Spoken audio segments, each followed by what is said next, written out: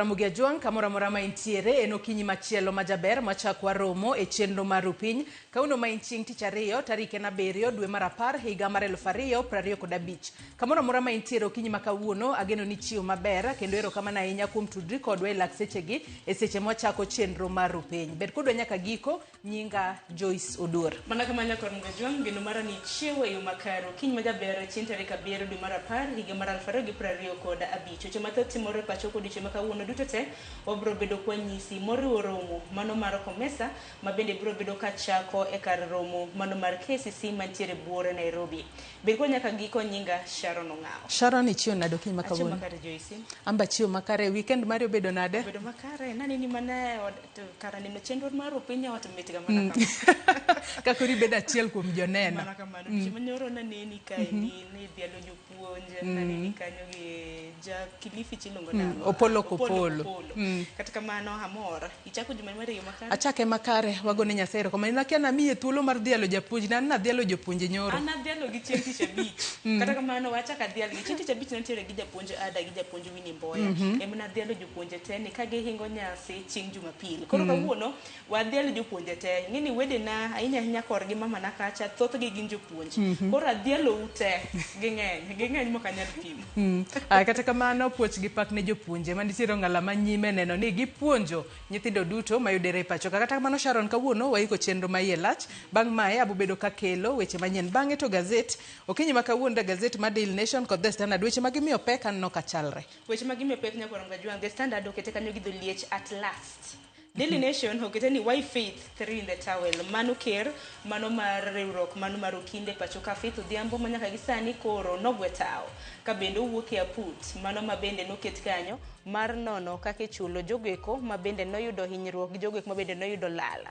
mage kinde mago mag ng'anyo mabende nosebedo ka timore pacho ka chakre higa mar 2017 tingeni Joyce Faith nosebed ka iseyo ni nango mene oriwore mano mar bed achiel kwanza neno jalup jakom mano mar paput makamano sani wangeni wacho makamano nitiere doho ema samora mamene ni koro nogwetao ang'eni mago duto ibobedo ka inon tano ka gazet ni mano mar The Standard osebedo ka ndiko sigana ni ahinya nikech ano ka giketo gazet moro mabende ne gisendike e kinde mokalo chien kanyo ni losing faith mano e kinde mano yiere kaka jalup jakom mano mar aput makamano mago duto ibobedo ka inone gazet bang'e tidonjo kod twak mokwongo nyaka Ramogi Ajwang chieng' tich ariyo jabedo kod chal mar piny Kenya chakre saa 1 nyaka saa 3 mar okinyi miyo kiny makawuono adhi bedo kod awil adek ariyo kuom gi studio mar county ma Nairobi achiel dhi bedo studio mar Wahi county man ma Kisumu posters magwa bende wasekeyo mar mondo ming'e kitwelo mabendo dhi bedo godo chakre saa 1 nyaka saa 3 bang'e Joyce Odur biro bedo katayo e chenro mar mbako romo chakre saa 3 nyaka saa 5 mar onyango nyaka Ramogi Ajwang e chenro mar mbako romo kinyi makawuono waseng'ise kanyo ni romo mar Komesa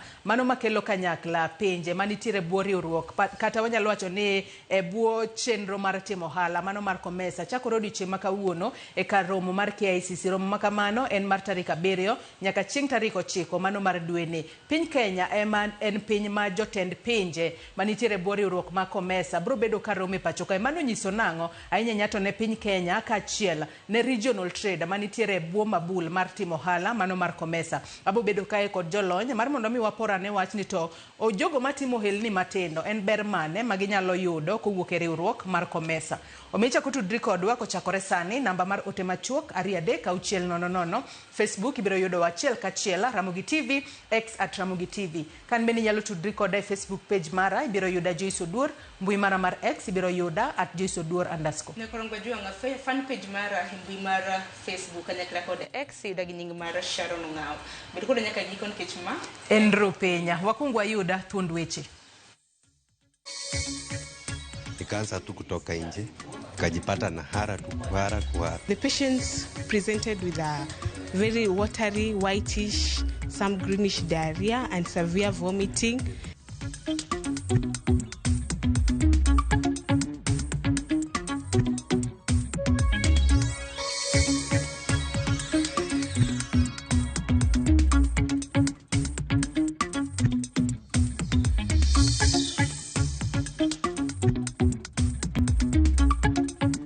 Basis upon which these charges are construed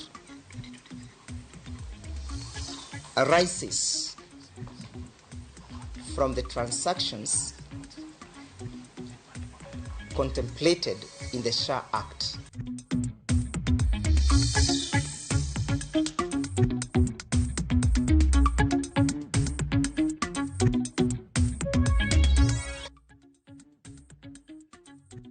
Nongejwang machiegni aneno weche manyien okinyi makawuono. Nyinga Joyce Oduor.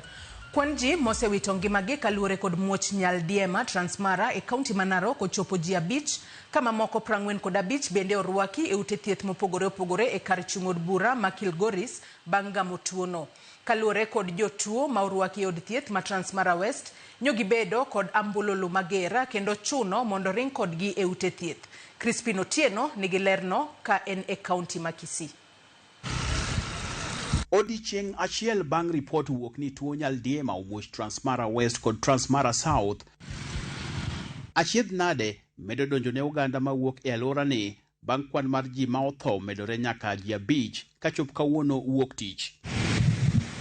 Hospital mar Transmara West ema koro obedo kar temo reso jotuo ma medo yudo midhiero mar tuono. E hospitandni, jotuo itemo resi kochakre e nyithindo, mine kod wuone, ka moro keto geno mar yudo nafu bang' gamo tuono mar nyaldiema. Joseph Ongeri en jadak ma Majengo, machiegni kod boma ma Kilgoris, lero kaka otony e lak midhiero bang' tuono kete piny kendo chuno mondo ochwale e hospital. Nilianza kutapika damu na kuhara. Mimi ndio nilipitia mengi, nikaona kama sitakuwai, lakini Mungu ametujalia na watu wote wenye wamekuja hapa wamehara hiyo style, lakini wa madaktari wetu wamewaokoa sana. Machiegni gi Ongeri wayudo Alex Lemayan mabende medo yudo resruok bang' gamo tuono ka ene gweng' Mashankoe. Tumbo ilianza kunisumbua sana, nikaanza tu kutoka nje, nikajipata na hara tu kuhara. The patients presented with a very watery, whitish, some greenish diarrhea and severe vomiting. Several patients came into shock. Kaluwore gi midhiero no, sirikal mar kaunti ma Narok ooro apisas mag thieth mondo tudre gi mag sirikal mamalo mondo gitim nonro ewi muoch mar tuono. Tumekuwa na admissions, watu ambayo wameweza kulazwa katika hii hospitali mpaka wa saa hizi 45. Tutahakikisha ya kwamba wananchi kila mmoja wao awe na choo katika boma lake, watumie vilivyo, wanawe mikono kila wakati. Migao mar thieth bende okawo okang' mar goyo marufuku uso mar chiemo e chirni kod otende manie gwengego kaka yor gayo tuono. Crispin Otieno, Ramogi TV, Transmara. Obila ma Uganda okichore gi chien gi wach ma itudogigo mar teko jo Kenya 2, Bob Njagi kod Nicholas Oyo, manyocha okaw aucha gi ji moko 4 e tesenda logo mauta ma Kereka, Kampala e piny Uganda. E twak gi jofwamb weche, jachiw wach e lo obila ma Uganda Kituma Rusoke wacho ni jo Kenya 2 onge e lwetgi kendo kata report pok ochopo negi ni nitie ji ma olal. E thuolo no, moko kuom okinde ma Uganda ochwalo ng'ure doho mamalo e boma ma Kampala kadwaro ni gol chik ne jolweny obila kod Attorney General ma pinyno owach kama jo Kenya go nitie. The Kenyans who are alleged to have come to join in Kenyan activists who came to join in a rally in Uganda, and it is alleged that they disappeared. I am not briefed by police that they have them in our custody. So at the moment, I don't have any information to the effect that they are in police custody. Nor do I have any information that they are accused by police. If I had it, I would volunteer it here without any reservations. I also don't know whether it has been reported formally that they are lost persons or missing persons. I don't have that information. Ogai mar riwruog okinde pachoka LSK Faith Odhiambo ogwetao kendo wuok e kanyakla maraput mane ochuogi kod jatend piny William Ruto mondo non yore mag chulo ji mane oyudo midhiero e ng'anyo. Faith owacho ni okawo okang' makamano kaluwore gi bura ma osemaki e doho mar chungo chenro margi. Walter Nyambaga nigi mathoth. Bang' ne mak bura ne jatend piny kuom chuoga put mar jolony madhi rango chudo mag jok mane oyudo hinyruok e kinde ng'anyo. Ogai mar riwruoge okinde LSK Faith Odhiambo gweyo tao e kaka jalup mar jakom apudno. E barupe, Odhiambo koni achiel kachiel ochwalo barupe ne jatend jotije sirikal kotelo ni otimo mano mar rito chia kod bidhruok mar riwruok mar okinde ma pacho ka LSK. Odhiambo bende olero ni kaluwore ni bura mar wach apudno pod kuome omokero tedo makero goya e kendo ng'eto mare bira chien. Thuolo mane ochiw ne apudno bende en dweche 3. Faith wacho ni nyaka sani odong' mana dwe achiel kende. Bende onge gima gisetimo, omiyo yango ni onge tiende bedo jalup jakom mar apudno maonge gima gitimo. Odhiambo dhi nyime kendo lero ni gindalo 30 modong' ge gima apudno nyalo loso manyalo chiwo ratiro ne jo Kenya kendo biro chuno mondo med apudno thuolo koponi doho ogolo ng'eto ni ne ochuoge kotende kod chik. E baruano bende yango ni jok mane oyudo hinyruok osebedo ka chopo kuome kod ywak ka chunygi ohol ni karang'o ma apudno biro bedo mondo migi itgi mondo giwach gik manie chunygi. Maromo ji 120 ne onegi kinde ng'anyo e kendo dhano bura bende ne oyudo hinyruok kod adhonde mopogore opogore. Odhiambo jiwo LSK mondo ket maino e buche madhi nyime e doho mar chiwo ratiro ne jopiny manyocha ratichgi ne orochi kod obila. Otiyo koko ne jo Kenya ni en pok ne ondhogo ng'ata ng'ata kendo nochamo mwa mar fwaro ratiro ne jo Kenya. Walter Nyambaga, Ramogi TV. Ji 7 monywando lakteche koda kar thieth moro mar ji giwegi ma Mtwapa e kaunti ma Kilifi ochwale doho ka itudogi gi mibadhi e agulu mar okumba mar thieth mar SHA. Achijego itudogi mibadhi ma okelo lal mar siling milion 2 e aguch SHA. Jafwambo marwa Elizabeth Ajode leronwa matut ewi wachno. E oboke mar ketho ma ondik ni achije 7 go, oyangi ni timbe mag mibadhi ne gitimo e kind tarik 1 dwe mar 11 higa mokalo nyaka tarik 30 mar dwe mar 6 higani. Ketho go oriwo koda katimo miriambo e oboke mag okumba mar SHA kendo kelo lal mar silings milion 2 ka owuok e agulu mar SHA.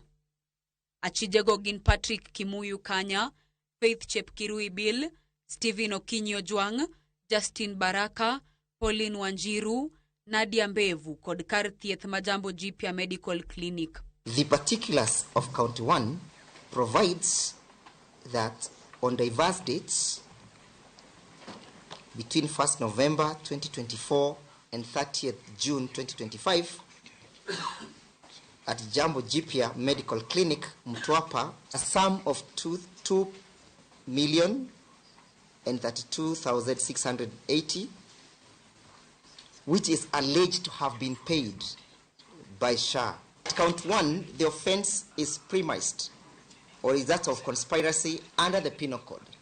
But the particulars of the charge speaks to the Mother Act. Ranyisi ma ochiw en mar Patrick Kanya kod Faith Chepkirui ma itudo gi keto SHA chulo silings 30,000 kuom riambo ni jatuo moro ma nyinge Mary Njeri ma ripot mane ochwal ne SHA ne nyiso ni onyuol e yor pala to kuom adier ne onyuol e yo ma kawaida. Achije mamoko magin Stephen Ojwang kod Justin Baraka itudo gi thedho obok mag thieth e lo jotuo moko ma oyang nying gi kaka Agnes Chisinde kod Lucas Mwamba kendo magichwalo obok go ne tend SHA mondo mi giyud chudo. Achich machielo ma nyinge Pauline Wanjiru itudo bende gi ketho rocho kar kano nonro mar jotuo kendo ndiko miriambo e wi jatuo moro. Elizabeth Ajode, Ramogi TV. Mane en ogai mar doho David Maraga oseyo jatend piny William Ruto kuom rema tieko ng'anyo mar jopuonj malariany makoro donjo e juma mar 3 kako wacho ni mano en yo mar thiro somo pachoka. Kane oloso e kinde mane osidho ayanga jachung' mar duond bura mar UGM e yiero madundo ma Ugunja, Maraga wacho ni piny owacho oserem tieko midhiero mar jopuonj malariany ka omenda mamoko to itiyogo e chenro mar sirikal motis ni empowerment program magibiro e kinde mang'anyo mar jopuonj go koro donjo e juma mar 3 ka jopuonjre modiwo e skunde nyocha obwogo mar riwore gi jopuonjegi e ng'anyo makamano. And you know, you miss even 1 week of classes, it affects the students' performance. We say the lecturers cannot be paid because there is no money to be paid. And yet, there is money to be given out as the empowerment. In fact, it was an irony that the teachers go to State House to be given handouts, and the classes are empty because the children are not there. There is no capitation. We want to condemn that. This is all corruption. This is corruption. Money has been taken from education to be given out as empowerment, which is actually bribery, and yet the lecturers are out of classes.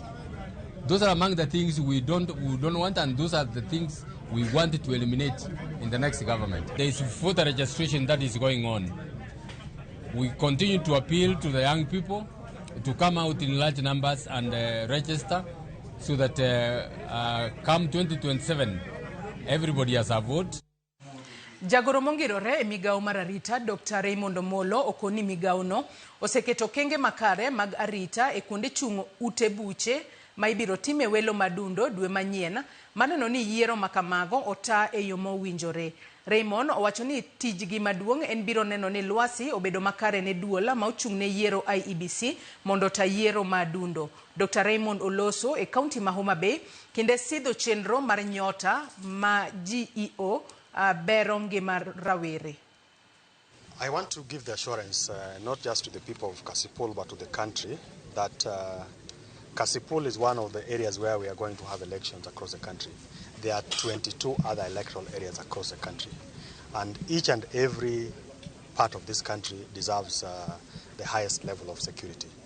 As you know, today the country is facing a very stable state of security.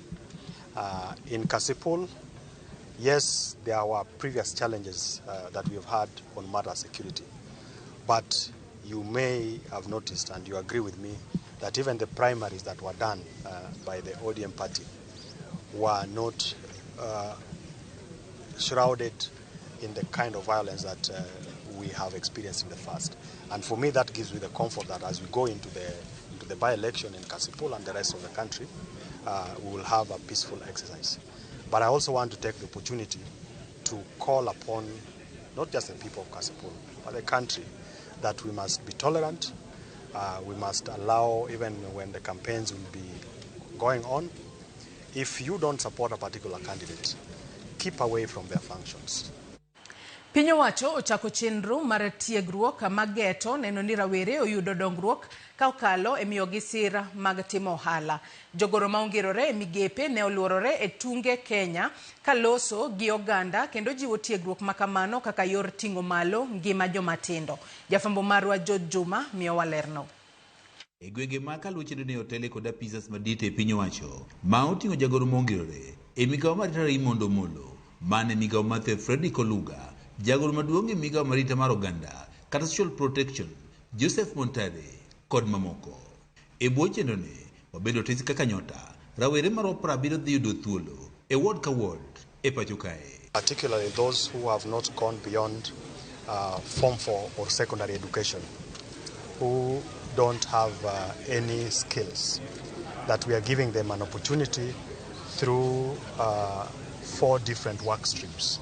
The first work stream is through offering them opportunities for employment, through on-job experience, recognition of prior learning, so that you have many youths who are skilled in different crafts but do not have certification. Then we are also working on the business support. Want to give them employment. And this was a promise by Our Excellency the President. We are going to have a focused, transparent and objective realization of true youth empowerment. What defines the greatest challenge that Kenya and Africa is facing? Youth unemployment. Jodito gi e piny owacho ni jagoro mongirore e migao marite pacho kae Raymond Omolo manie chope chenro ni e kaunti ma Homa Bay ne ojiwo rawere mondo koro wuog oko kendo koro ndikre chenro ne mondo kap giber giyud thuolo e bwo chenro ma isiro kod bengi mar piny mangima. And the application is through a digital process. They need to dial *254#. And part of that business support, we will identify 70 youths in every ward. E kaunti ma migoro gane yudo thuolo mar yudo puonj kaachiel kod penjo ma opogore opogore ma otende kod chenro ne ma ndikruok mare dhi timore e kind tarik 6 kod 12 mar dwene. Mokwongo gini en grant, en pesa ma kiyudo tikawe kamano titiyogo tiji ma ok idwoki. An aneno ni odhi konyo yudhe mang'eny kendo jogo manyo hope gi oselwar ni onge konyruok ma ginyalo yudo gidhi yudo.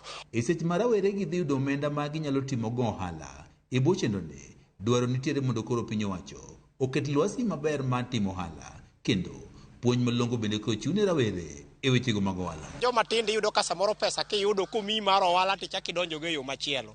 Koro pesa to nego gol to kapok ochiwe, kuong chiw puonj makende ne joma tindo wetena. Jagoro mong'ere migawo mar rito mar oganda kata social protection Joseph Montare mane otelo chenro ni e kaunti ma Migori ne owacho ni rawere man kod hola mar Hustler Fund to pok odwoko koro dek ok yud thuolo ma yudo omendane bende koro dhi konyo rawere e timo ohala. You have to be in good standing. So if you are not entrusted with the little money that you borrowed from Hustler Fund, how shall we entrust you with 50,000 and above? Korka kore jagoro mong'ere migawo mathieth Oumo Oluga mane owuoyo e kaunti ma Siaya to ne ojiwo apisas mag piny owacho ma oting'o ruodhi mondo koro chiw milo ne rawere mondo koro ndikre e chendroni bende wane koro dhi konyo e dwoko piny nok mar tije e pacho kae. Mondo gidhi e gwenge kabisa ka ging'iyo joma ok nyal, nyithindo mane samoro omako ich kimakosa ma owegi, yudo ka society be koro owegi, gin be koro giluor, ng'ama kony gi onge, joma ne ok odhi skul maber, mage joma dwaro kabisa. George Juma, Ramogi TV. Gavana ma Wajir Ahmed Abdullahi oyier kendo kaka jakom mar riwruog Governors ka gavana ma Nyeri Mutahi Kahiga bende oduok kaka jalup jakom. Gavana ma Tharaka Nithi ma osebedo jakom mochung' ne weche thieth e riwruog Governors koro dhi bedo jaleg Governors e chenro margi ka gavana ma Mombasa Abdul Swamad Nasir ema koro dhi bedo jakom komiti mochung' ne thieth. Gavana ma Kakamega Fernandes Barasa podi dhi medo bedo jakom komiti mochung' ne weche omenda ka duol mar Governors. Gisingo kedo ne counties kendo neno ni omenda ochwal kaluore kod ting' ma counties nigo. We, the Executive Committee of the Council, having been duly elected to serve, hereby commit to the following priorities in strengthening the mandate of the Council and protecting the spirit of devolution. 1. The operationalization of the Devolution Training Institute. 2. The implementation of the Strategic Plan 2022-2027. 3. Renewed commitment to the Council of Governors and protection of devolution. Jakoma jodong luo kadhowadh nam chumbi James Obara Kings koni kwan joluo mayudo lemo mag siasa Mombasa medo mana dok chien kipimo koda kinde mokalo kaluore gi pogruok kama medo nyiedhore e kind onage. Mago wacho e romo mane okelo kanyakla jogo ma olap gindong ne kombe mopogore mar twak ewi kaka ginyalo yudo kombe mopogore e yiero mabiro to chutho kaluore gi kwan maduong' mag joluo modak Mombasa. George Aoko gi ler mathoth kowuok Mombasa. En romo mane okelo kanyakla jogo ma olap dhogi ndong ne kombe mopogore mag telo kaachiel kod mago mane olaro lemo e thuolo mokalo e kaunti ma Mombasa. Kae kuku mar wach ne en rango kaka kwano nage mayudo thuolo mag telo mag siasa nyalo medore ei Mombasa to chutho kaluwore gi kwan gi maduong' mag jogo ombulu.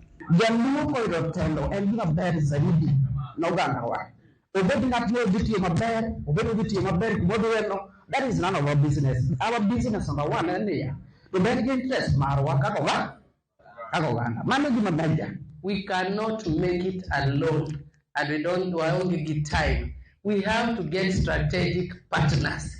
Wasol jomoko. Let us start talking. Koro kaka jotelo nyaka okwongo fon ni ang'o mano osebedo katimore ma mon wayudo gik wadwaro. Ok wang'e sero joma wabet go e mesa koso wane mwakia go mbaka mago gik wafweno koso wapenjore kendo ni koso wagolo jotelo maonge kod ndadhu. E romono jakom jodong luo kadhodh nam chumbi James Obara Kings ne ojiwo jolar kombe duto mondo mi obed jombola ka gisero ombulu kendo giikre mar siro jowetegi mani kod mbii mohewogi. Telo mar piny ok kaw ga goko. telo mar piny ikawo gi lomba, iloso gi ji, to giwinjo ni ibiro timo negi ang'o. To giyie ni mae gima dhi timo koyiera. Kwaseng'iyo kamoro ni kama Changamwe ka ng'ama kama ema nigi opinion mamalo, to ng'ano kata kopiro jodongo ema wabiro ni mondo wawal ni ng'ane un wene unyathini wadhi faulu. Lakini ka onge ni en agoko ni nigi pesa, in gi pesa, to onge kuma dhiye. Ne ochiwo ranyisi mar higa 2013 mokoni onagne ni kod MCAs 11 e od bura mar kaunti ma Mombasa kaluwore gi winjruok mane nitiere e kind oganda, kwan ma kata kamano sani odok piny malich mokalo. 2013 ne wan kod winjruok jodala wa kanyalo gondo. Kendo ne ber sana. To kijende masani dwa donje lweny mar politics. Ochajo dongo. Gichajo dongo. To jodongo ema golo gweth magoli piny mondo yud gimidhi yudo. Kendo joma ng'eny wacho ni Obara Kings rach, wane mwarach wawegi. Iseng'e maber ni Dorothy ber junda kacha. Ang'o moyo kori biro mana ni mondo ikethne. Badala isapote tikethone. Koro wan onge shida kodi, kendo onge chieng' mibiro winjo ka jogi oyanyi. Gima giwacho mana ni Local Council of Elders onego konywa. It is very genuine and a very fair concern, sindio? How comes ni sama jadwaro telo tikiaye? To sama koro in garambe moro matin, tiye? Ile based on what? Kata kamano, ne ginyiso geno ni lokruok dhi bedo e yiero mabiro ka dipo ni winjruok dhi bedo e kindgi giwegi. Wan kaka joluo modak Mombasa, nyaka wang'e ni mondo wanyis jowa mondo kaw kura, nikech kura no e nguvu marwa manyalo miyo watelo, machielo en riwruok marwa. Watim gimiluongo ni opinion poll, mang'ano maber monagi kamora mora obed Likoni sub-counties te mondo wachak ng'wech chon sama ikawe kura ni wang'e kura ma wan godo kondo wayier jowa mabeyo mwaseng'eyo ni ber mondo waonge mkono maonge ich lit. Wang'i kaka wan e pinyni, ere kaka wanyalo manyo yo ma watiyo gi jogi, nikech jogi oluorowa. Giluorowa ni wan jok ma wigi tek, wan jok ma nigi muolo, wan jok ma dwaro timo gik moko gagoko. Koro kaponi wa bolore irgi ka, ok bolruok moro mar fuo, bolruok niya wan gi ji 100,000 e Mombasa mangima mong'ado kura. George Aoko, Ramogi TV, Mombasa. Nyakwara Mugejwanga gi report mar George Aoko kowuok e kaunti ma Mombasa emachopo gode giko mar weche manyien okinyi ma kawuono. Kata kamano chenro podi ielach wakaw mana yweyo madundo gi sani bang'e to nyawadwa Sharon Ong'ao bro bedo katai e nonro mar gazet. Kik idhi mabor.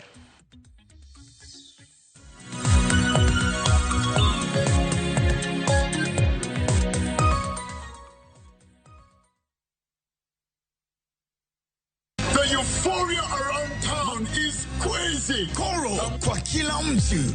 Guys, Koro wanna sort all types of people. Mama mboga, Koro. Nduzi guy, Koro. Office lady, Koro. I just received my cash from Koro. Just quick and easy. Umetanuka. Download Koro and say hello to Easy Living.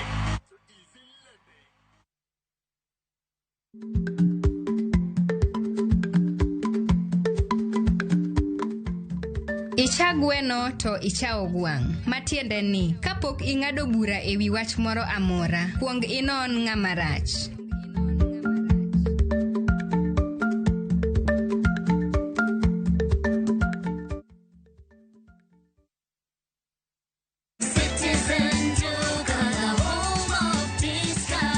Looking for unbeatable deals? Citizen Duca has you covered. Get 1.5 Jik regular bleach at 745 shillings down from 798 shillings. 800 grams bar soap at 205 shillings down from 230. And 200 grams toss at 79 shillings down from 105 shillings. Shop conveniently on citizenduca.com or on the View Sasa app and have everything delivered directly to you. Citizen Duca, the home of discounts. Citizen Duca, the home of discounts.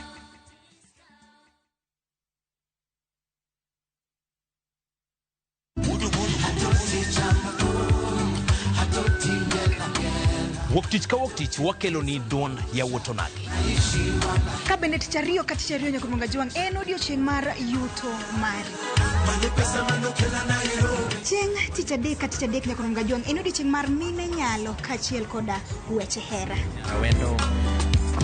Kachopo tich ang'wen Nyakorongo Gajwang' wakelo ni kama nene, yani TBT kod thumbe mamit mokalo. Furahide edition en thum kaliech. Loso kapuoyo Nyakorongo Gajwang'. Ka wakelo ni jothumbe mopogore opogore. Kanyo ndo bende wakelo ni gimiluongo ni Best Yawa.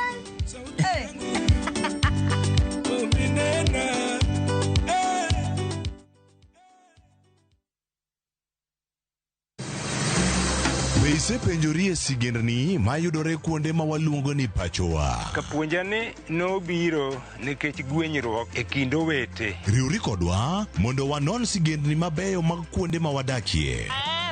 Nera nitie. Ninyuo kong'o kacha niluongo ni kilap joko wili. Kochakore bombe madongo nyaka gwenge ma iye. Otusenge en piny joimbo mar oganda kiluonu wasenge. Ng'e gigo mamiyo oganda ka oganda bedo mopogore. Nueng'o ma wan godo ka en mar kunyo goldi. Urudi. En kama ji duoge ji ok lal. Ng'e weche mane osekalo. Chon chande lweny nitie kor gweng'. Rwako sigendni mag kuonde ma wadakie. Iwacho ni kibedo piny e kom kineno ng'ama lwete fuare kama mano nyiso ni jakano mulo ka pigo osechopo e bwo mesa. Ng'e gwengewa chieng' tich ariyo saa 3 otieno mana e Ramogi TV.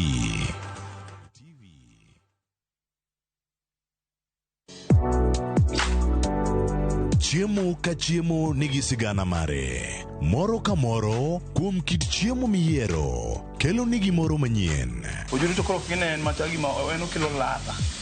Chiemo okelo appetite. Kata bed ni en chiemo mamit manigi suya mamit kata manigi iro, waduto wawinjo kitgi. Omit.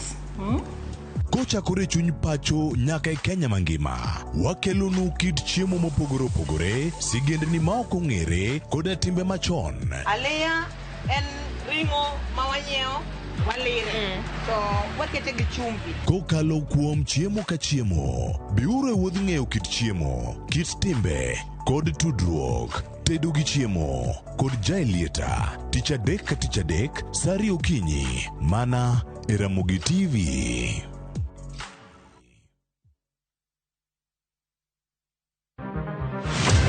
Chal mar pinywa en gima ichiko e mbaka ma wabedo godo kanyachiel. Ok oripo bed ni warito Trevor nyaka issue obedie. Nikech leadership is not just felt in a crisis. Chakre wach yuto nyaka somo, wach telo nyaka ngima mapile. Jopiny dwaro ni omiye strategy kaka ng'ani dok dala. Owe ponde toka gwam. Penjo madongo dwaro duoko makare. Wachiwo duol maduong' ahinya. Jotelo, jotim nonro kod jogo matemo kelo lokruok. Kitwa mokwongo number 1 en ng'iyo kaka warito kendo wakonyo jopiny. Omiyo ka joka dhi marach to nyaka koro wanyisgi. Dwarore ni wang'e, wapenjre penjo kendo wayud duoko.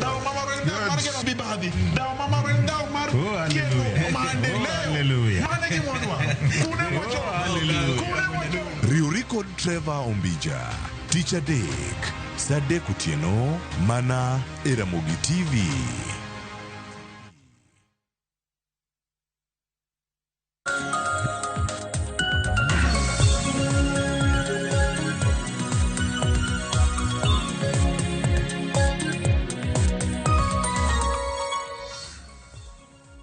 Nyakorongo Gajwang' dakika 35 tok saa 10 mar okinyi machiegni nonro mar gazet matai nyinga Sharon Ng'ao. Kiny makawuono kang'iyo Daily Nation gi The Standard, thor wach momi pek chalre en kaluwore kod gweyo tao mabende Faith Odhiambo mano mar ker mar LSK nogwe godo tao Nyakorongo Gajwang' kowuok e aput mabende nochuogi mar nono kaka inyalo chulo jogo mabende noyudo midhiero e kinde ng'anyo.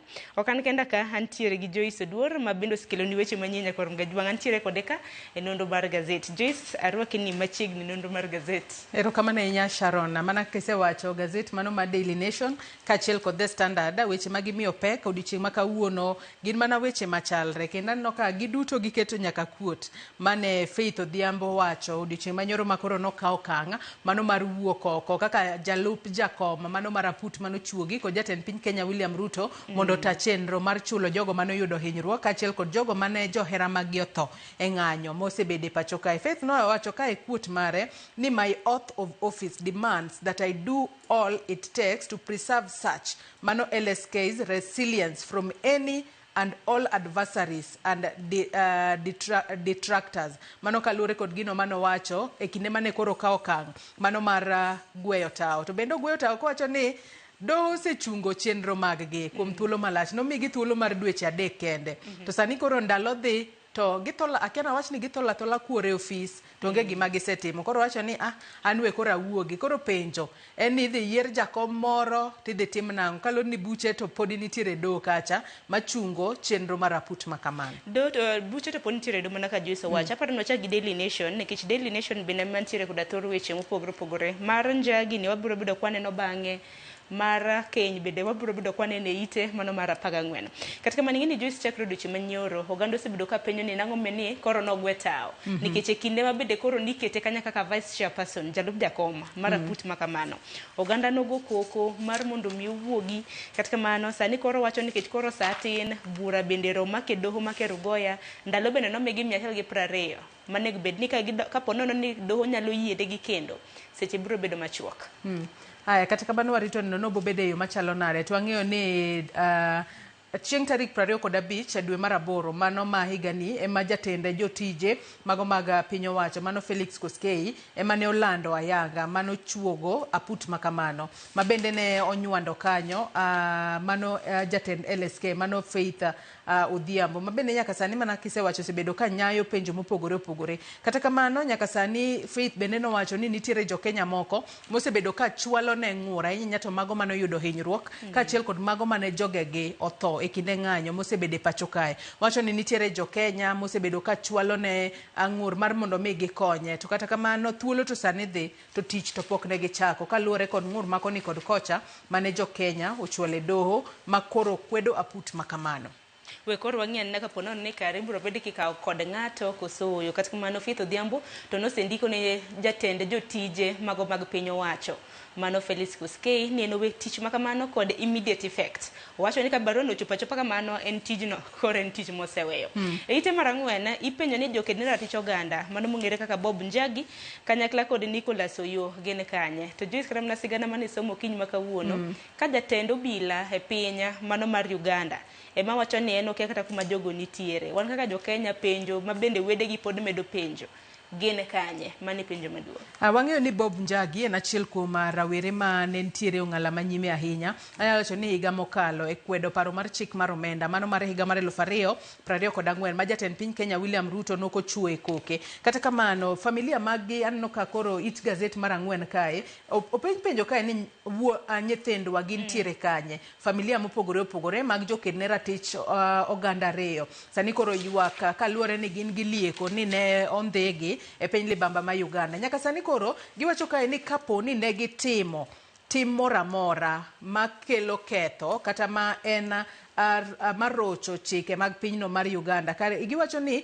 owinjo bed ni idwoko gi e pacho kae. Gino miluongo kanyo kod dhongere ni owinjo bed ni gibedo deported e pacho kae mar mondo mi okawne gi chik kaluwore kod chike ma pacho kae. Mano kaluwore kod Tony Njagi ma odiochieng' manyone giwuok ka koro gitemo mar mondo mi gisunda ne piny libamba mano ma Uganda kapo ni nitiere kod jogo mondo oduogi. Kata kamano mana kisewacho telo ma pinyno mar Uganda nyaka sani koro wacho ni oyo wanto waonge kod jogo. Koro nyalo bedo matek nikech bende nitiere sigana aparo ni ne en juma mokalo chieng' tich abich sigana mabende kata TV mara mugini watimo.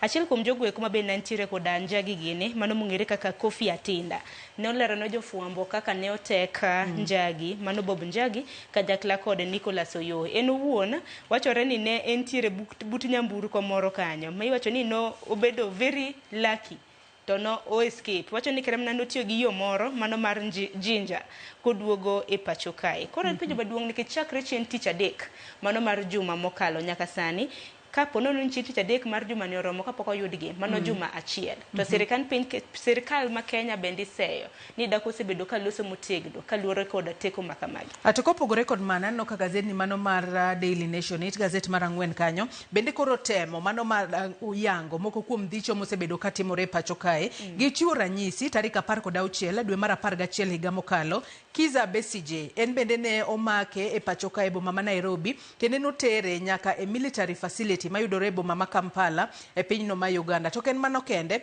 bende gichiwo ranyisi mano mar jaked ne ratich oganda ma pacho kae Boniface Mwangi kachiel kod jafuambo ma pinyno mar Uganda Agatha Athuhaire magin bende e dwe mar 5 mano ma higa ni gin bende nodin negi e pinyno mano mar Tanzania. Bende ja Kenya machielo activist mano Mwabili Mwagodi bende en bende ne ondhiye e boma ma Dar es Salaam dwe mar 7 mano ma higa ni. Magi mana nyiso moko kuom kaka wechego mag ndhicho osebedo katimore e pinje mago mag East Africa mano moting'o piny Kenya, Uganda kachiel kod Tanzania. To kata kamano sirikal mag pinje adek gi ok osebedo ka wacha diera nyaka sani. Koro wang'eyo ni Kenya High Commission manitiere boma ma Kampala Uganda sani koro kwayo Foreign Ministry mar mondo mi otemane okony e yango ni to jo Kenya gi makoro olal gintiere kanye. Wageno ni bobed ka itimo nonro matut mar mondo mi familia magi chunygi obede kod kwe ka koro ging'eyo ni nyithindwa nitiere kama to chal margi bende ni kare. Nikitseyo nitiere neye njagi kanyakla kod oyo na dhi romo kod Bobi Wine. Bobi Wine en jalno ma bende osebedo ka sundo piny mano mar Uganda. To piny Uganda bende nang'iyo yiero margi maduong'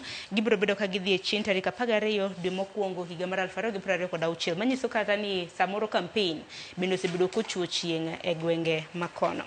Kopogore gi mano Joyce wach machielo ma bende aneno kwa mipeke ite mano mar 7 nitiere riwruok mong'ere kaka Kenya Moja Nyakoronga Juang. To Kenya Moja nitiere kod jotelo mopogore opogore mawuok e duond buche bende mopogore opogore pacho ka. Thothgi aneno mana ka wuok e duond bura mano mar ODM moriwo Caleb Misigene, Sifuna, nitiere kanyo jaod bura ma Kitutu Chache South mana Anthony Kibagende. Sani koro giwacho ni gin bende e yiero maduong' mar higa mar 2027 gibiro bedo ka gichungo jala ma bende biro bedo ka ringe koma mar jatend piny. Chieng' Jumapil mano mar juma mokalo iwacho kae ni mano riwruok mano mar Kenya Moja makora no kae ondike kae no ka gazeti mar Daily Nation ochako kae ni the ODM Secretary General Edwin Sifuna led Kenya Moja. Kora kadi Edwin Sifuna ema koro telo ne riwruok mar Kenya Moja kata kamano chieng' Jumapil ne giyango dwaro margi kata lek margi mano mar chwalo ne jo Kenya telo machielo gino miluongo kanyo kod dhongere ni alternative leadership. Ka jaod bura mano Mabumala Wanami Wamboke en bende nyaka sani koro ne olieko maling'ling ni tim makamano iwacho ni tim ne oikore mano mar siro Sifuna mar mondo mi obi orakre kod jatend piny Kenya William Ruto e yiero mar higa mar 2027. Wacho kae ni gin ok gilosa losa giwacho ni waloso nikech wantiere accountable matene ni ginyalo ng'iso jopiny gino magitimo. Giwacho kae ni kako neno Sifuna en achiel kuom jogo ma seche moko jopiny oseloso godo e yo makare kendo yiero mar higa mar 2027 giwacho ni ok giluoro gimoro amora. Giwacho ni nyaka koro gichwal ne jo Kenya option ma ja Kenya kodhi e debe kacha to nyalo neno sura mag ji mopogore opogore ahinya nyate ng'wech mar laro komten piny Kenya e pacho ka. To ang'e ni mae wach ma Kenya Moja wacho to koro penje ni Kenya Moja ni oting'o joma mage jomage ma koro bro bedo ka koro yiero jatelo achiel ma bro bedo ka rakore kod jatend piny Kenya William Ruto e yiero mar higa mar 2027. To mano we kata duond bura mar ODM e okang' machal nade ka nyaka koro iwacho ni jagoro mar gi bende ma bedo fronted emiketi upara manyime mano mar dilaro kom mano mar ten piny. Kata kamano mago gin mana weche mag siasa. Iwacho ni motelo ni yiero mar 2027 samoro nwane kweth mopogore opogore ma bende biro bedo kawuok. E ite mar 7 bende weche motende koda chal mano mar thieth mano mar ogai mar ODM Raila Odinga bende koro chaka gi mar ripode ma bende ichiwo bende opogore opogore. Ano ka chieng' Jumapil nitiere jaod bura mano ma Suba South Karoli Omondi kane ntiere e gwenge mago mag Rang'ala e kaunti ma Siaya nokwayo oganda mar mondo mi olemne ogai mano mar ODM kaluwore koda chal mano mar thieth.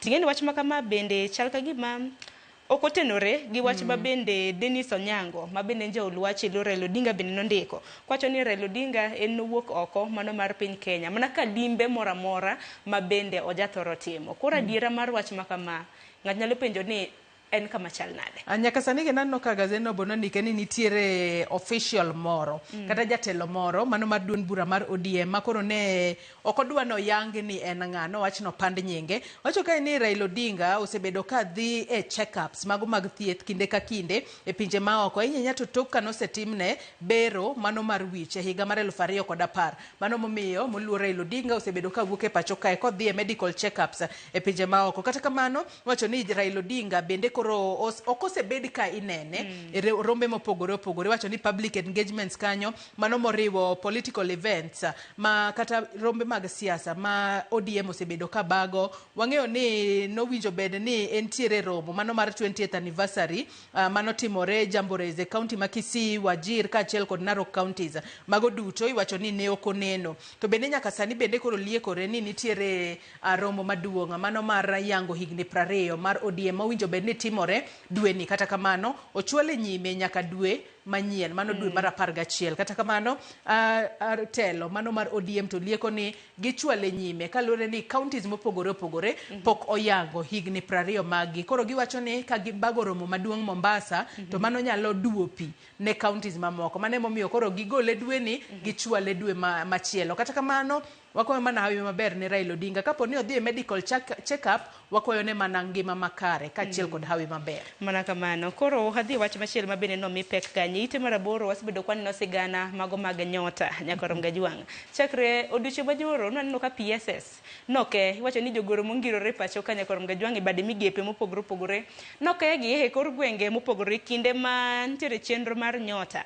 no yangi nyota ne ongere kaka National Youth Opportunities Toward Advancement koro en chenro mabende biro bedo ka konyo rowere mago mag yudo thuolo mag tije e kinda chenro mamoko kocho ni sirikal koro chako chenro no mano mar nyota mageto kelo dongruok ne rowere ahinya hinya kinde mabende koro iseyo ni rowere kosebedo koda tije pacho ka Joyce nyaka sani koro iwacho ni e ward ka ward chenro no mano mar nyota mano mar National Youth Opportunities Towards Advancement Project nyaka sani koro geto rawere mago maderoma 70 mago e wards mopogore opogore pacho kae to Sharon gino madhieri wacho kae ni e kinde nyasi mar Madaraka county ma Homa Bay jatend piny Kenya William Ruto nowacho ni nyota bro bedo ka siro rowere mago moheo kata mokalo 1800 mago manitiere kind higni 18 nyaka 29 kaachiel kod mago manyaka hikgi nitiere 35 ahinya nyato mago mag jogo ma odak kod ng'ol mago ma jogo manitiere kod ng'ol e pacho kae kata kamano chenro makamae nitiere josiasa moko mosebedo ka wuok oko ka kwedo chenro makamae ni oken mano mar jiwo jopiny ahinya kata kamano jatend piny Kenya William Ruto nyaka sani koro ne oseyango kata ne onyiso jogoro manitiere counties mopogore opogore ahinya nyato mago mayudore e kor gwenge mar mondo me otim chenro mano mar tiego jopiny kata gino miluongo kanyo kod dhongere ni sensitization program mar mondo bi jopiny obed kod ng'eyo wi National Youth Opportunities Towards Advancements Project e counties duto 47 ka bende chenro makamano nochakore chieng' wuok tich tarik 6 mano mar dweni mano kaluwore kod jogoro mopogore opogore mosebedo ka wuothe counties duto e pacho kae mar mondo mi onyis jopiny to gino madhiera higni 18 nyaka higni 29 ne rawere dongi wacho gani youth chako higni 18 nyaka 35 ang'o momiyo jomoko ga iweyo oko kata kamano warito neno lokruok ma chenro mar nyota bro bedo ka kele kor gwenge ma pacho ka gin gigere ni beneficiaries en chakre iga 18 nyaka 29 nyaka chop kanyo 35 gin mana jogwek mantiere koda ng'ol mopogore opogore kopogore gi mano bende ite mar 10 aneno kanyo kapo nono ni inja ohala e county ma Nairobi ka nyakorom Gajwang tintiere koda kar jot mabende tiye nene kine thuolo mar ndalo 14 mabiro iwicho ka dukani rangi koka mano tibiro bed kiloro dukani men kaluore koda siem mabendo chiwnegi wacho ni Nairobi is a capital city ok nego bed ni boma ma Nairobi wantiere koda udi ma okapila iwacho ni ma soche gi ok ber ahinya kaluore koda bura nanno kanyo kan mano chwalo gi Moses Ogeto mabende en MCA ma Kilimani Ward bura Nairobi nyaka sani koro iwacho ni governor e county ma Nairobi kae mano Johnson Sakaja thuolo mar ndalo 14 go oduoko piny kata waiver mano fees mowinjo bed ni chulo ahinya nyato ne chenro mano mar duso kata repainting wanyalo wacho ni gin buildings mopogore opogore manitiere bo ma Nairobi kae kata kamano e kinde makoro gino madhiera ni Sakaja oketo maino e wechego mago mag repainting buildings to koth kochwe Nairobi ka to oula thoth ahinya mano bende winjo bende oula ni neno iluongo nang expressway expressway da chal mana yaw ka pi ochwe ka koth ochwe to pi kata kamano ok en mana CBD kende iwacho ni kapo nono ni nitiere koda duka mano mantiere alwora ma Westlands Upper Hill Ngara Kirinyaga Road ne ni wicho duka ni rangi maber mano mar lombo wang inyalo kata na pare county ma Mombasa manen governor county ma Mombasa mano Joho bende nochiwo siem mar mondo mi owich rangi ma blue gi white kidhi chuny boma ma Mombasa ineno ka building so which blue gi white iwacho ni rachar gi rambulu mar kelo iwacho ni nyadhi ahinya mar nyiso kaka Indian Ocean nitiere kanyo bende piny kanyo bende jod bura bende koro ochiwo siem ne piny owacho ni kapo nono ibiro bed ka iuso kambi mano mar Kenya Pipeline ko us kambi mar Kenya Pipeline Nyakorom Gajwang to jod bura wacho ni kokete lwet ji giwegi to imports mwandu ma biro bedo ka kadho e bwolai mar Kenya Pipeline nyaka gine magi puodhe anyaka sani bende giwacho ni gi recommend ni nyaka sani koro nyaka ket lai makare gino miluongo kanyo ni clear statement mowinjo be ni keto kare ahinya to mago mabro bedo ka iwacho kanyo ni in the prospect of how Kenyan Petroleum Refineries Limited kachiel kod subsidiary mano mar KPC kaka gisebedo ka gitimo ahinya to yorego mago mag yudo omenda mar yango ni chenro makamae odhi mbele yo makare wang'eyo ni KPC kata Kenya pipeline company achiel kuom kembe ma osebed ka yango no winjo bed ni keto e lwet ji giwegi to winjo bed ni time yo makare mondo omed kelo yuto maber ne jo Kenya e ite mar 14 Nyakorom Gajwang weche motenre kod doho nano kanyo doho maduong' mogik mano Supreme Court kanyakla kod doho mano mar apilo ng'ado bura moro ka kapo nono ni nitiere Kenya Nyakorom Gajwang to koro usejogoru udwaro mar mondo mi divorce kupogo mwandu okochuno nyaka mwandu koro ibro bed ni 50-50 ni pogo diere awoyo mwandu kipogo ibro bed king'iewo weche mopogore kanya no kanyo ka gindiko ni income mano yuto care work bende nichiwo ser malong'o e kind mamoko jo isach maka mano okete ite mano mar 14 ondike kanyo ni kopogore kod income care work misewacho nitiere emotional support kachiel ma koro winjo bed ni ng'ato yango gima dhiera ni emotional support to koro ng'ato dwa prove yo machalo nade ni samoro ka ng'ato kapo nono ni dichuo samoro na nie tichin kaka miyo bende nitedo ne bende noyudo chiemo ana kia samoro man emotional support bende ninyise ni wuod wegi erokamano ahinya kuom tich matek kosa emotional support moko to tek mar yango kata kamano winjo bed ni ji kosebede keny to koro yango ne amua ni gidwa bedo ni koro gipogore winjo bed ni gibedo abeda piny kaka jomadongo to giporo wache yo makare wacho ka ne higa mar 1888 wacho ni mane higa ma Married Women Acts came into force, granting married women the right to own and control their own property and earnings. Mano mane chiwo ne joma mene ratiro, mano mar bedo kod mwandu magigi wuona, kata bedo ni gintiere keny kacha, mano mondo mi kuom hawi marach weche mag pogruok obedo, to koro kila ng'ato neno mana kaka jiso dok ni gik moko duto ka unyiewo kanyakla to bedo mana nying ng'ata achiel kende. Kata kamano jogo manitiere keny bende sani koro nyaka riekre, ka intiere keny kacha kuwa mwanu unyiewo gimoro. To winjo bed ni kata ka en lo title deed bedo mana kod nyingu ji ariyo ok ni ng'ata achiel kende maste moko gimoro kotimore obed pogruok obed tho kuom hawi marach to ng'ata achiel koro dong' ka ywak to machielo to ema koro yuto mar mondo mi pogo mwandu bed mayot nikech ka koro idhi e doho ka un wuon kaka johera ok uwinjoru udhi e doho kacha ni udwaro mar mondo mi opogu to koro emotional support go wan wang'ene gi nang'o care work to ber nyalo wacho ni samoro ni chiwo ne lwasi makare ot e kinde ma bende notiyo kata kamano mano nitiere kanyo e ite mar 14 wan isom ibed kod ng'eyo kotende kod chike maket kod mano nitiere machinglo moro kana nene ite mano mar 19 machinglo makamano bende loso mana tendre koda put ma bende nochuog kanyo mano mar chulo jogo ma bende noyudo hinyruok gi midhiero e kinde ng'anyo mago mag piny owacho koro aneno mana nitie sanduke moko ka taneno ka nitiere mikai moro rwako LSK kanyo to maketo sigara kata mana siga e dhoge no bende wang'e ni en ng'a ite mar 19 inene yo machal nade ka ng'eyo machinglo ma kama wanyalo pongo gi wiwa wang'e ni manitiere kod gima chalo siga e dhoge no mano jakoma maraput mane jatend piny Kenya William Ruto chuogo mar mondo mi hotel ne chenro mano mar compensation eno chalo ni omako tich kalure ni omako achiel kuom gigo machalo sanduk kae to nitiere jala machalo jatend LSK oneka kanyo ni I am stepping down my faith has been in doubt. Matiende ni otemo wacho ni an kora weyo tich makama kalure ni thuolo mosemano miwa mar mondo miwa tim tich mano mar compensation. Sani koro dhi ka rumo oonge kod geno moramora ni jogo mane otho e kinde ng'anyo, jogo mane johera magi ohinyore nyalo bedo ka yudo yuto. Kata kamano wacho ni jagoro ne temo goro gik mopogore opogore. Nyakwara Muge Jong bende nyalo pogo gi wiye. Wacho ni a picture is more than 1,000 words. Wan wase manyo words wa moko matin, pod odong words mamoko. Nyakwara Muge Jong bende nyalo pongo gi wiye ni machinglo makamano manishang. Mana kaki wacho gi dholiech na a picture speaks 1,000 words. Anana mnaka jal makamana ngine ena jakoma mano mar put makamana. Ento koro kwako mana sanduku. To JLSK nena mana ka hepo sanduku. Kora Kenya Koronga Jwangi ni nene machal nadi nyalo pongo gi wangi kata gi wi ko tenre kod okang makamano. Wangi ni Faith Odhiambo to no say step down. Neno kanya I'm stepping down, my faith has been in doubt.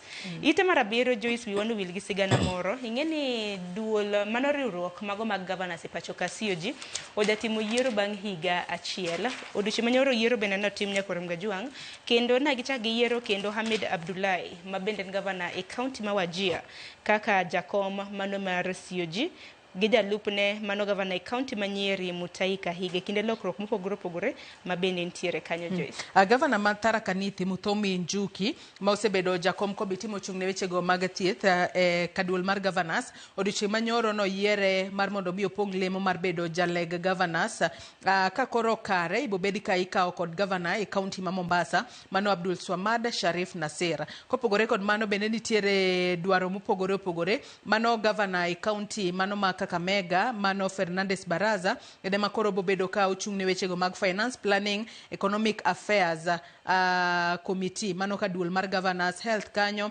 asewacho kanyo ne bobed kikawo kanyo kod governor e county ma Mombasa wechego mago mag pur ibobed ka itelo ne kod governor mano mar governor Kenneth Lusaka ma Bungoma mano ka duol mar governors ka wechego mago mag somo ibobed ka imako kanyo kod Kericho governor mano Eric Mutai mago tudore kod lokruoge mopogore opogore. Benano kanyo ka Homa Bay governor Gladys Wanga ene makoro bobedo in charge man of the human resource and labor committee. Kanya wadgi mano ma West Pokot Simon Kachapin ene bobedo ka otelo ne gender committee. Transport ibobed ka imako kanyo kod governor ma Kiambu Kimani Wamatangi. Trade mano Badilisha Kiairie mano Manyandarua ka wechego mag lope kachiel kod udi bobed ka imako kanyo kod governor county ma Kisumu Anyang' Nyong'o. Wechego mag arita governor county ma Kisii mano Simba Arati. Mago mana moko kuom lokruoge ma otimore ka duol mar governors. Kata kamano jakom kachiel kod jalup jakom to podi odong' adong'a Ahmed Abdullahi kachiel kod nyawadgi mano Mutahi Kahiga. Governors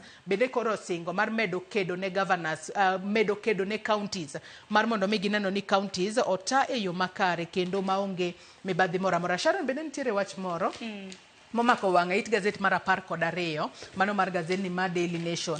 Looming drug crisis triggers fear. Mano kotudore kod weche mosebedo ka liekore maleng' ni nok mar yedhe nyalo bede pacho kae. Mano kotudore kod Kenya Pharmaceutical Distributors Association nyaka sani koro negi chiwo milome kata negi chiwo siema ni nok mag yedhe nyalo bede pacho kae nyanyate thuolo mano mar jumbe ariyo mabiro. Giwacho kanyo ni nok makamano obiro kaluwore kod chike kata lokruok e chike mano miluongo kanyo kod dhongere ni regulatory changes makoro osebedo ka keto hinga ahinya nyato ne yudo yedhe moko mochuno e pacho kae. To ang'eni moko kuom yedhe mochuno e pacho kae gin mago yedhe mag jogo ma nitiere kod kute magayaki e pacho kae ka benano ka nonro ndik kae ni nitiere jo Kenya 1.4 modak kod kute magayaki. Wacho ni nitiere koro dwaro maduong' ahinya mar mondo mi kik gikos yedhe kaluwore kod ni yedhe makamago ema koro konyogi e duoko piny kute magayaki e dendgi.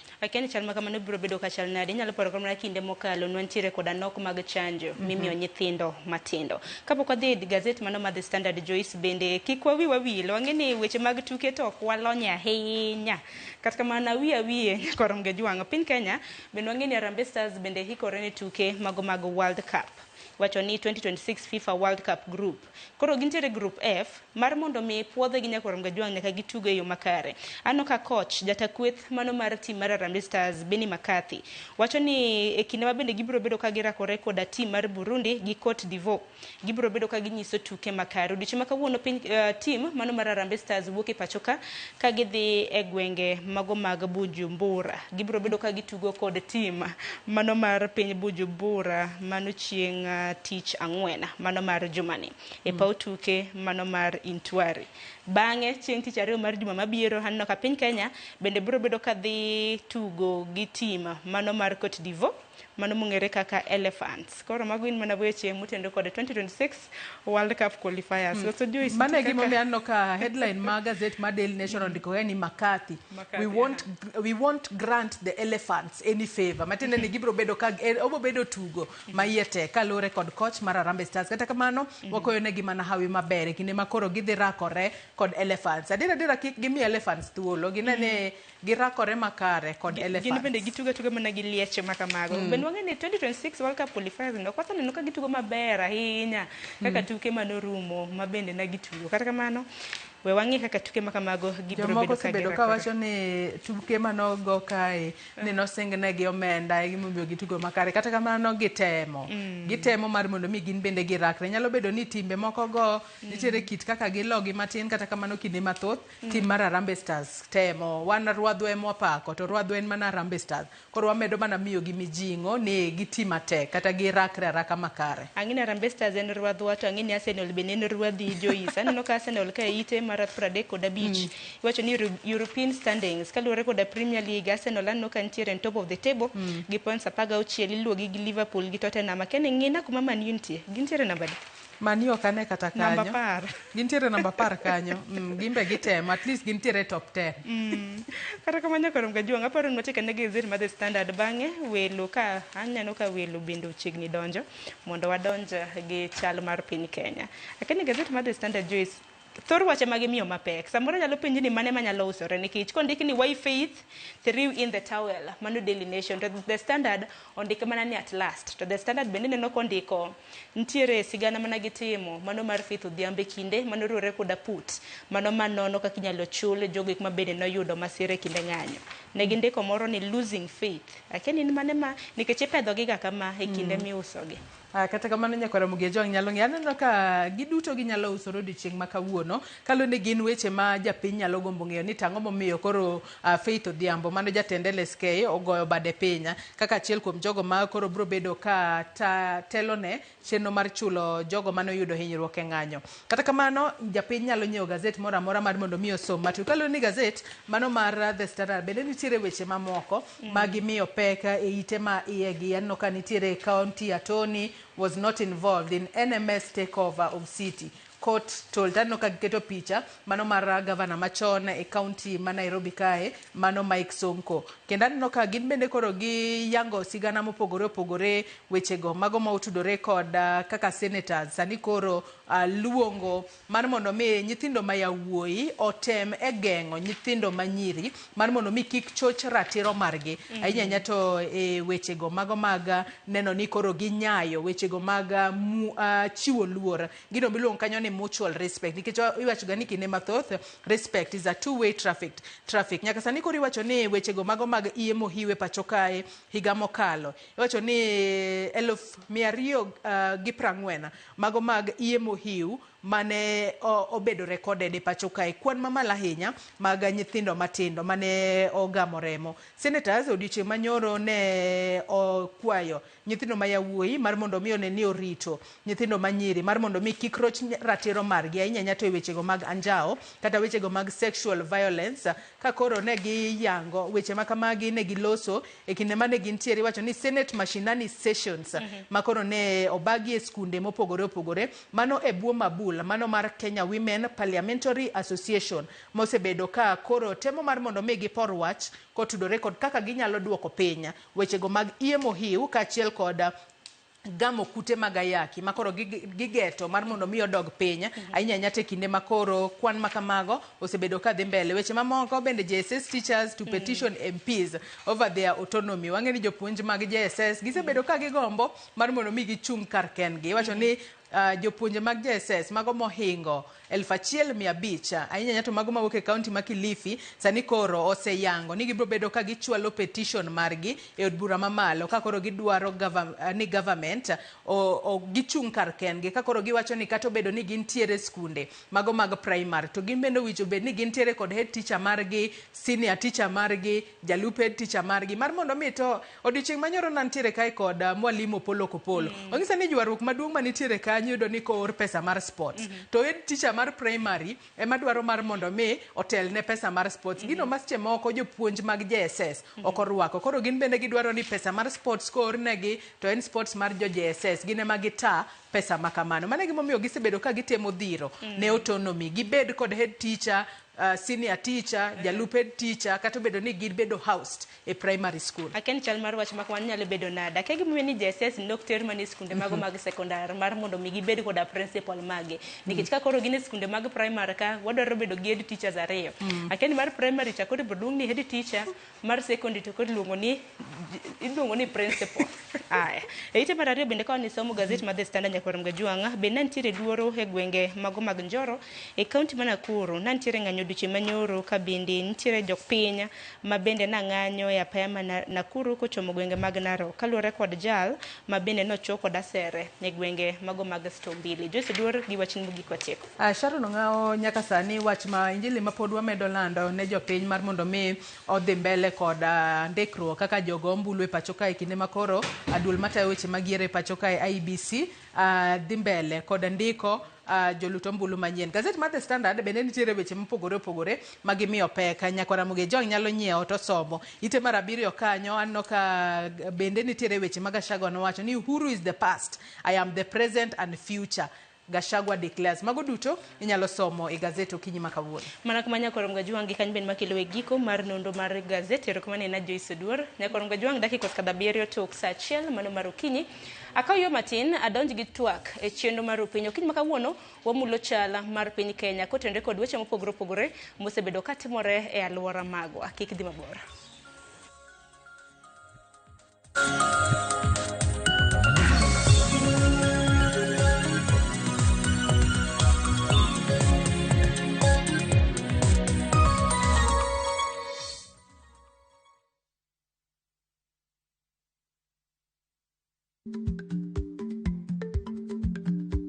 Chako chon loyo dhi kajuoga, ma tiende ni bedo gi ikruok momondo, geng'o masiche kod midhiero mang'eny mabiro e ngima dhano.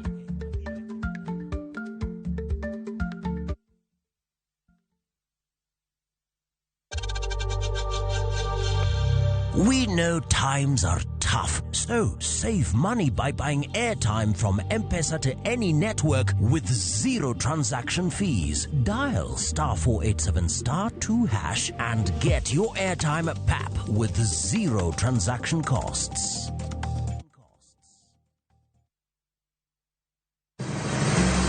Be isepenjori e sigendni mayudore kuonde ma waluongo ni pachowa? Kapuonjani nobiro nikech gwenyruok e kind owete. Riwri kodwa mondo wanon sigendni mabeyo mag kuonde ma wadakie.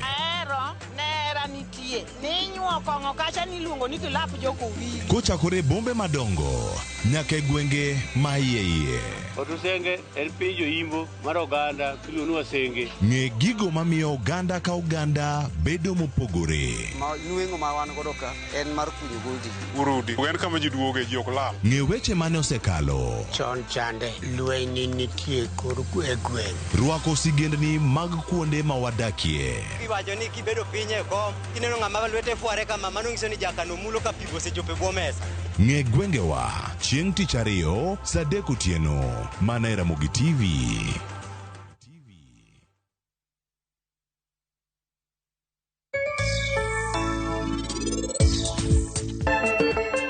Penj laktar kokalo Ramogi TV ka wawacho ni ngima en mwandu. Nyinge en Ruth Otieno.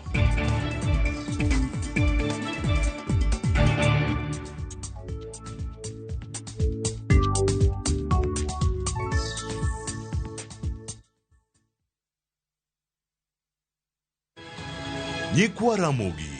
Bedi her mar loko puothi obed ohala madhi maber kendo med yuto mari. Ober nikech en crop manyalo miyo ipidh kata gwen, pidh dhok yo mayot. Wakelo ni chenro mar pur gi ohala. Chakre ikolo nyaka geng'o kute machamo pithwa. Pur mar nyanya nyaka ing'e tuoche mag nyanya mokwongo. Mar ariyo nyaka ing'e yedhe migoyo nyanya. Puonjri yore mabeyo kendo manyasani mondo imed keyo mari. Mondo iyud yuto maber en ni niang' nyaka ido maber miol ne pi timne irrigation. Kaka chiro medo lokre, wanyisi gigo mausre kendo nigi nengo kaka kinde loko. Koro rabonda no kapure kota eka ni kapure maber balose tayute molo kana yudo oduma e puodho mar kota eka. Tudri koda an Alori Nyaka Black tich adek sa achiel gi dakika 45 to mana e Ramogi TV.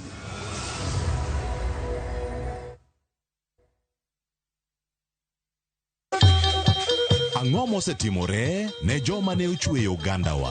Adhi primary Kagonditi Primary School. Gin kanye sani? Amobilize kaler te, ne wago poro to gibiro wasombo kidi to watero kacha jite e secondary kacha. Waromo gi jodgi to wafwenyo sigandgi mopondo. Siasa ka ng'amo ywaye maduong' kata e siasa en Daniel Arap Moi. Ng'e ranyisi mabeyo mane giweyo. Ne japiny opogore kata ng'ama ne nie duond loch ne neno ni kopo ni Kenyatta dhi Tom okawie thuolo ni mondo tanwa piny ni kaluwore gi mwaseneno. Ang'o ma gitimo sani? To kata kamano be pod gin kodwa. Nakedo ne wach sukari ma jobunge jonjo kod buot nochaka ne bwana sukari. Gin kanye kod Walter Nyambaga tich ang'wen saa 3 otieno mana e Ramogi TV.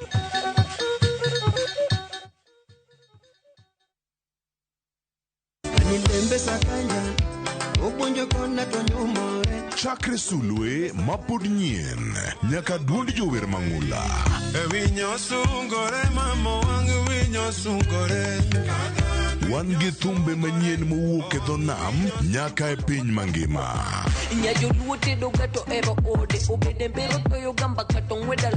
Wakelo ni thumbe kata ngolo, kata banjo, kata pado maliet mowuok e studio to chiko iti tir.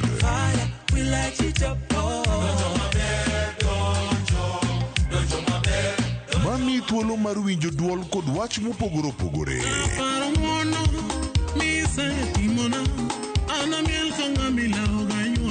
Pado manyien. Wuok tich nyaka tich abich saa 5 onyango.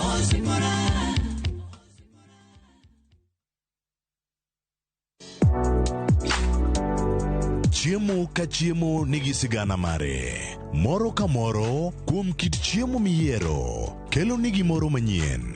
Ojuri to koro kine machagi ma en okelo ladha. Chiemo. Okelo appetite. Kata bed ni en chiemo mamit, manigi suya mamit, kata manigi iro, waduto wawinjo kitgi. Omit. Kochakore chuny pacho nyaka e Kenya mangima, wakelo nu kit chiemo mopogore opogore, sigendni ma ok ong'ere koda timbe machon. Aleya en ringo mawanyeo walire to wakete gi chumbi. Kokalo kuom chiemo ka chiemo, biuru e wuodh ng'eyo kit chiemo, kit timbe kod tudruok. Tedo gi chiemo kod Jailieta tich adek ka tich adek saa 2 okinyi mana e Ramogi TV.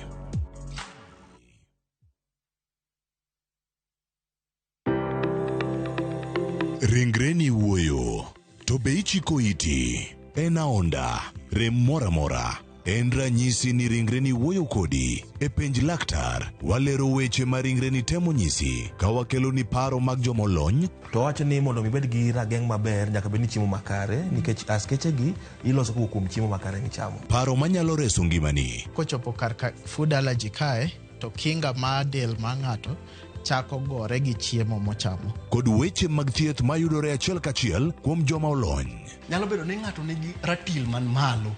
Koro konyono to choke cartilage ka toyore konyono nikech ratil mare man malo. Mano nyalo miyo bende ng'ato nyalo yudo arthritis no. E penj laktar gi Ruth Otieno wuok tich nyaka tich abich saa 12 odhiambo mana e Ramogi TV.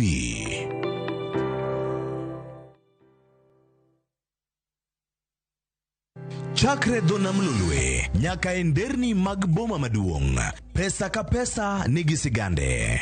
Kae en kar dak mar joloko ohala. Growth wa mostly bedo attributed to consistency and hard work. Kokalo kuom jo ohala manyiso rieko margi e ohala mopogore opogore. Ka gima nyaka ikwong ing'i en location kamidwa kete dukano. Wapuonji timo ohala okang' kokang', kaka ilose, kaka ipidhe modongi, nyaka kaka irite mondo odagi. Siri mar business wane gimomiyo osebudho kabisa en ni itiye gadier. Kae kama timo gik moko gi kinda romo gi rieko kod lek mabedo adiera. Watemo choko artifacts mag luo to watiyo kod gas decoration e ot ka. Ohala gi mwandu gi Cleophas Oluoch, tich ang'wen saa 1:45 otieno. Kik bai.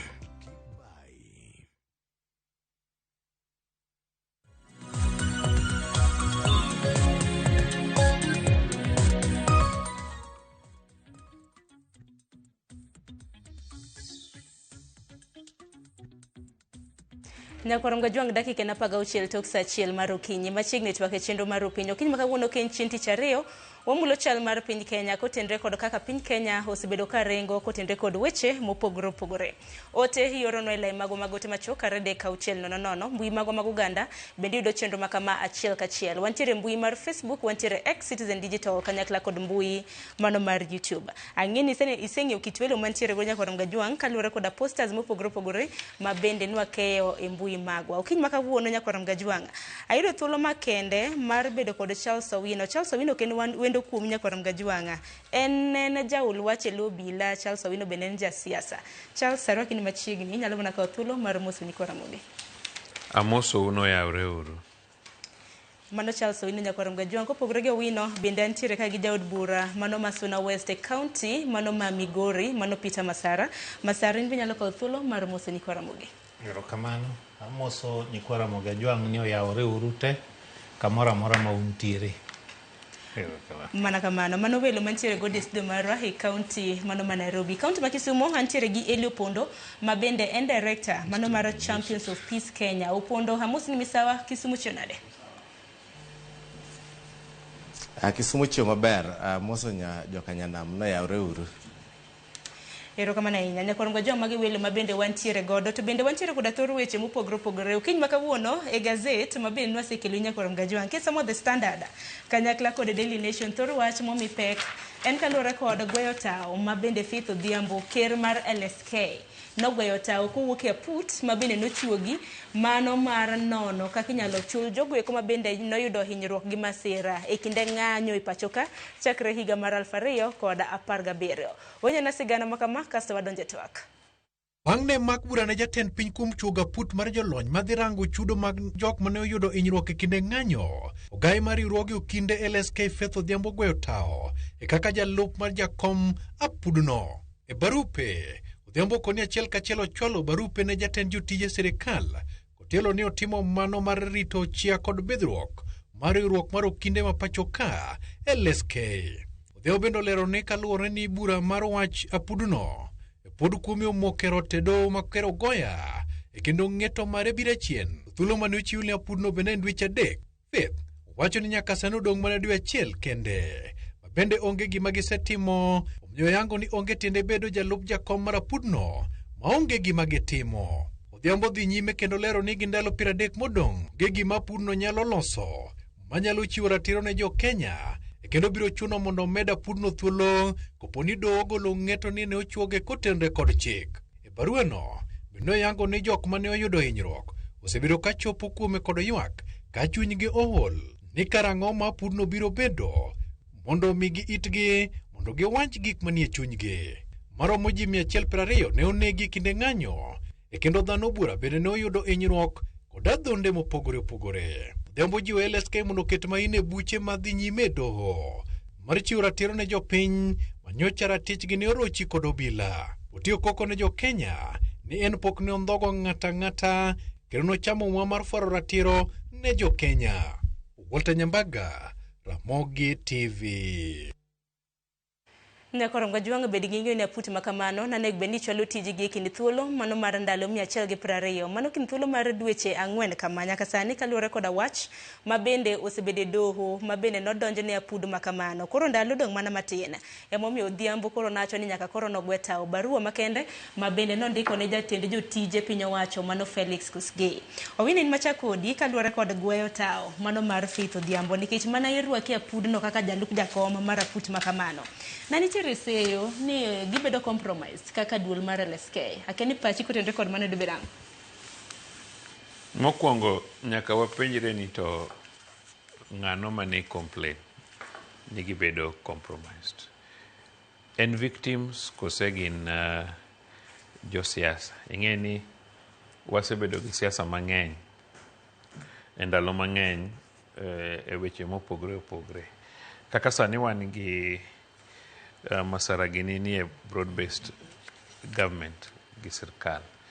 To nitie joma be ni oko ma sirkal madwaro mondo gikaw sirkal e higa 2027 and joma otegna ahinya e wachno achiel kuomgi en jalup ker mane masaragini oriembo Mano Gachagua. And as to speak ngat mane Attorney General mane President omayo tije mar Minister mar Public Service. Ting'e ni ndalo duto wapenjore ni to kiwinjo ka ng'ato wacho ni sirkand ni rach to nogole sirkal gi thuon. Ang'o momiyo gima rach igolie gi thuon ma chop kama koro iwacho ni ka bang'e osegoli gi thuon. Mitemo kabisa midhi e doho mondo kik goli. Attorney General manodhi bende nogolagola gi thuon nowacho no konyal gwe tao. So ing'e ni ka sirkal rach ni tigwe tao tidhi kamidhi. So group no osebet ka gimoro amora ma sirkal timo gidwaro ni mondo onen marach. Kapok notim wach mar bedo gi team mang'iyo joma nyalo bedo ni notho ndalo ng'anyo tinenwang'o ka gite giwacho ni jogo mondo chul jogo mondo ochul. To jo Kenya mang'eny be penjore ni wachako chulo higa mane. Ji mang'eny morito komiti no kabisa mondo penji gin to ji osetho Kenya ka mang'eny. Ji osetho chakre higa 69. To kata kok kamano nwa joma be naneno kodhi e court UK but chakre higa 69 wasebedo gi riot ma obila osenegeji. Koro jo Kenya mang'eny manche rito ni to wadwa ng'eyo ni to chok michulogi ichako chulgi higa mane. Ichako chulgi 1969 kosi chulo jo 2025 and ichuli nang'o because mage gik manyaka jing'i ni to dibed ni joma notho te gin joma nonegi e gima sirkal wacho ni unlawful deaths. Kosebedi ni ng'anyo kanyo nitie joma nonegi ma bedo justified gi sheria ni nonegi. Niwach mokwongo ka ng'ato tho e yo miwacho ni iparo ni ng'ato nege or ng'ato commit offense to onge ng'amo maki nonege. To rubed ni tero wach no idoho itimo gimiluongo ni public inquest. Koro public inquest no witnesses chiwo evidence to doho wacho ni ng'ani nonege yo mok kare. Koro okinyal ng'eyo ni to because gigo ne dhi kelo weche mang'eny. This committee ma Faith owuoke ni ok en na gimoro mane ji dhi adhiya to as tibro chuli. Nitie weche mang'eny ma nyaka ne ji penjre. Nonegi kure. Nonegi kidhi kwalo supermarket. Idhi break supermarket ijakuo. You are a robber. Ne jomoko timo demonstration ndio street lakini nidhi muko supermarket mar ng'ati kwalo to negi kuro. To koro negi ng'ina de ni mato jakuo. Mane mawacho ni gimiluongo ni inquest. Okinya decide ni ng'ato nonega unlawfully to ng'amo mak bende onge nyaka tim gimiluongo ni inquiry into the cause of death. Omiyo kata mana gine mano Odhiambo gini bete ni task force ni. Ok nen gimoro ma teknika no wach ni tho ni tibro chuli. No. Nitie gik mang'eny ming'iyo. As bende ing'iyo ni ichako chul ji from which year. Mar ariyo ichulo ng'a. Ok inyal bedo aroba modhi muko supermarket. Yes, ji demonstrate. Inti dhi muko supermarket, idhi kwelo, idhi wang'o mtok ng'ato e apaya. Mano ok en riot. Onegi kuro. So nitie weche mang'eny ma must be looked into. Nikech nande beni gichako chulo chakre jogo gik mabende yudo masire kwenye chakre general fareko apaga. Faith to koro safa mana gik ma joluo te safa. Ni ka jaluo to ka in a certain position to jo Kenya moko feel ni in privileged to be there. Kata masara ni gichiegni wacho ni kiko represent Josuna, ogol ng'at moro Kirinyaga odhi represent Josuna. Man aparo ni mano nyalo bedo maber kabisa. Aparo ni mano en kalu mana kata giseyo. Kata kamano Odhiambo to wacho ni en kaluore koda wach ma bende pod omuke doho nikech na bende gitiyo ke kinde thuolo mar ndalo 120. Lakini reason mochiwo no en complex because wawach ni ka koro wachno ogole doho kiny. Obro duogo bedo Jalup Jacob. Mane penjo maduong'. Hakeni Masarini nene machal nade?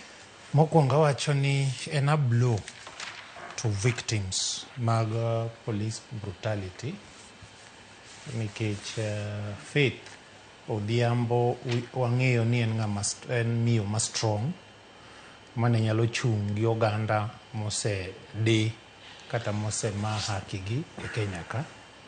Koro wuok ne e komiti mar expert no an kaka ng'ama otelo ne joma osehinyore ahinya Suna West, Migori, jowa mang'eny osehinyore ahinya konegi, ogogi bunde, mwandu gi okethore ka ji demonstrate. Koro nyicho wan gi geno ahinya ni ka komiti ni dhi mbele to jowa mane magi otimore ne nyalo yudo konyruok kata ginyalo yudo yo maginyisogo lit magisebedogo.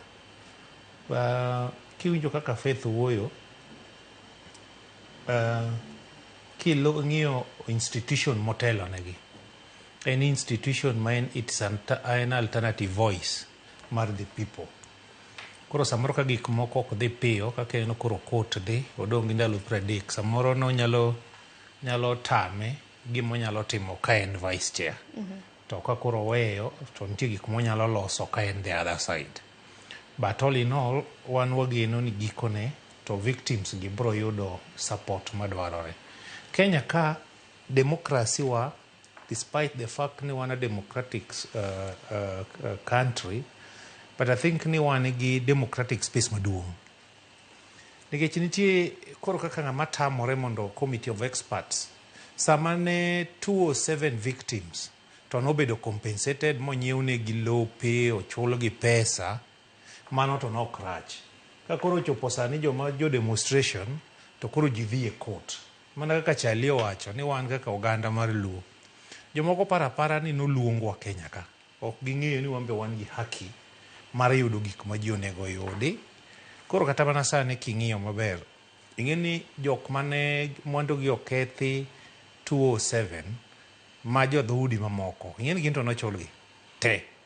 To jowa to moko pod nyocha kotero nying gi e Senate, pod gilao bang' dwaro. Higa ma koro dhi mana 20 by the way. Ma koro achiedh nade ni kanyo? Achiedh nade ni kuom jotelo koso oseyo ni kanyo koro kae? Adwa wacho ni e pinywa ni usawa onge. Usawa onge. Moloyo ahinya to ne wan kaka oganda mar onagi.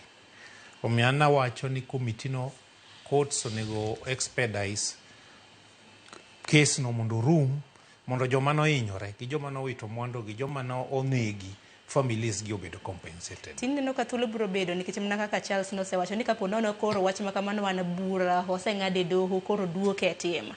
Ndalo biro bedo, kinde biro bedo. Kenya ok rum ka kiny. Wan kaka chama mar ODM nawacho kaka nabiro mogik ni mano achiel kuom gik mane wayudo e broad based government nikech ne wadhiro kaka chama king'iye NADCO report ni mondo mi joma nohinyore obed compensated. Koro ne wan to pod wan gi geno nikech en a step mwadhi go mbele e wach mondo wadhir weche mag jok manosehinyore e demonstration. Mana kamana kendo pondi nene eyo machal nade kaka director mochung' ne weche mag kwe Champions of Peace e pacho kae kotenre kod wach mano mar Odhiambo koro gwetao. To bende ko gwetao bende penjo ma bende oganda osebedo ka penjore ni kare ibro bede kikawo gi ng'a. Mani penjo maduong'. Erokamano Sharon. Ing'e maber ni kane oyier Faith Odhiambo mondo bed jalup jakom mar committee no, nineno ka jopiny and civil society organizations no wacho no ni LSK is compromised. So Faith no stay put mowacho ni this is the right opportunity mar ni jo Kenya mondo yud their justice. Gimomiyo Faith ogwe tao, nyaka wang'e ni committee no nyicho tere court. And timelines mancho ketnegi be ne very, very short. Koro because of the integrity of the Law Society of Kenya, gisebet kanyo for almost 2 months, to onge gima dhi mbele. Koro neno ni gini, kodhi ma timeline orumo, ka wacho ni poni court, to dhi duoko mbi mar LSK piny, kaka ngama jomochung kendgi ne ginen. But this is a very important moment ma Kenya ka. Because when you are fighting for peace, there will be no peace without justice. And for the first time, waneno ni sirkal okchuga put madhirango kaka joma nohinyore mwandu manokethre idhi chulgi. Kaka Mheshimiwa Masarabe otemo wacho ni indeed is the right moment maji wuoyo mang'eny. Kisumbua ka wan gi joma nochako association jowa mane ni kucho poko chulgi nyaka chien kawuono. But this is a start. Made wach mar court no room ma odhi process maber to ji mang'eny ochul, then wadhi dhi e 2027 election ka Kenya is more stable. So it is the prerogative of the president manoyiero the committee ni mondo ka Faith koro dhi to oyiene yiero ng'ata ng'ata. But that committee plays a very important role. Nikech Kenya, ji no ignore, ji osehinyore e violence. Most of these violences bedo caused gi political. And there's sani wan gi political goodwill mokelo committee madhi miyo ji mondo chul gik manokethore. So I don't think ni weyo Faith, gwetayo mar Faith dhi ketho process madhi mbele. Once ni wach court osedhi through, makoro gichako tich maber, it's the prerogative of the president mondo yier ng'ama chielo mondo be or represent that thing. But as civil society organization, one will support watch committee no, because there will be no peace without justice. And one of the justice majo piny nyalo neno eni kochulgi gigo manokethore joma nohiny joma pod nigi bills osiptal gibed sorted. Eka justice nyalo bet. To kwa wuoya to ni ji gik moko timore to onge reparation michulogi, then piny bro wacho ni gigo bro dhe wacha japuonj. Koro wakwayo ni jo Kenya obed mos warit wach court or the through, then the committee or continue gi tije modhi mbele. Mana kamano penjo bende koro Owino ma ng'ato nyalo penjo ni to koro kare ibiro bede kikawo gi ng'at thuolo bende nitiere e kind mamoko mana kwa twak ewi maka pok wadhi thoro wach machielo. Okawinji maber. Paro mabedo jopiny nyalo bedo kata ni penjo ni nyaka sani ka koro nosegwetao kamano nikech nogwetao nondiko barua to ndiko ni en ogwetao with immediate effect.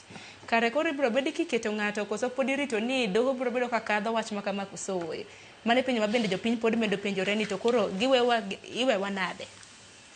Aparo ni mondo ne yier Faith committee no, jok manobet piny no neno ni Law Society of Kenya nyaka bed gi representative. To Faith owacho ni ok believe idea mar compensation, to wacho ni otergi e doho, and by the time case mar doho no rumo kalure gi ndalo 30 modong, bro nwang'o ni gibet e burano, gibet e committee no, to onge tich magitiyo. Koro anaparo ni ka wach mar court orumo, to aparo ni appointing authority pod biro mana consult Faith. Either mondo obi as the chair, or onyalo propose another individual from Law Society of Kenya mondo or represent interest by the Law Society of Kenya, or any other eminent lawyer. So it will depend ni terms and reference mag task force no enango. Because okowacho ni oko believe in the tax force okowacho ni oko believe in compensation to wuoyo mana about time factor. So aparo ni ka samano chopo we have to wait mondo wach no rume doho, then waneni to what will be the next course of action. But victims to ng'eny, apart from even demonstrators, nitie joma wang properties gi, nitie joma okwel duke gi, nitie a lot of victims on these issues. So victims oken mana demonstrators kende, and including Masaro nyisi ni Migori gin ga lot of wang mang'eny, which is true. Ang'e ni Migori ka baba okowuoyo, ka baba is on the other side, to Migori ema kuongo ga wang. Masara keta tires temo ti endara be mane mamiye kura lakini koro jo Migori magine gi owang. No, mano siasa, onge problem. Ingeni siasa is about interest. So kamane gima nyalo miyo itim maber e siasa, then what do you do? Mane gima itimo. But nitie jo Migori mang'eny ma also suffered in terms of losses kantie demonstrations. Wi mana ng'eni Masari bro bedo kiduoko to be nitiere kram na wach moro ma in gi Charles bende no wacho ni jaluoko mi gimoro to koro nyaka koko bede. Nyaka mar Faith ni bende no miye to koro koko no bede mang'eny. Joma wacho ni Faith okonego ti gi sirikal mondo joluo bed compensated gi. To ginto jogi gi sani ng'ane jo ma Central Province. Adima pod ni sirikal. Ka sirikal ni rach adiri. Pod gin gi PSS, gin ema gin gi PSS mang'eny. Kata ministers e Kenya ka kaka wawuoyo sani. Jo Central ema ni gi principal secretaries mang'eny, gi ministers mang'eny, kata directors mang'eny. Kopo ni sirikal ni rach, dak giwuogie mondo giwe sirikal marach. En mani wan ema kwa donjo to rach. To wan bodo wacho ni wang' ni sani wadhi bede sirikal nyaka 2027, to kendo 2027 moving forward, either wafomo sirikal or sirikal mantiere no wadhi bede, nikech ok nonyuolwa mondo wan ema wabede opposition. Wasebedo opposition from 60s, sani wambe wadwaro development.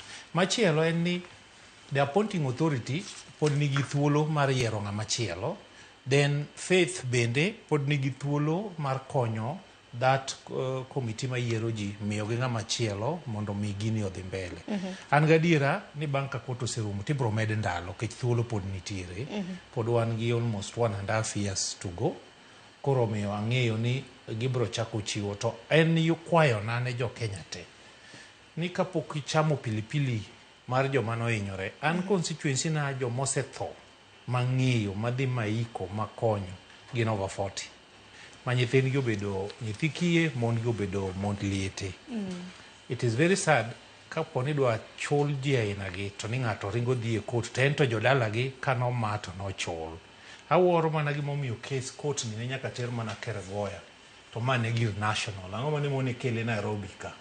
Omiyo an sense something ni joma nyocha wuok e sirikal kochun gi wuok gi thuon kare sirikal berdegi ema temo mondo oked kodwa kaka oganda. Koro oganda wabe nyaka tang' ka ging'iyo kaka piny dhi. Kik ng'ato tugre nwa sani ni kia broad based government rach. Onyiswa maber mondo wadhiye. Kidwa chul jogewa mohinyore to jomago kokogi ema chungo. Ka wan imiyowa gik moko, jomago kokogi ok dwarwa. Koro ere kaka wanyalo riwore kodgi, tang'o ma gidhi timo ma nyaka nene kata kanyo wariwore kodgi chakre 2017 kadhi mbele. Ang'o gik matin manyo wayudo. To telo thuolo bende gin go mar miyo Raila Odinga presidency, to nok gimiyo. Koro sama koro gionge power to gidhi miyo ka gigolo kanyo. Ing'eyo gima ok ji ong'eyo ni sirkal e wuon mwandu te mane pinyni wuok e sirkal. Budget mar sirkal igoli osuru ma jopiny chulo. To chulo osuru ok en mana dhi tichulo ni ne ng'ato miyi tenda kamoro tidhi chulo osuru. Kata ing'iewo mana matchbox kiberiti, kata ing'iewo mana gimoro amora, kata ing'iewo mana sukari, nitie osuru michulo e sukari no. Omiyo ja Kenya moro amora o deserve to wetewa magotgi gisebet e sirkal higni mang'eny, gin mane gikwongo bede e sirkal. Sama gibede e sirkal tinwang'o ka kata mana kibiro Nairobi ka onge puoth ng'ato, puothe ma sani ji nyiewogi, ng'ama kweregi no ok ong'iewo, ne gibedo allotted gi government. Now kawuono, because ne puothegi ng'enygi nobedo allotted kuomgi, ibo nwang'o ka gin gi collateral, kata ka gidwa timo business to gin gi collateral. And value mar land luwore gi proximity mar town, gichiegni gi the city, and value mar land margi ni malo. Tinwang'o ka for a very long time, up to actually late 90s, ji ne wacho ni jaluo ema nigi sofa, ni gin gi sofa nyaka Kibera, jaluo ema nigi mtoka maber, jaluo ema nigi gima kama. To tinende kata mana wetewa ma jorabuon gi, gin ema gigero ute madongo mogik, gin ema giriembo mtokni madongo mogik, gin ema gibede sofa madongo mogik. So inwang'o ka everybody picks cue from jaluo. And because ne Nyasaye okonyowa ni jowa nobedo gi rieko mang'eny, king'iyo kata ka ji wacho ni daktache mokwongo joluo gi Baloya, engineers mokwongo, good advocates, ne gin joluo. Kata kidhi e judiciary, kanyocha pok judiciary obedo gi msara mang'eny. Judges ne gin mana joluo gi jo Baloya. Jorabuon ok nyal dhi e judiciary niwach ni chulo ji pesa matin. Omiyo wan dwaher mondo jowa omed bede sirkal. And masara yie kodi kabisa kiwacho niya, ni sirkal mabiro ni either u form sirkal or ubedo part of that government, but part of sirkal. Yes. The only mistake ma Masaragini ni godo en ni Masaragini ok ong'eyo ni ng'ama iluongo ni civil servant serve ga government of the day. Wan gi problem moro ka Masara dwa ni ng'iya ni un kaka josiasa mag luo, civil servants mau mane sirkal sana sana usiemo wang'i kabisa ni mae ne ng'ato Uhuru, ma ne ng'at ng'ane. A civil servant ok en ng'at ng'ato. A civil servant serve government of the day. Inwang'o ni kata ka ji obet kamoro kidwa kata chiw tich moro maduong', to jowa gi nigi tendency moro mar ni gin gidwa bedo popular. And fine, part of it bende nigi some sense. Like kanyocho omiu ministers abich, we distribute for the whole country. Udong ariyo. Ariyo go be wawinjo ni ok ne un comfortable kawo the best. Iwinjo? Nwach jowa dwaro democracy. Inyalo paro jogot ka komigi abich to giluomo te onge ng'ama gipogo ni. So wawacho ni ok inyal, Masara ok wanya yudo president kwa onge mwandu. Omiyo wadwaro ni mondo utem matek kaka josiasa marwa, mondo upush community, mondo wamed tiyo ne sirkal, wamed tiyo ge sirkal. Ok en weakness. Yes, jowa ose fight for democracy. We fight for multi-party democracy. We fight for constitution. Sani koro en sau mar not fighting anymore. En sau mar loso mwandu ne nyithiwa gi nyikwawa mwabro bede 100 years, 150 years to come. Ok wanyal bedo ni wan wagore ne piny to jomoko to yako piny. And ayie kodu gimuwacho ni either and gino lit ne jomoko kabisa. Iwinjo ka gichoro ni gidwa neno ni jakom ochung president. It is not bad, but nyaka wa negotiate mwang'e ni to wachung president gi probability mane mar winning. Iwinjo kwa realize ni ok wanyal win on our own, to nyaka wabedi gi jomoko. Ne kane wadhi, kane after elections to sirkal no, they want some of us, ng'ato kaka an Masaragini no riamba e siasa magikona na doge sirkal. Ma doge sirkal. Kendo ka doge sirkal, tawinjo ka gipenyo ni, owino timang'o gi Ruto. To Ruto e president, tiye sirkal, but amor ni ne ubiro. To koro kubiro jowa moko mane uthago ni ne nigi Ruto ka. Aeure mano, make sure ni jaluo en jaluo. Whether walo ne nigi Ruto before you people, Kianga, bring them together. Raymond Gini, let people come together. Mondo wabeduru as a family. Mondo wabe wayak piny ni Masara.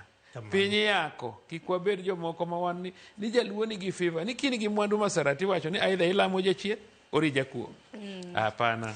Mana kamana hinya nye kinde mabende koro wadonge matine higni 2 mar mondo mwadhi e yiero maduong' mabiro. Ibo wacho ni sirikand broad based to sekonyo kata mana jaluo e okang' machal nade kopogore gi professionals mabende nomiwa e ten migepe mopogore. Masara de ng'ia koso ntiere wach made chali ochoya mang'eny.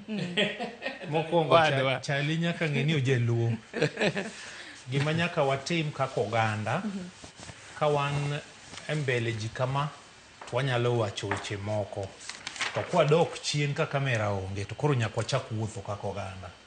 Charles Owino on Saturday na host CS mar Treasury dalana. Imagine it, CS mar Treasury Oland dalana. Maji japiny ma kawaida joruba kacha owuoyo kode mumoso gi lwetgi, moko nyise shitegi mag school fee, moko nyise mag tich. Be mano ne nyalore gi ministers moko mane ae pinje mamoko? Nok nyalore.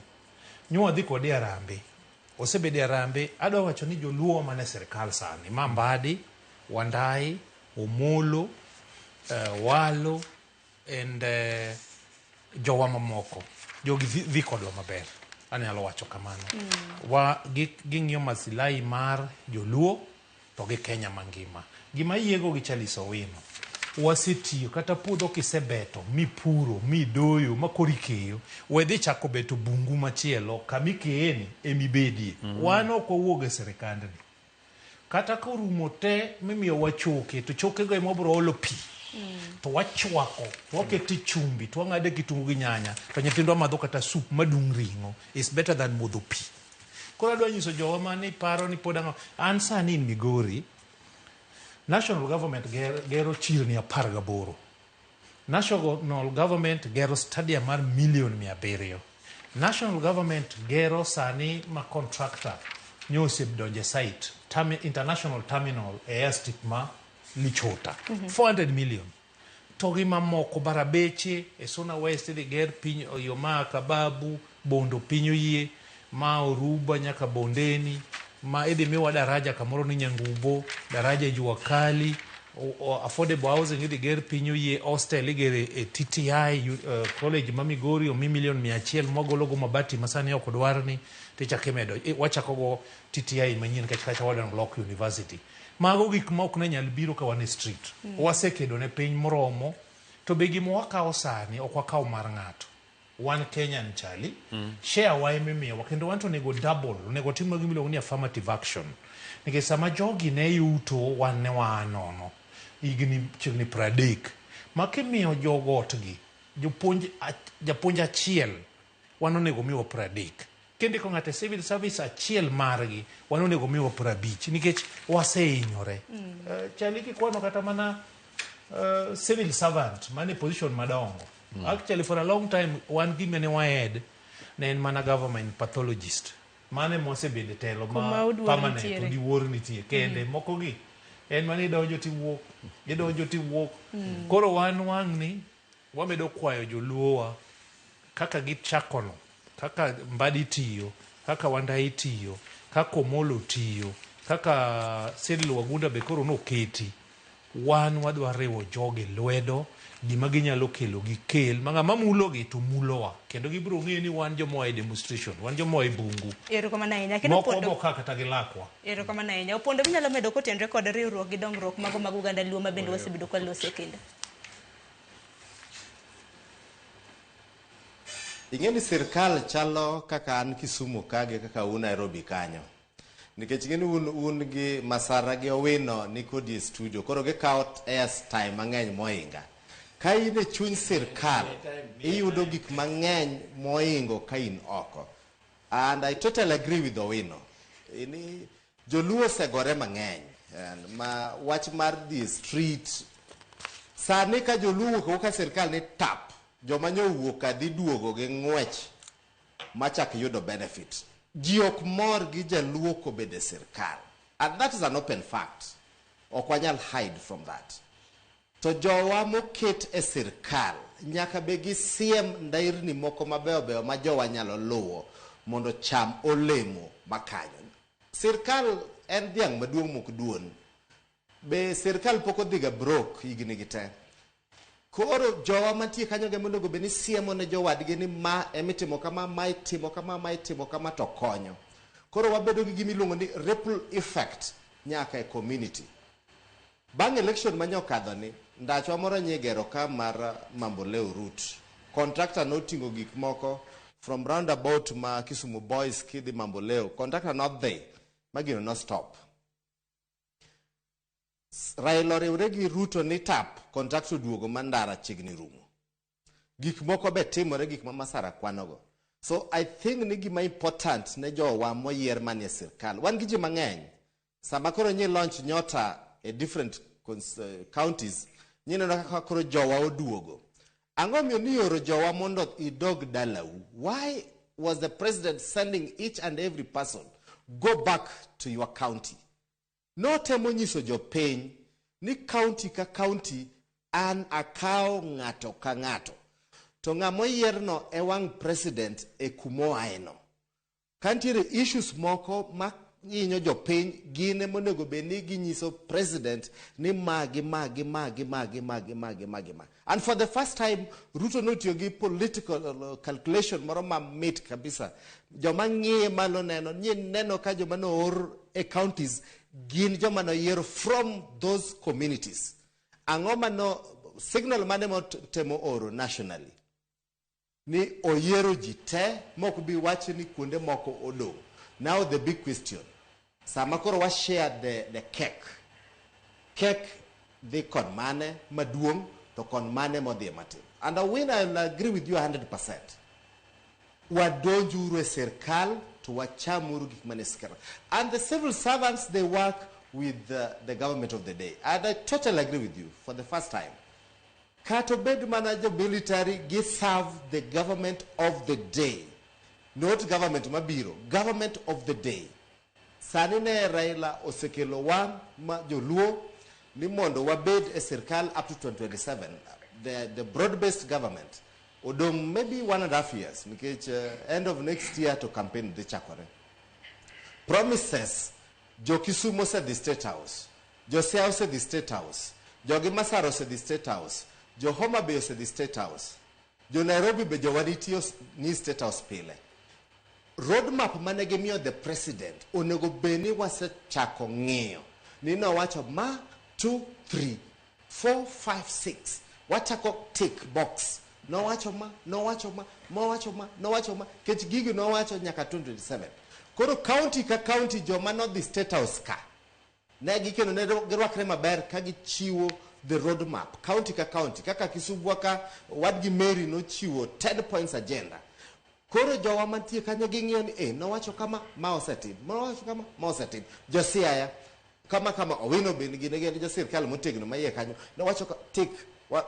Homa Bay the same. Migori the same. Mane ka jo piny dhi yudo ndadhu mar bet e sirkal. Number 3. Joluo's historically. Joluo kanie sirkal jomoko ok mor.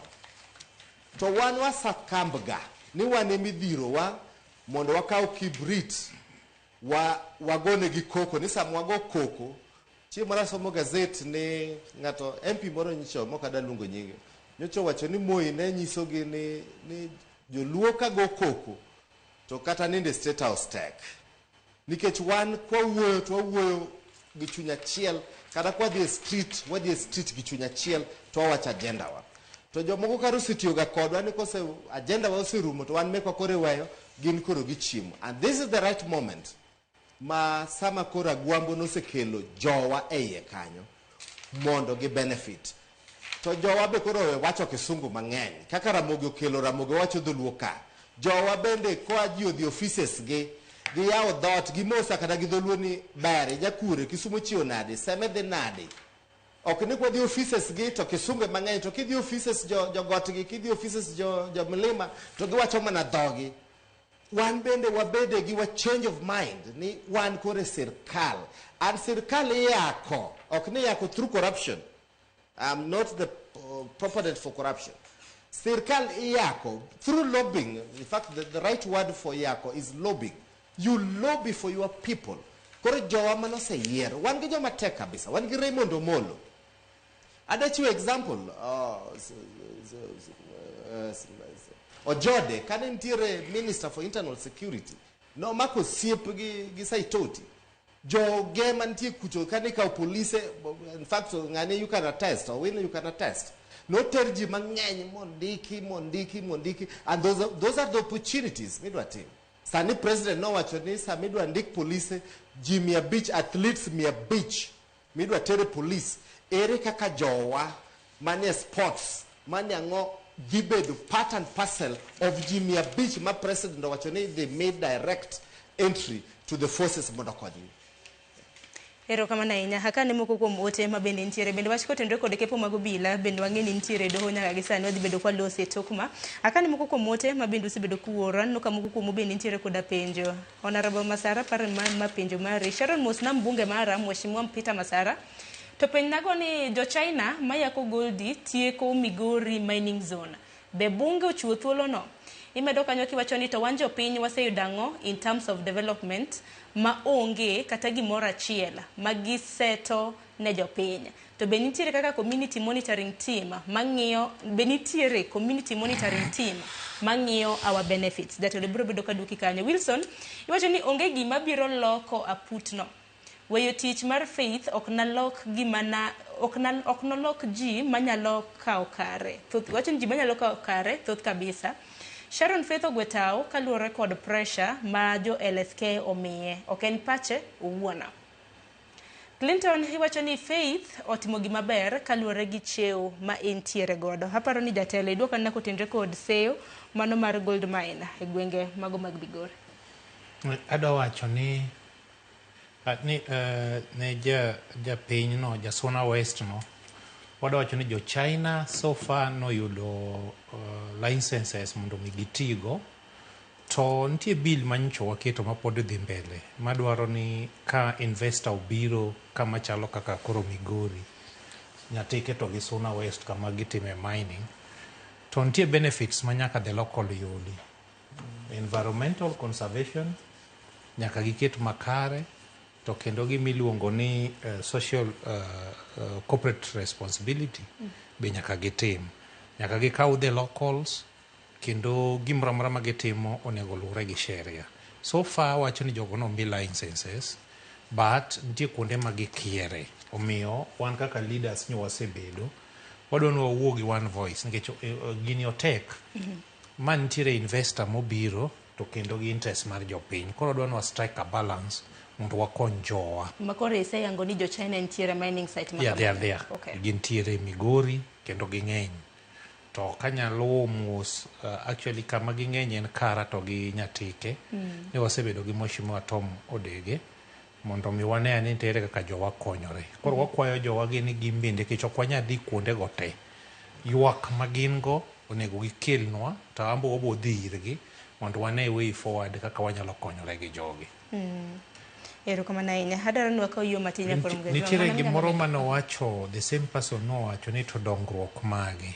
Hapa na kwano gik madhi timore ni stadium igero sani Migori yo ma Masara nyaka Mioro ilando dwe mo wantiere ni yo ma Masara kendo nyaka Sori bende ilando contractor nyose doke ento contractor se doke ground kendo chako tich gi yo agolo mokocha kendo biro maber magar benefits ma wango yo ma in Suna East ntiere lam madhi mbele in Kuria East in Kuria West Rongo yo moro mancha wuok kamoro miluongo ni Siala kochiko Rangwe kocha contractor se doke ground koro mago benefits motimore nade ma wayudo miyo jowa ong'e ni wakedo negi kendo adwa wacho ni so far President William Ruto setimo maber osemiyo opportunity mar interact kode kendo biro kodwa kata wach university ma Migori ni neno ka iloso mana document mondo mi TTC ma Migori oloko obed constituency college mar Rongo University.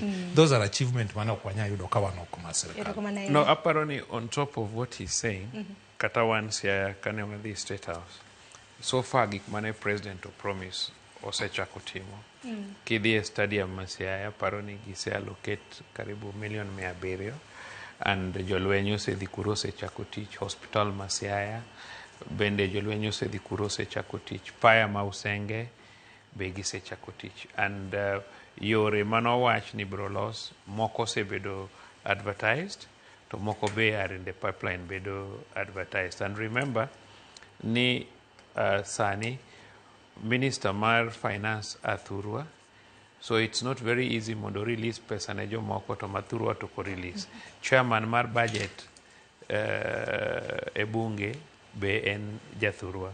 Omiyo magi gin gik mar very good ma waneno ka the promises bro tiyo as required. Jo buro wacho ka wane Liend Almas nosebede coalitions mang'eny nyaka mar Moi, nyaka mar Kibaki, nyaka mar Uhuru to feel ni this one is the best, and aparo ni mano is very true, and we should encourage jowa mondo jomatindo gimed kao kura to gi listen to the elders mondo watch some of these elders ung'eyo kamwa wuokie, kik gi join rumbi mar ji gik maginene social media, gik magiwinjo, mondo wari organize ourselves. But Masara wach mar gold, as much as jogi osemi licenses, anta feel ni kwarito legislation to it may take too long.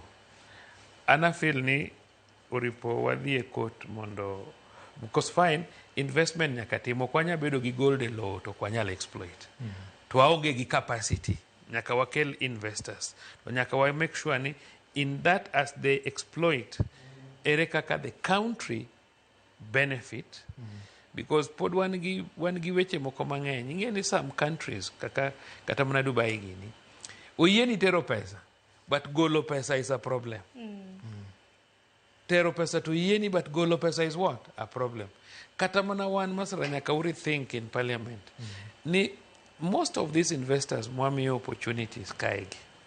How do we make sure ni kata kagi loso pesa to make sure ni giri invest pesa no locally? Iwinjo? Because gimoro ni ng'ato biro ka to o exploit our resources to koseloso pesa no to tero thurgi. It should be ni kanya kitere thuru, then it is taxed heavily.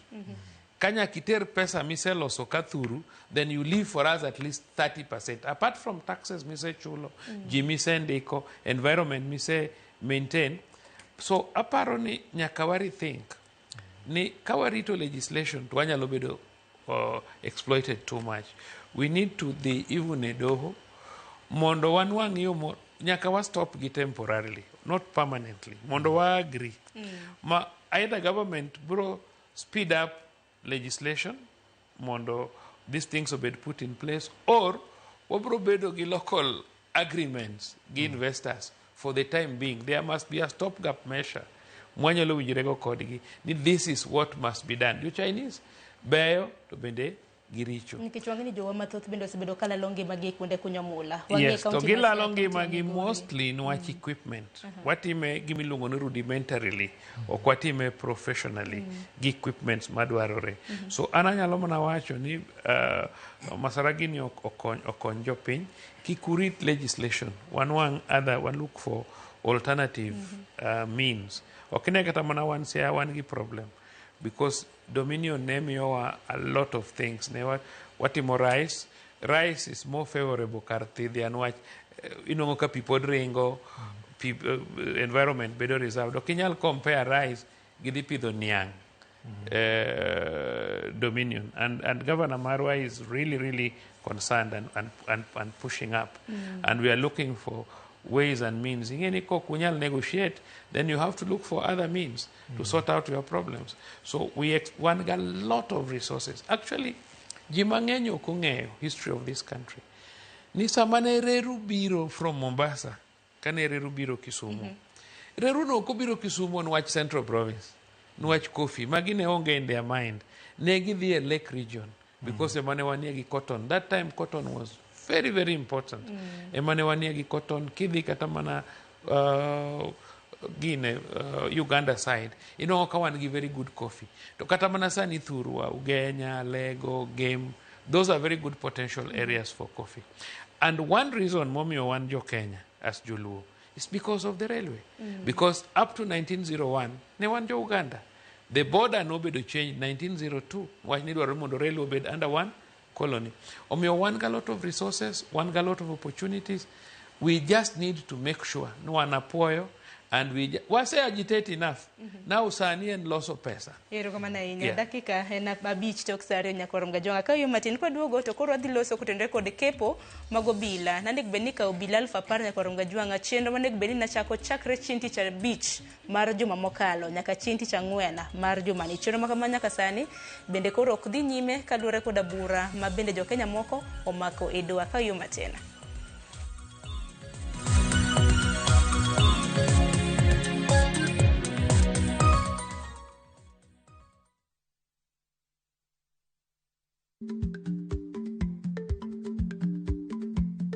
Jarik ni jamuod nyoyo gi goyo.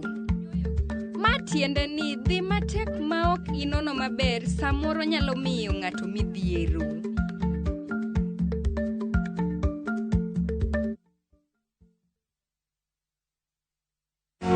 God is able, He's able. God is able, He's able. Kupata huu wimbo wangu uitwao God is Able, kama sikiza tune yako, bonyeza star 811 star 337 hash kwenye simu yako. Kumbuka, sikiza na Citizen ni nyumbani kwa wasanii wote.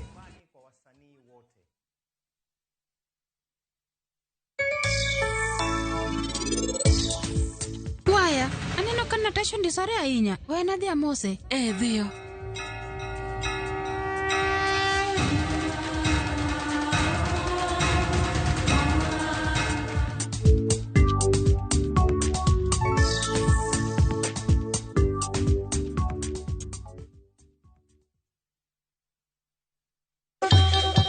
Ang'o mosetimore ne joma ne ochweyo Ugandawa? Adhi primary Kangonditi Primary School. Gin kanye sani?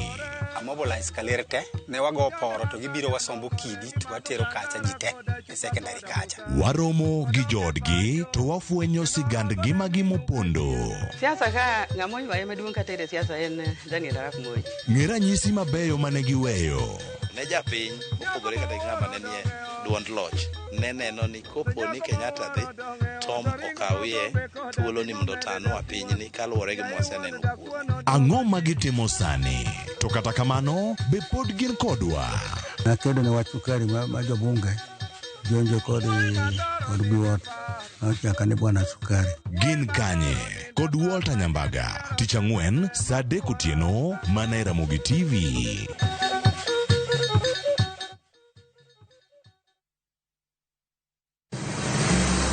Isepenjorie sigendni mayudore kuonde ma waluongo ni pachowa. Kapuonjani nobiro nikech gwenyruok e kind owete. Riwri kodwa mondo wanon sigendni mabeyo mag kuonde ma wadakie. Nera nitie. Ninyuo kong'o kacha niluongo ni kilap joko wili. Kochakore bombe madongo nyaka e gwenge ma iye. Otusenge en piny joimbo mar oganda miluongo ni Wasenge. Ng'e gigo mamiyo oganda ka oganda bedo mopogore. Nueng'o ma wan godo ka en mar kunyo goldi. Urudi, en kama ji duoge ji ok lal. Ng'e weche mane osekalo. Chon chande lweny nitie kor gweng'. Rwako sigendni mag kuonde ma wadakie. Iwacho ni kibedo piny e kom, kineno ng'ama lwete fuare kama mano nyiso ni jakano mulo ka pigo sechope bwo mesa. Ng'e gwengewa chieng' tich ariyo saa 3 otieno mana e Ramogi TV.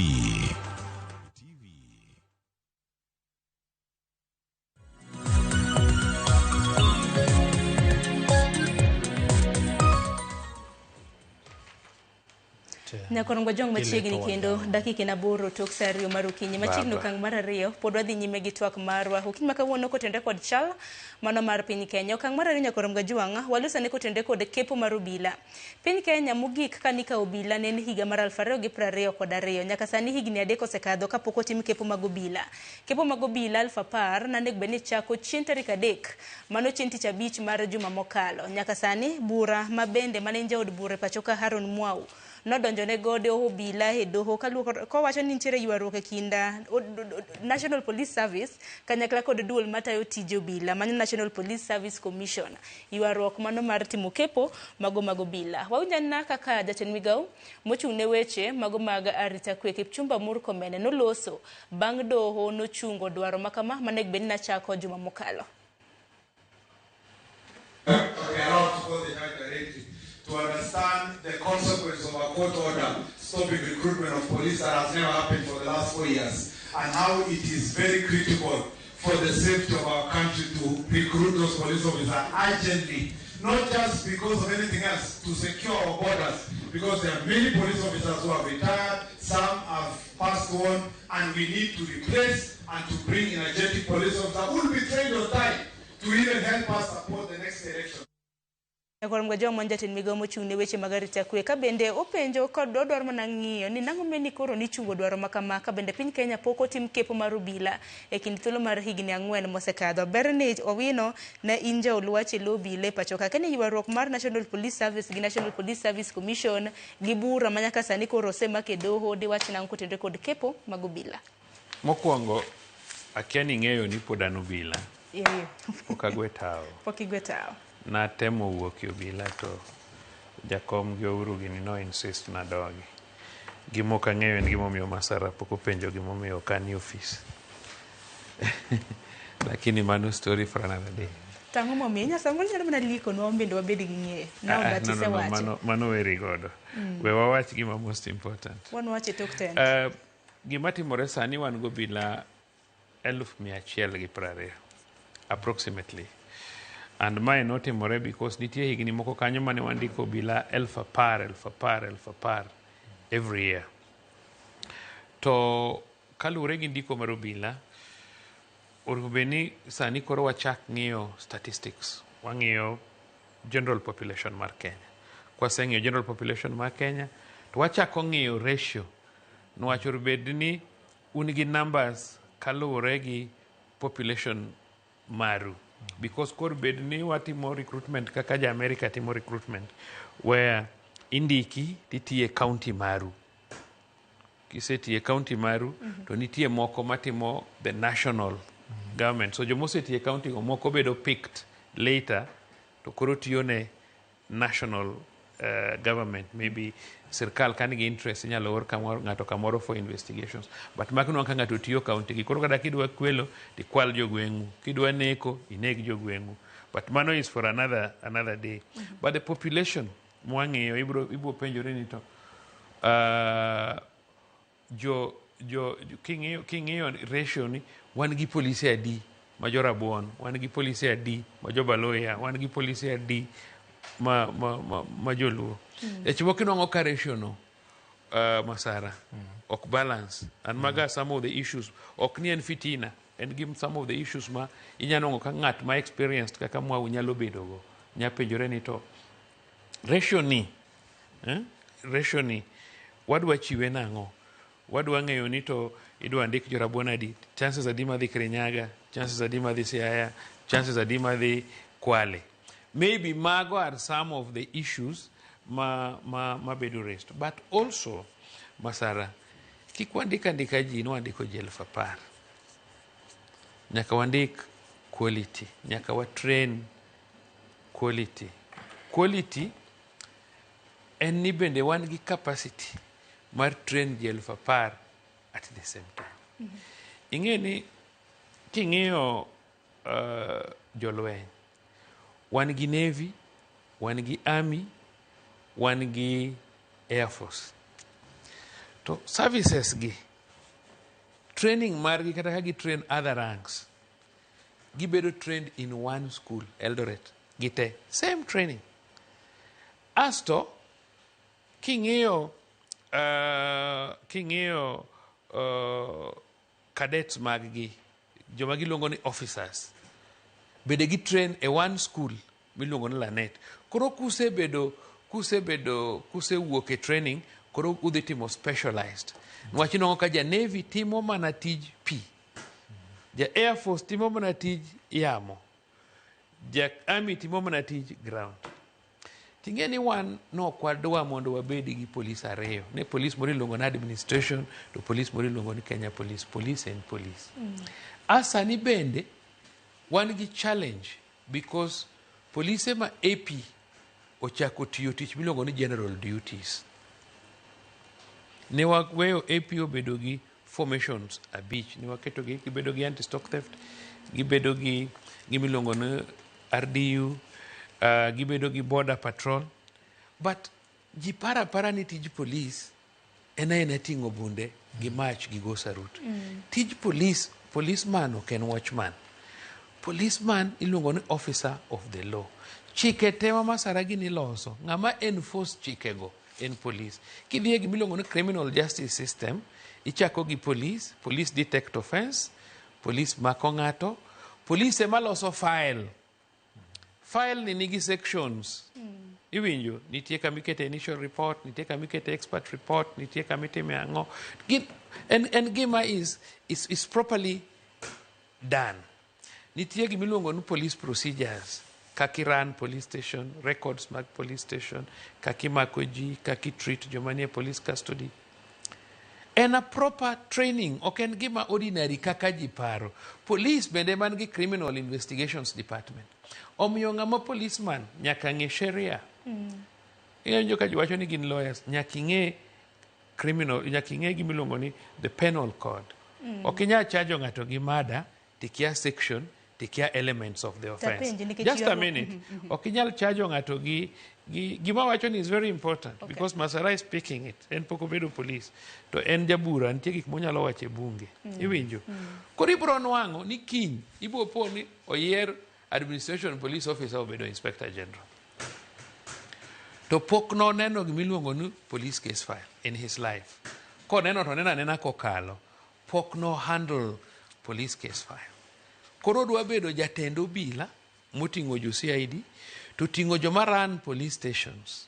To en owuon kata ka nitie dispute mana mar assault, ok onyal luongo director of CID ma en boss ne mokelne ni timna presentation. Ka ng'ano timone presentation, ok obi kata understand. Tok ni jo AP ok riek, giriek, kendo gisomo.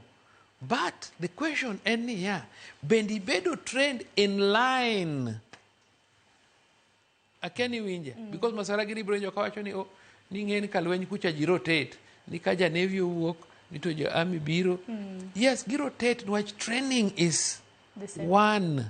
Might nwang'o ni jomoko train Kiganjo, opuonj gi sheria, opuonj jomoko train GSU, opuonj paramilitary, jomoko train AP, opuonj paramilitary. Ok ni jogo kriek. And then nitie also ansani. Anyakna bedo more educated than Masara. But kadhi e bunge sani, I become his student because he has been there twice. Okanyal ng'eyo procedures. Okanyal claim ni koro akia biro gi PhD, kia biro gi degree 14 ni koro understand bunge. No, because gik mang'eny I learn through practice. Kata bedo dhako miruk puonji, I learn in your house. Oko kamano. Kata bedo baba, I learn. So kata mana tije mineno, kati bed mana ng'amo yudo first class honors in engineering.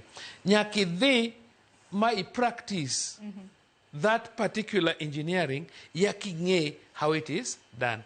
Omiyo wan ga lot of gray areas e weche mag obila. And en a very important area to jiuma because obila pok obedo taken as a noble service.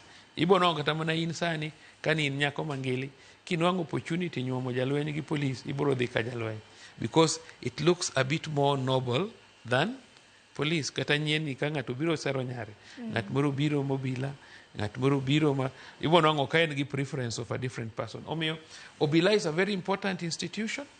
Kiko bed handled ordinarily and mane no ka ji mang'eny be nigi interest about it. Omiyo anyalo mana wacho ni conflicts moko miwinjo ka ji wacho ni nitie conflict between Police Service Commission to kod Inspector General. Jogo kong'eyo gima wacho. Because Police Service Commission nigi commissioners ochiko. Abich gin police. Inspector General, deputies ne ariyo, AP mo retire, police mo retire. Modong 4 ema gin civilians. Asto gichako gi co-opt director of CID, DCI. Makata bed manoko go kura bajog. Omiyo sometimes masara wadwa nupenjo bila madongo. Nito mauna beach ni. Tuune commission. Chairman nyalo tamu deal gona. Dwach ki deal gi gimoro in good faith, iketo gimoro open. Are you getting me? Iketo gimoro open. So it is very easy to sort out some of these problems. But because jimangeny onge gi interest in police, jimangeny neno mana police riot. But joma are even interested in welfare mar police. Yani jogi paro ni police te gin bodyguards gi drivers. Ngini kotende kod welfare no ket nu kanyo Maraga manena ugai mar doho mar ng'io kaka inyalo ket welfare mar Maraga no dagi kata interview ji kaka wan. No interview ji selectively. No interview. No kodwa strong opinion. You see, kami sigi more like what I'm saying. It does not mean I will force you to do it. Anyisi mondi listen. Some of us, we tried Mondo Katawadhi before him. He refused. Are you getting me? He refused. Because Kenya Kae, Kin strongly opinionated to Jichako Brandi as an activist. And yet what you are saying is the truth. Like now I'm saying, ni nyakawa train obila iskuladi. Achia. And bende nyakawa staga. Ka wan go bila 10,000, wanyalo wacho ni water 3,000. Iwinjo? Obedo continuous. Police nyalo bedo recruited every year. Wacho ni water 3,000, wakita budget, every budget waketo my recruitment. Water 3,000, 3,000 giotieko to immediately water 3,000. One kan wabedo recruited jimia beach, unawadi kiganjo jimia uchiel, jimia birio. Sani school achiel jidhi 3,000. Kuri nwangoka jing'eny jopuonj be tin koro en rumbi ng'eny jowuok mana kuro kong'e mach go sarut, but the real thing mani puonjo ji cha moripo wuogo cha ji wuok ka gin half baked. Owin adar mar mondo mi adhi iro pondo kasi biro dogi nyiswa ni to recruitment mar obila kepo mar obila ng'ane bed ni timo hiye nikech mano koro ywaruok maduong' ni mara ni dwa time mbui dwa time centers mopogore kata kamano abro answer mano ibro bedo kiduoke koka mano opondo wach digni mano mar kepo mar obila di wach ang'win bende kaka ja Kenya ahinya ma bende koro samoro na rito mar mondo mi tim kepo mar obila 10,000 chendo manyaka sani koro osebedo ka digni thuolo seringo law mana higni 4 gi wiye.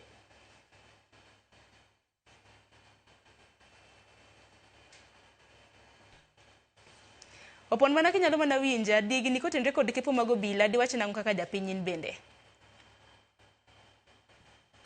Erokamano Sharon, aparo ni Mr. Wino ochiwo technical administrative procedures mag police operation.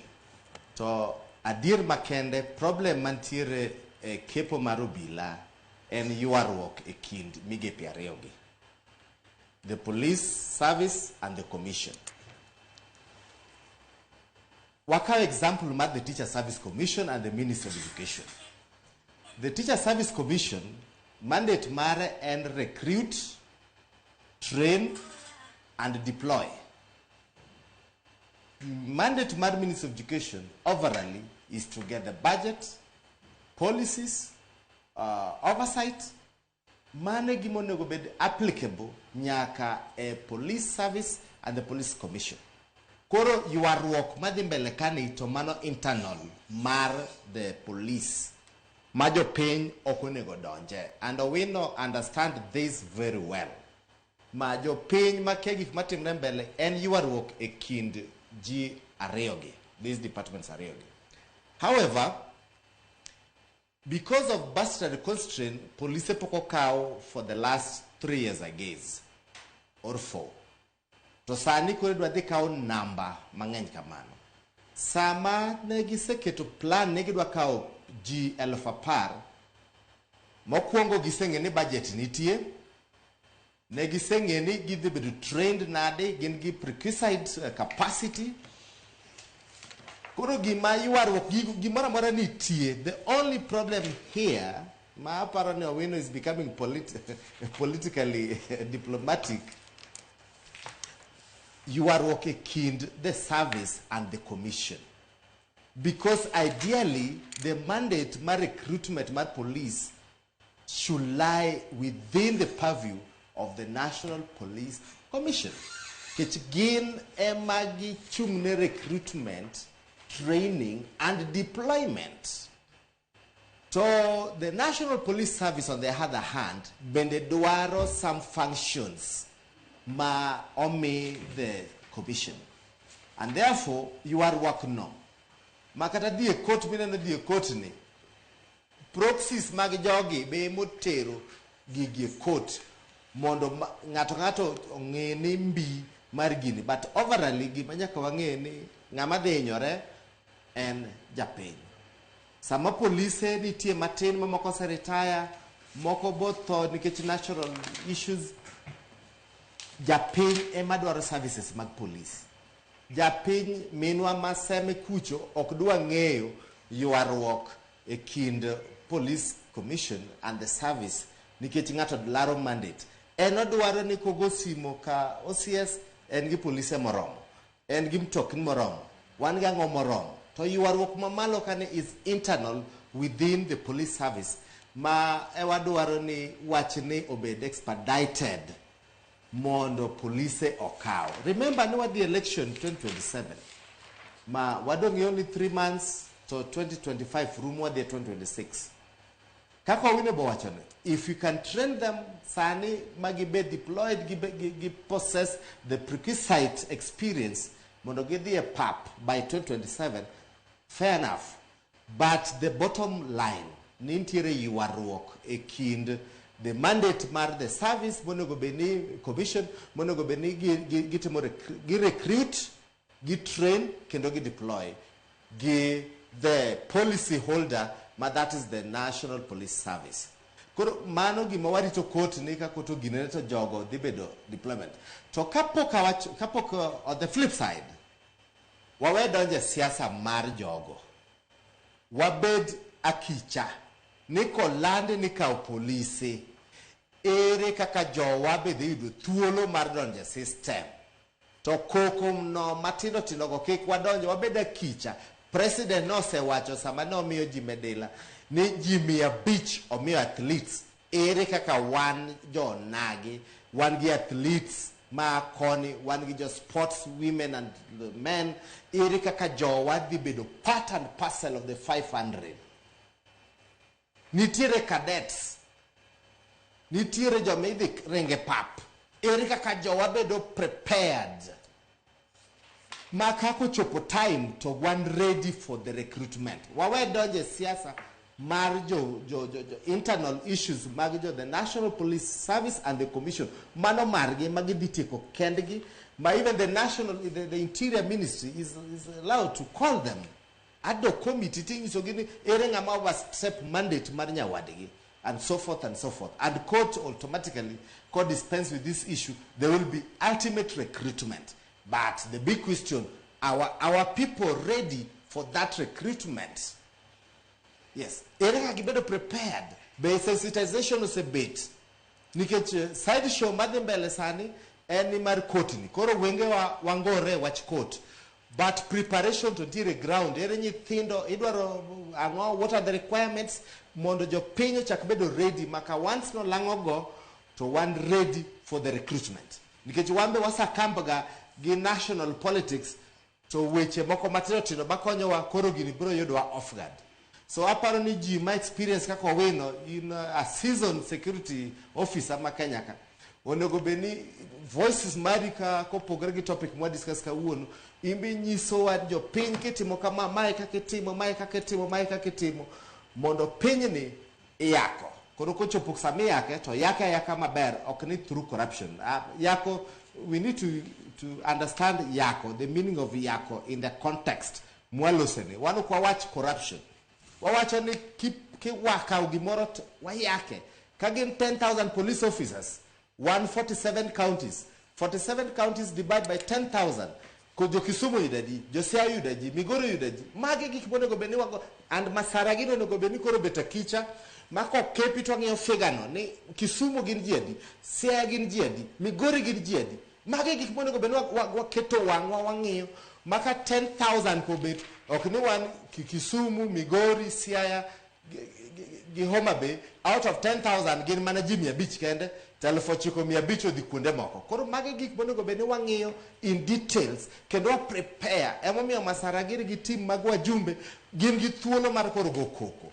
To professional security professionals kaka Owino onego bed ni koro prepare our people ni bwana kikawo police gi D- D+ gang'o idwara ng'o height and makama timo kama mondo kik isacamp Gioledhi moko mabikoro donjo mabe wuono jopiny ni gol 300 timana jopiny lose. To nitie nyithindo mang'eny maringa maber tika oka police. So those are the fundamental issues manyaka wang'e kaka jopiny. One broad base. The figure is 10,000. Joe, what do you do out of 10,000? That's the big question. Nikech case ni to the room court very soon. Out of 10,000, Jo Siaya, Jo Homa Bay, Migori, Kisumu. Out of 10,000 jowa gina di kanyo. Ok ni wan wacho Kisungu malokoni jurisprudence to ga koro 10,000 oseter kor wago wini o bankor ni one out of 10,000 waji jowa 500 kende mode. Mano gima konego beni sane iyako sirkal kendo wa prepare uru wago jopiny wago nduru ni mondo yarawere oikore. There's recruitment. Erokamano ahinya. Wawinje yo makare. To kodhi stop permanently. Erokamano ahinya Opondo. Hanno ka dakika 30 oseromo tok sa 2 mar okinyi. Adan man mon mbeko yo matin kata kamano ang'eno Owino kanyakla kod Masara untiere koda duoko monego benu duoko kaluore koda kepo mago bila. Ka yo matin nyaka rongo jwangi kidhi mabora.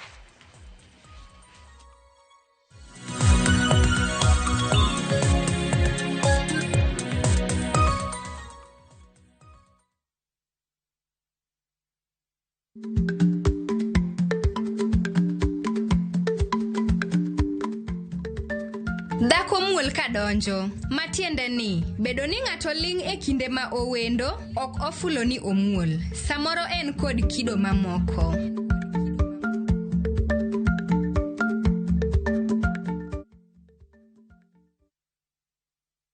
Your Asian adventure awaits na View Travel.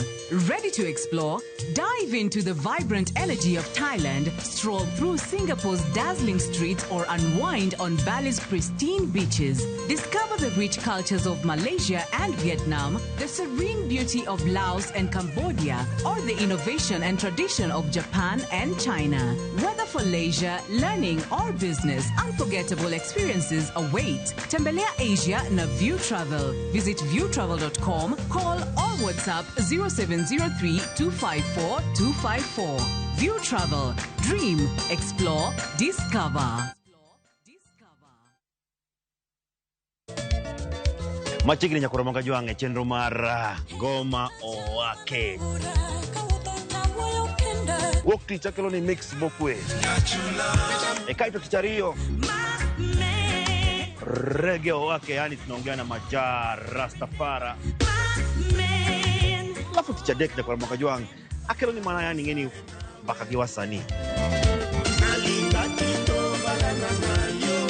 Ticha Ngwena is kama nene, yani kitambo zama za kale. Alafu Friday, si unajua tu Friday tunafanya namna hii. Nyakora magojong Friday supu zo wake.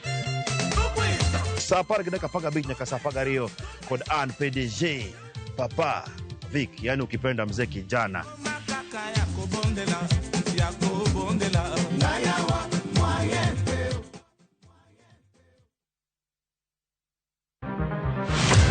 Chal mar pinywa en gima ichiko e mbaka ma wabedo godo kanyachiel. Okoripo bed ni warito Trevor nyaka issue obedie. Nikech leadership is not just felt in a crisis. Chakre wach yuto nyaka somo, wach telo nyaka ngima mapile. Jopiny dwaro ni omiye strategy kaka ng'ani dok dala. Owe ponde toka gwam. Penjo madongo dwaro duoko makare. Wachiwo duol maduong' ahinya. Jotelo, jotim nonro kod jogo matemo kelo lokruok. Kitwa mokwongo number 1 en ng'iyo kaka warito kendo wakonyo jopiny. Omiyo ka joka dhi marach to nyaka koro wanyisgi. Dwarore ni wang'e, wapenjre penjo kendo wayud duoko.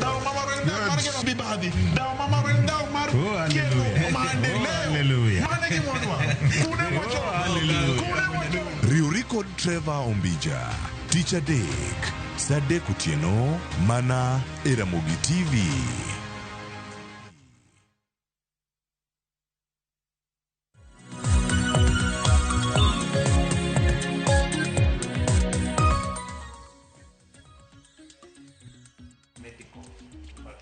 Nyakorongo jong maino kang mogik wadong gi matine dakika 25 mara mondo mwatiek twak marwa kapok aketho saa bende mheshimiwa Masara hin bende ngini weche mago motenre kod obila kaka jakanyo mano mar kamiti mano mochung' ne weche mag arita diwach nango bende kotenre kod kepo mag obila. Mokwongo napani dhi congratulate ane manyase kelo bill makoro nosekalo madwa miyo polise e Kenya mangima giyud kuonde moko ma koponi gin gi stress, gin gi shite moko mopogore opogore to ginyalo yudo support psychological and wellness centers. Bill nano nosekalo madhi konyo obila. Machielo nadwa wacho ni ywaruok no is neither here or there. En gimoro mabedo created, en artificial. Mana kaka Owino nosewacho ni commission majority mar members gin police. The IG, the 2 deputies, to kendo gi retired administration police officer, mane rank mamalo, to gi 1 mar Kenya Police. Koro gin ji 5. The rest of the people gi represent other profession, kaka law, medicine, to HR. Yes. So, gima mono jogi winjore, and I think it's just ego. Nikech at the end of the day, the commission is the police. Ka IG bedo kanyo, deputies ge bedo kanyo, gi polisi mano sitiyo mo retire bedo kanyo. Gin kata kigo kura, gieo ji 4 ma civil servants. To what is angoma katiba wacho? Kar dhi e court, ji onego dhi e katiba ni katiba wachango. Role ma IG onego tim, to gi role ma commission onego tim, kech commission to IG nitiere. Magi modwaro kodhi obedo kacha. Kendo it is very clear ni ka gionge to meeting ok nyal bedo nikech quorum ok rom. Ing'e mano quorum ok rom. So nyiso the commission ok nyal tiyo ka IG gi deputies gionge nikech there is no quorum. Koro en artificial ma obedo created. Nyicha waluongo gi wigi 2 mokalo. Wadhi ndiko report napani kiny about their problem. But nyo wasewinjore ni wawinjore kod gi burano ni recruitment ne the team. Nok the team at this time round ma digital cha. Ni the team atim manomol nikech kane wang'iyo ni how prepared gi kore marom nade kata Kenya as a country kore marom nade e wache digital ni ne wacho ni podi manyaka no sepede gazette centers mnane benit dhi timo recruitment. Yes, so koro sani recruitment ni dhi tima kaka ne time chon. En gima lit ahinya ni koro chunge nikech mokwongo sani wan gi polise matin mang'eny osetho, mang'eny retire, moko bo wuok oweyo police service ka gidhi pursue their dreams elsewhere. Koro jomatindo be sani ng'eny madwaro tich, mane en nafas makende ma jomatindo ne nyalo yudo go tich. To wageno ni kotwa gin alive to the fact ni Kenya dwaro polise mang'eny. Gibro miyo case no priority mamalo mondo room mondo police obed recruited. Owino no wacho wach moro about the quality of police officers more produce. The Constitution of Kenya 2010 emano wacho ni koro wabedi gi IG achiel moriwo polise gi. Gima tabu entiere ni okwa invest a lot in capacity building, retooling. Ng'ama ne en administration police to koro kele Kenya Police. Sama no dhi e college no bedo trained nade. To ka no bedo trained differently, onego duoke college mondo miye the knowledge ma dwarore kaluwore gi tije motimore nade manyien. I believe ni kata mondo before ng'ato ket IG kwae or maybe administration police nyaka duoke school before that. Eko nyalo bed effective. Otherwise, obro mess the service. I believe ni one kamarach to one move, one progress kamaber. And many a lot of investment on ego team, a retooling, gi training mar officers. Like, remember, Chon, we used to be a force. Sani it is a service. There's a difference. Gear police force, gear police service. Yes. So all these, there are a lot of investment in retooling of police officers or mondo wayud officers maber manyalo gi chief mayor services maber to the public. Yero kumana nya Owino mani lero cha bende mar mondo mi jopiny winji ni en ywaruok kosango ma osebedo kadhi mbele. Mokwongo ji mang'eny kapok gimoro penjo bono penja ka. Kidhi recruit ji wan kako jotelo monagi ne wanyiso president maber chakre gi jopuonj polise kech jowa koro onge system ne gitin makoro nyaka timnwa affirmative action nyaka miwa ji mang'eny deliberately mondo fill the gap wadwaro ni nanyiso president ng'am kinyalo manyo clip na kana wuoyo Sony. President nyaka meka deliberate effort mondo mi kijende ma demonstrate ka man gi jo form 4 kawgi mondo koro gibede police service mondo mi lit magin go chani okondiki gi yud nafas orum. Nitie grube mancha tiyo kaka bunge la wananchi mantie gi kijende mang'eny sama ni miyo athletes gi onego wach ni jo demonstrators ka ji 200 jo bunge la wananchi ji 100 kamano mondo mi absorb gi. Nitiere countries moko maka jo sae lweny joma nie bungu bed absorbed mondo gibede sirikal mondo mi kik gi feel left out nikech civil war chakore ga ka jomoko feel kaka wan oganda waneno ni wewa oko. Kora paro ni recruitment ni pod wakwayo the government kod wabro bedo kode mondo mi oganda wa kata kimiyo jokurgoya 50 to wan miwa 200 e sub county ka sub county mondo kijende wa obed absorbed mondo obed gi police ji mang'eny e police service mana kaka oganda mamoko. Mokwongo ji mang'eny poko o understand sheria mar commission to kod police service. Constitution wacho ni the commission shall be responsible for recruitment, deployment, gik machalo kamano, promotions. To kichaki doke the same constitution tiwinjo ko wacho niya, no one shall give IG instructions in regard to deployment, to recruitment. Okni there is a controversy. It was intentional. An intentional nango. Negi ng'eyo ni IG bet a commission. And therefore, deliberations mosetime commission ema IG ditimre nadi? Implement. The commission gibro bet to gi agree, gi develop policies to giwacho ni wabro timo recruitment following this procedure. Kata gimiwinjo ka ji wacho ni digital ni. Ji ok understand. Jomoko paro ni digital means ni kise apply to ini papano luongi ni koridhi ka police. Kata mana tij jopuonj ji apply digitally but nyaki appear physically to be interviewed. So kata mana tij police ni ji nyaka ng'ini kati apply to nyaka wang ni bi matim ni physical recruitment. Application ni to ensure ni were you in the list because nite joma bro apply, application will be accepted. Tibro biro ni nwango ka ne giwacho ni minimum D+ cha. Inwango ka ng'ani nigi D. So eno bro bedo removed. Ibono ka ng'at moro no kokalo kizungu kata Kiswahili midwaro cha eno bro bedo removed. And then there is a feeling wajo moko wacho ni policeman ni nyala yier ng'at moro ma jadundo marom gi G3. You know, oken practical because teach ka teach nigi the way it is done. A policeman nyaka bed ng'ama ka ng'ato kata goyi to can come to your help. Kati ng'iyo mana international community, kati ng'iyo mana America, look at their policemen. They don't have ondilo. No, ngi joma nigi energy and also that forms part of koro we combine both brain and energy. And this has been there for many years. So can give mokwongo to kata kidhi military and pok winjo hangato ka ji ingilia military because kata military ji pod ringo nyaki dhi kata mana prison the same kata mana KWS the same mar police ni I don't know what it is about. Kata cadets be pod ji ringe. You have to because you see nyaka ingene the samedi team ni medical test samiringo cha to inwango koponi kata in gi gimoro in your system it will be found kata mana hanga tinyalo kaka nigi chuma etiende to kung'eyo. But issues of disability police mang'eny jomoko yudo accident, ng'at moro wang'e otho ka en e tich, ng'at moro obedo short, mobedo kata paralyzed, ok riembgi. They remain and itiyo kodgi for other duties. But okunyala wuok ni un tij police nudwa dhi ndiko joma nigi disability. No mano koro police. Police nigi both police and nitie civilian. Nitie uniformed police to nitie civilian within the police. Nitie medical clerks. So the medical kata clerks are so many. So jomanigi disability but nyalo type, nyalo timango indiko gi on the civilian aspect.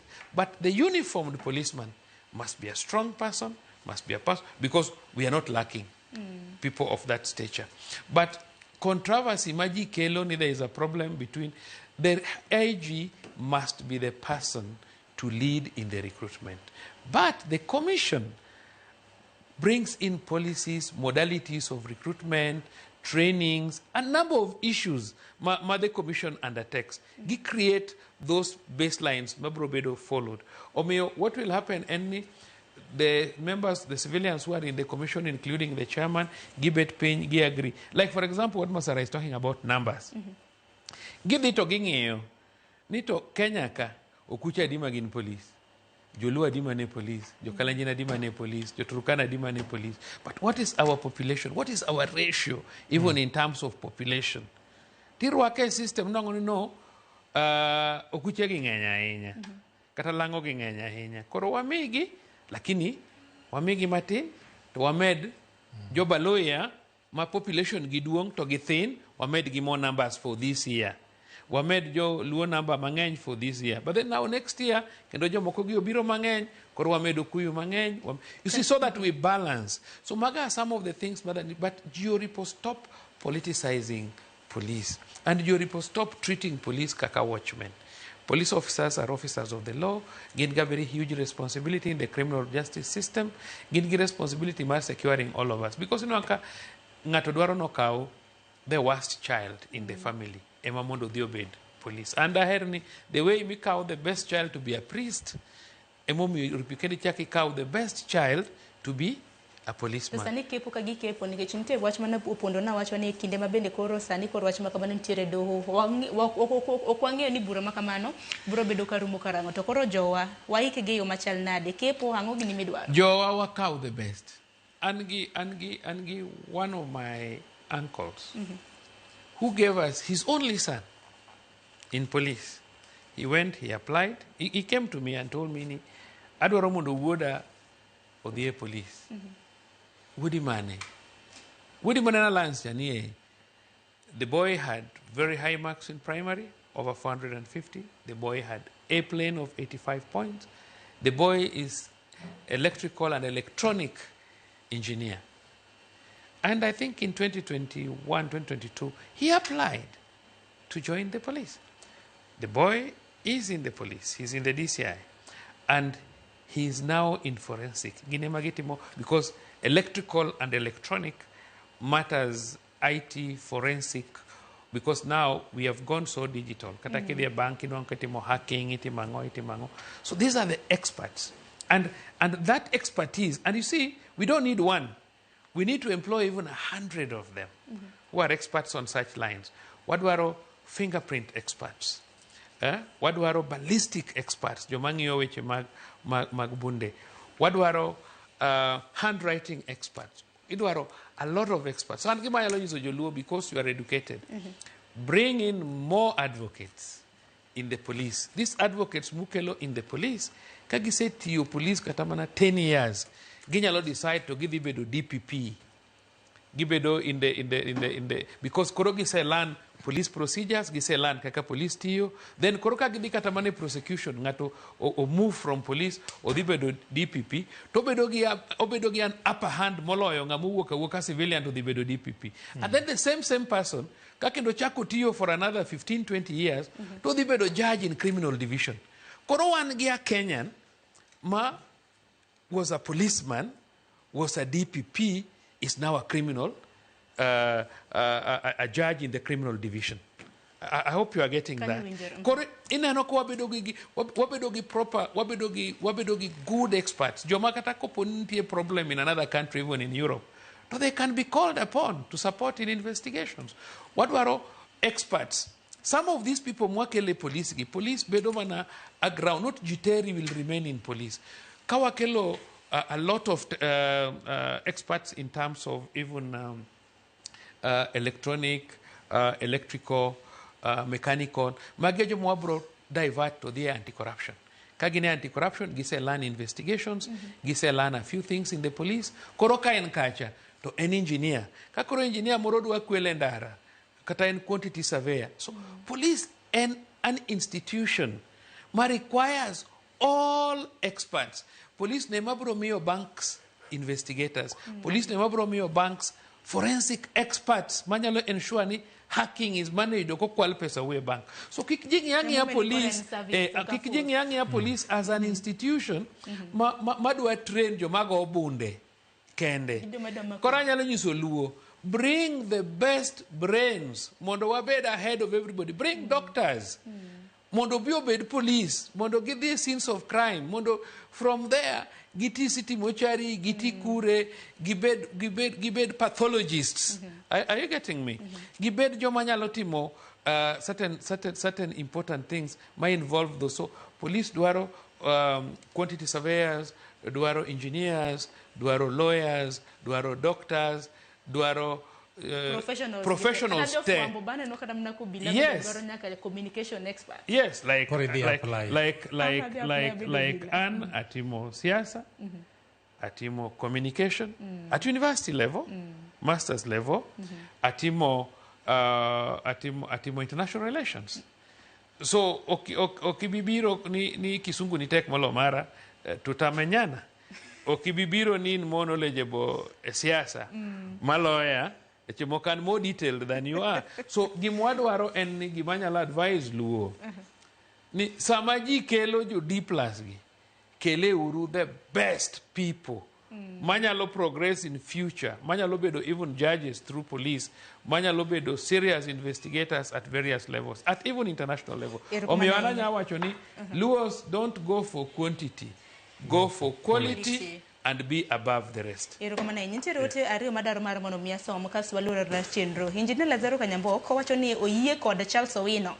Iwacho ni maja mano mar AP kod Police of General Duty to kelo challenges mathoth. Ex-servicemen biro nyisi ni training manual mar AP involves a lot of paramilitary. AP very poor at investigations and detections. Tiwacho kanyo ni ineno ni gigi mondo duok kaka ne gintiere chon. Imedo ni AP mondo o take charge of border patrol unit, while general duty otim tij maintain law and order or gilok training procedure.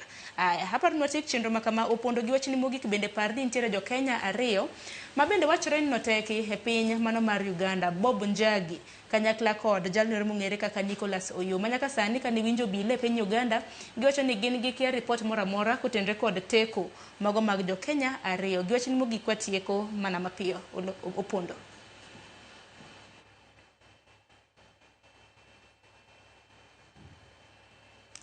Chal ka gima wach tudruok rach. Opondo bende kinyalo mana winja giwacho ni mogik kotenre kod teko mago mag jo Kenya ariyo. Bob Njagi kanyakla kod Kennedy Oyo manyaka sani kan winjo bile piny Uganda wacho ni gin gi kia wach mar teko margi mabende liekre notimre piny Uganda chieng' tich adek mar juma mokalo. Sharon, Kenya ka wan gi structures and systems maber. Onego beni foreign affairs oselose wachni. Because that is their mandate, foreign affairs. Not even the Ministry of Interior, the foreign affairs. And the ambassador ma Kenya to Kampala, onego beni address this issue. But in most cases, our ambassadors and envoys, maybe posted in foreign countries, or have got the interest, magjo Kenya mane pinje makongo. So man is the high time mondo wari reprimand our envoys because mane tijgi. Okwanyan blame jo security maboda mabusia makatabukuru. Purely foreign affairs. Ono go beni ambassador ma Kenya to Kampala osechiwo statement. Manyiso ni jiareo majo Kenya no mark Uganda, this is their position. We don't wait for the police commissioner ma Uganda mondo me wa report. One gi ambassador wa mantiku. Number 2, one nyaka gi security attaché mission wa ma Kampala. Onogo bed ni security attaché no setemo investigation mo brief the ambassador ma kora ambassador ne chiwo report. To one ambassadors ma one go mobedo deployed in foreign missions, they don't serve the interest mag jo Kenya matagore kuonde moko. One wa winje ni for the last 48 hours ambassador ma Kampala pokoloso. Gik moko timre mang'eny jo fishermen ma ko migingo kadhi kocha.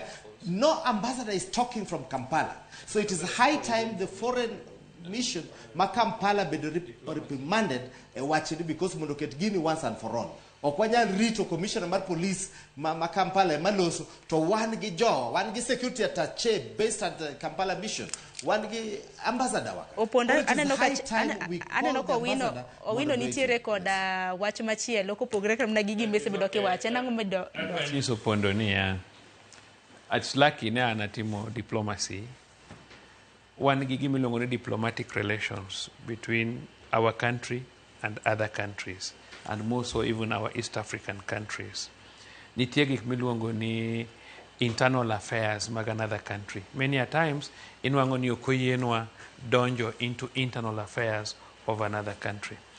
Nitie seche mabende jowa are involved in activities mar not every country ni kod its standards and procedures. So gima nyaka wakuong wapenjre ni to jowa gino dhi timango Uganda. Dibed ni ne gidhie internal affairs ma Uganda ma has nothing to do with our diplomatic relations, but all the same gin jowa.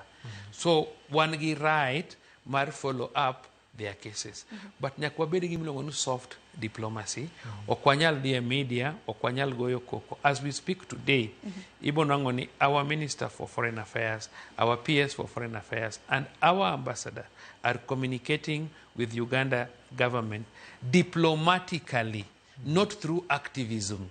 Because nitie issues mwanyalo discuss underground, mokwa discuss, and we negotiate and have our people back. So that kata kopono nwangi koda something marong the other side. You remember our person Manebedo hanged in Saudi Arabia.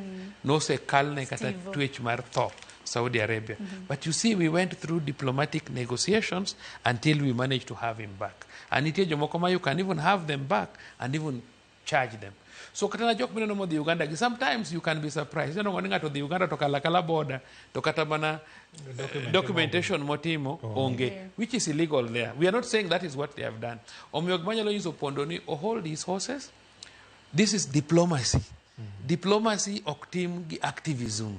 And the foreign affairs may not come out and start attacking Uganda on this matter because they are matters diplomacy. Omeanya wachoni, the matters are being handled diplomatically as the name provides and not through activism.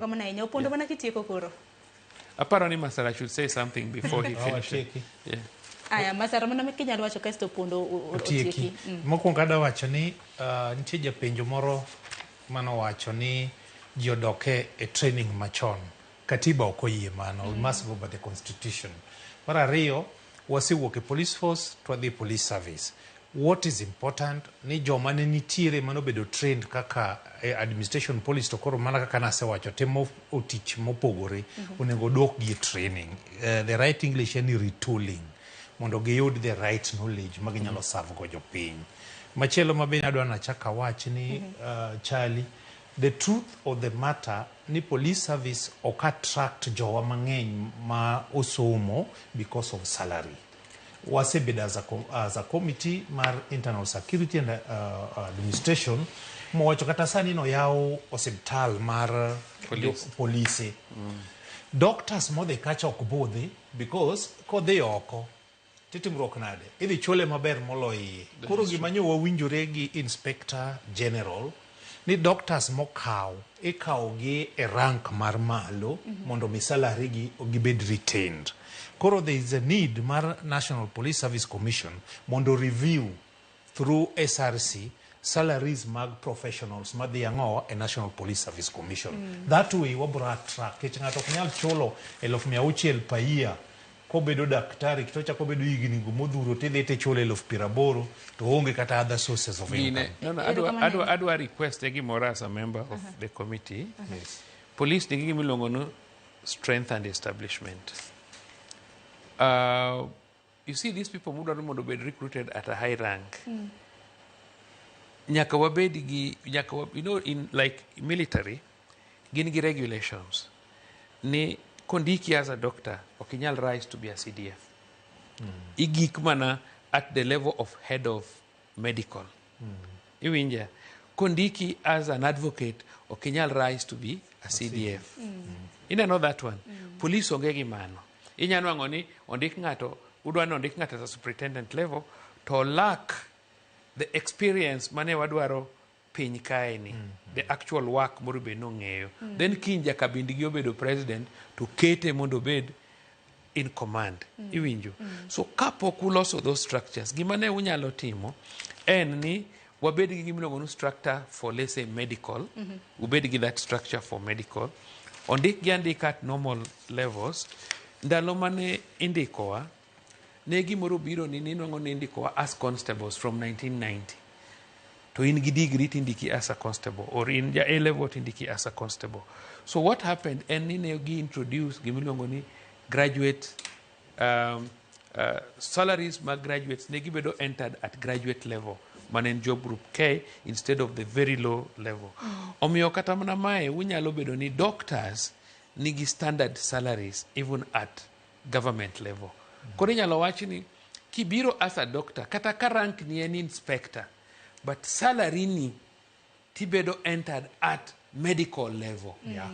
Are you getting me? But kiku make a mistake, nudwa enter a police officer at superintendent level, asto ngani king buron wango a way through to bedogo DIG or IG or DCI, and practically you can police. He's just a doctor.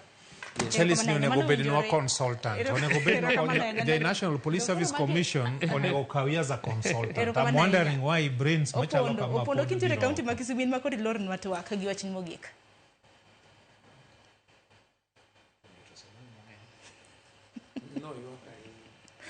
Opondo kinyalo mna winjo gi wachni mogik. Ang'e nitiere county ma Kisumu jo Nairobi gi samoro kaka nowacho no Barindas. Jo Nairobi go to be wabro yak record gi Nairobi mabiro, but wane sirkal fruit mobiro mag sirkal jo amondo kaw. Anahero julu. Mana is my parting shot. Any fruit ma sirkal okelo wakaw. And our leaders wasemne uru jo piny kuma olemo go nitiere. Erokamano ahinya Opondo kintiere county ma Kisumu. Eli Opondo en director mar Champions of Peace Kenya. Bende nwantiere ka gi Charles Owino kanyakla kod Dr. Peter Masara ma bende njaod bura ma Sunawet. Sade ko saro mnyako romga juang. We wamake manage kanyo chenro mago pod dhi mbele. Sani wadonje chenro mano mar mbaka oromo dicho makawuono chenro makama idhi bag kod nyawadwa Joyce Oduor nyaka rom kanyo saa 5 mar onyango. Oritor masani nyinga Sharon Ong'aw.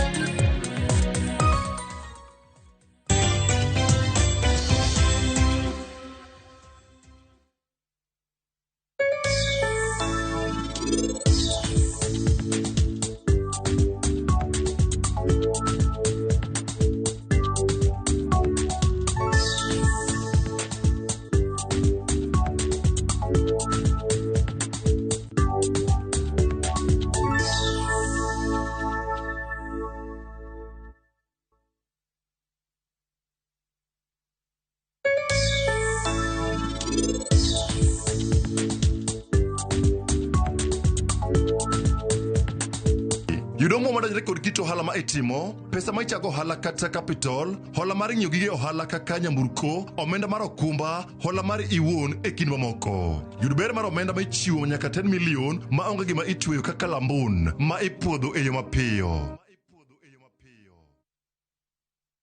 Step into history and uncover the wonders of Egypt with View Travel in 2025. Starting from $1,467 per person sharing, enjoy 4-night full board stay, Nile Cruise dinner in Cairo, explore Alexandria, Kite Bay Citadel, Library and Farouk Palace, marvel at the Giza Pyramids and Great Sphinx, visit the legendary Suez Canal, indulge in 5-star lunch and dinner experiences. Visit viewtravel.com or call and WhatsApp 0703-254-254. View Travel. Dream, explore, discover.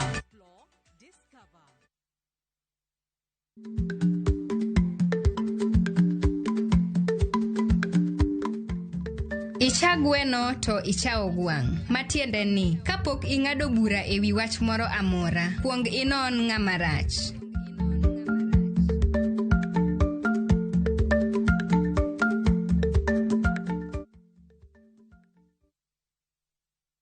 Royal Mabati Factory Limited keloni fuongruok e nengo. Corrugated kod box profile kuom ceiling 396 mita. Brick tile kuom ceiling 456 kod Roman tile kuom ceiling 500. Wakeloni mwandu kamora mora ma intiere nono maonge chudo. Gochno sani namba 0722 63 83 83.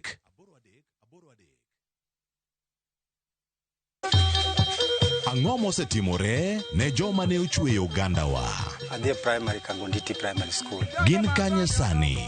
Mobilize kalerte ne wago poro to gibiro wasombo kidi to watero kacha jite e secondary kacha. Waromo gi jodgi to wafwenyo sigandgi magimopondo. Siasa ka ng'amoy wae maduong' kata e siasa en Daniel Arap Moi. Ng'e ranyisi mabeyo mane giweyo. Ne japiny mopogore kata ng'ama ne nie duond loch ne neno ni kopo ni Kenyatta dhi Tom okawie thuolo ni mondo tanwa pinyni kaluwore gi mwaseneno kuome. Ang'o magitimo sani? To kata kamano be pod gin kodwa. Nakedo ne wachukari ma jobunge jonjo kod buot nochaka ne bwana Sukari. Gin kanye kod Walter Nyambaga tich ang'wen saa 3 otieno mana e Ramogi TV.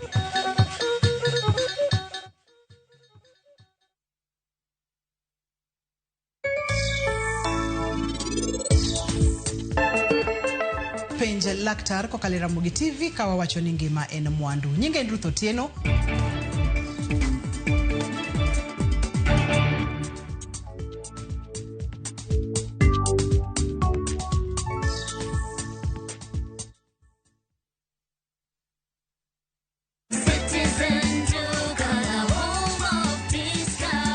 This week, amazing deals await at Citizen Duka. Get 500 gram strawberry jam at 165 shillings, down from 245 shillings. 2-liter pineapple juice at 285 shillings, down from 349 shillings. And 300 grams natural honey at 205 shillings, down from 277 shillings. Order today at citizenduka.com, pay, and get everything delivered across Nairobi, including Syokimau, Athi River, Ngong, Kiambu, Ruiru, and beyond. Citizen Duka, the home of discounts. Citizen Duka, the home of discounts.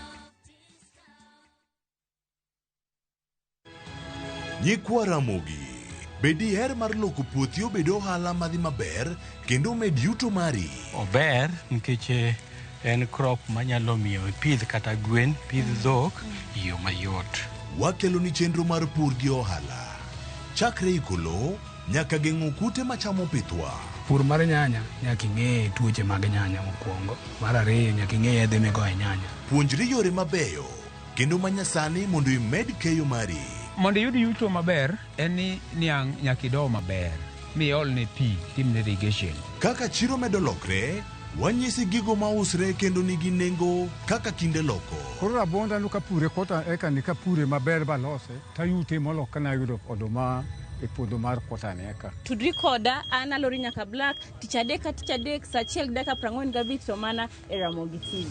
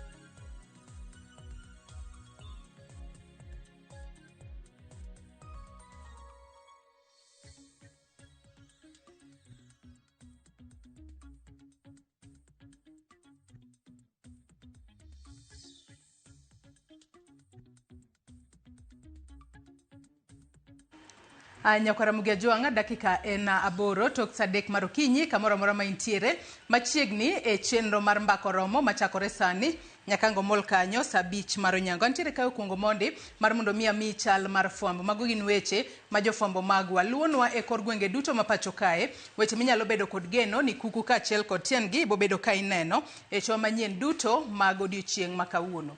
Ka wachako en kotudore kod chenro ma kaunti ma Migori odiochieng' ma kawuono bro bedo godo. Mano chenro mano mar neno ni othiedhi kata ogeng'a tuo mar fistula ma thoro mako joma mine. Wang'e ni tuo mar fistula en tuo ma thoro mako joma mine kinde ma miyo peka to kuom hawi marach omuocho kae kuom thuolo ma wanyalo wacho ni kuom seche mathoth kama bang'e okelo kethruok mag moko kuoma wanyalo wacho ni duong' mag ng'ama miyo. Mane momiyo odiochieng' ma kawuono e kaunti ma Migori nitiere launch of integrated fistula program ibo bed ka itimo e kaunti ma Migori. Ka bende chenro makamano jafwambo marwa e kaunti ma Migori Jojuma bro bedo ka luonwa achiel kachiel mar mondo mi omenywa matut ni to gin ang'o giri mibo bed ka itimo e kinde makoro iketo piny okenge mopogore opogore mag geng'o ka achiel kod thiedho joma mine manitiere kod tuo mar fistula. Kopogore kod mano wach machielo ma bende waluonu e kaunti mano ma Kisumu odiochieng' ma kawuono otudore kod chenro mano ma duola magayo bech modhi e pacho kae mano Energy and Petroleum Regulatory Authority EPRA odiochieng' ma kawuono gintiere kod chenro mano mar kao pach jopiny kata tiego jopiny kotudore kod mano Kenya Pipeline Transportation and Secondary Storage Tariffs michana tema mano ka Kenya Pipeline Company mayudore e kaunti ma Kisumu. Jofwambo mago e kaunti ma Kisumu bro bedo ka luonwa chenro makamana achiel kachiel kendo gibo bedo ka ging'iswa ni to ibo bed kitiego jopiny e wi yore mage kata ang'o mowinjo bed ni ging'eyo ahinya to kokalo e odundu mag modhi mag ting'o modhi mopogore opogore kowuok ka kambi mano mar KPC kadhi e gwenge mopogore opogore e pacho kae. E kaunti ma Siaya wach maluono odiochieng' ma kawuono tudore kod chenro mano mar ndiko jogo ombulu ma wang'eyo ni nochakore ayanga tarik 29 dwe mar 9 mano ma higani kendo chenro makamano osebedo ka dhi mbele e counties mopogore opogore kata e kor gwenge mopogore opogore maneno ni jopiny owuok oko kar romre margi mar mondo mi gikaw ombulu. Jafwambo marwa e kaunti ma Siaya Steve Biko bro bedo ka luonwa mar mondo mi ong'iswane ni to e kaunti ma Siaya kwan maromo ji adi mosebedo ka wuok oko ka kaw ombulu nikech wang'eyo ni chenro makamano mar kaw ombulu osebedo ka timore kidam matende ni jopiny ok osebedo ka wuok oko kar romre margi mar mondo mi gikaw ombulu. E kaunti ma Siaya to osebedo yo machalo nade kata kamano nyaka sani ijiwo jopiny mar mondo mi omed wuok oko mar mondo mi ondikre kaka jogo ombulu nikech iwacho no ombulu mari ema bro bedo ka mi nyalo mar yiero jatelo midwaro ahinya te yiero mar higa mar 2027. Kapod wantiere kaunti ma Siaya aya nyaka sani wang'e ni nitiere duond bura mano mar United Green Movement ma sani koro odonjo e pap kendo sani koro osechungo achiel kuom jogo ma bro bedo e ng'wech mar laro kom kar chungo bura ma Ugunja e kaunti ma Siaya. Odiochieng' ma kawuono duond bura mano mar United Green Movement ma ochako ayanga campaign ne candidate margi kata ne jachung' margi mong'ere kanyo kaka Dr. Benson Obala mabro bedo e ng'wech mar laro kom od bura ma Ugunja e yiero madundo mibo bed ka ibago dwe manyien. Kanyaka sani mane en Chief Justice e pacho kae David Maraga mabende en ogai mano mar duond bura mar United Green Movement nyaka sani koro osingo ne jodak ma Ugunja ni candidate margi kata jafuadh bendera mar UGM e laro koma od bura mano ma Ugunja ni nyalo yombo e yiero makamano. Kata kamano wang'eyo ni kar chung' od bura ma Ugunja sani koro nitiere jomo pogore opogore mowuok oko ma olap doggi ndong' ne kom makamano. Sani koro wanyalo mana wacho ni may the best candidate win matende ni jo Ugunja ema bro bedo ka ng'ado bura ni to en ng'a magidwaro ni obi otelnegi kata obi represent gi kaka jaod bura e od bura mamalo ma pacho kae. Warito neno ni to en ng'a mabro bedo koyombo e yiero madundo bo bed ka ibago dwe manyien. Kwatieko chal mar fwambo weche mabende waluonu mano e county mano ma Homa Bay. Wang'eyo ni county ma Homa Bay ne ose tiek chenro mano mar timo welo mag duond buche mopogore opogore ma bende noseyiero jogo mabiro bedo ka fuadho bendera magi e ng'wech mar laro kom od bura mano ma Kasipul. Kata kamano odiochieng' ma kawuono nitiere chenro ma ikruok ne chenro mar puodho jochung' ma Kasipul mibo bed ka itimo kod duol matayo weche mag yiero e pacho kae IEBC. Odiochieng' ma kawuono gibiro bedo ka gipiedho joma opogore opogore ma duond buche osechwalo kata ma duond buche oseyiene no bi olar kom mano mar od bura ma Kasipul. Jafombo marwa e kaunti mano ma Homa Bay mano Ali Abich biro bedo ka luonwa wach makamano achiel kachiel odiochieng' ma kawuono. Bende pod nitiere weche mathoth mwaluono odiochieng' ma kawuono mano moriwo nyaka ng'anyo mago mag jopuonj mbalariany ka nyaka sani bende nitiere jopuonjre masomo e mbalariany mopogore opogore. Kuom ranyisi jopuonjre masomo e mbalariany mano mar Laikipia University gin bende nyaka sani gibuogo mar riwore e ng'anyo kod jopuonje mag mbalariany margi kapo ni sirikal ok ochopo dwaro mar lecturers e thuolo mar seche 72 mabiro. Nyaka sani koro giwacho ni ng'anyo mar lecturers sani koro oserocho chenro mag somo e mbalariany mopogore opogore e pacho kae. Pani nyaka sani koro lecturers dwaro ni sirikal omigi omenda mano madirom bilion 7.9 ma en omenda ma sirikal pok omiyogi e CBA mane gikete kokgi mano mar higa mar 2017 nyaka 2021 kachiel kod chako twak manyien e wi CBA kata collective bargain agreement mano mar higa mar 2025 nyaka 2029. Mago duto nyakwara Mugi Ajwang' pod waluonu achiel kachiel mago e moko kuom weche minyalo bedo kod geno ni kuku kachiel kod tiengi ibo bedo ka ineno e weche manyien mamoko mago odiochieng' ma kawuono kochakore e weche manyien mago maga migago. Weche mamoko bende nyaka sani koro e kaunti mano ma Homa Bay nitiere chenro mano mar manyo ringre mano mar jalupo moro mane onimo e pi mane dho wath mano mar Litare Beach mayudore Mbita sub county mano chieng' tich ang'wen juma mokalo. Nyaka sani koro chenro mar manyo ringre makamano pod idhi nyime. Magi moko kuom weche nyakwara Mugi Ajwang' minyalo bedo kod geno ni kuku kachiel kod tiengi ibo bedo kineno weche manyien duto kochakore weche manyien mag migago. Yiena mar mondo mi akaw yuyo madundo gi sane bang'e taduogo kod twak e chenro mar mbako romo. Kik idhi mabor.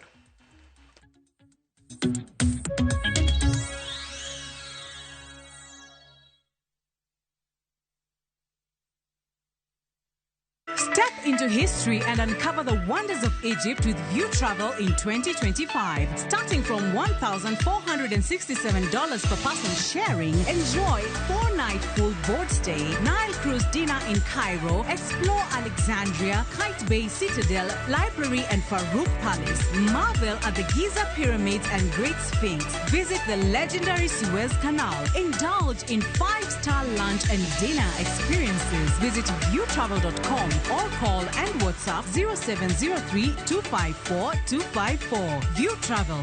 Dream. Explore. Discover.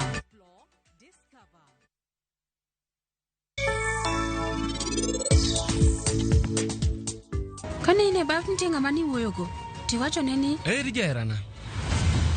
Mane mawacho? Pari, biro chuni ni bikae, ano kadwa winjo wach moro amora. Kok in sangich ma kawuono ni dok otimore. Mos Pari, nochuna ni mondo an awuondi. Awinjo marach to onge gima anyalo timo. Waya, aneno ka Natasha ndisore ahinya. We nadhi amose. Dhiyo.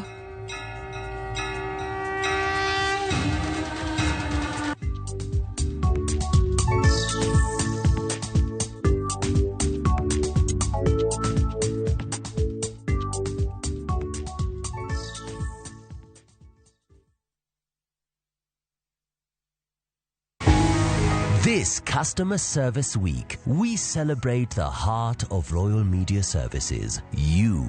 To all our viewers, listeners, advertisers and partners, thank you for trusting us to deliver your business goals to entertain, inform and educate you.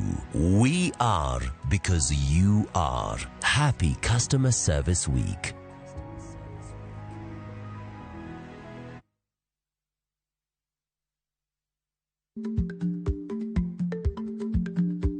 Chako chon loyo dhi kajuoga. Ma tiende ni bedo gi ikruok momondo, geng'o masiche kod midhiero mang'eny mabiro e ngima dhano.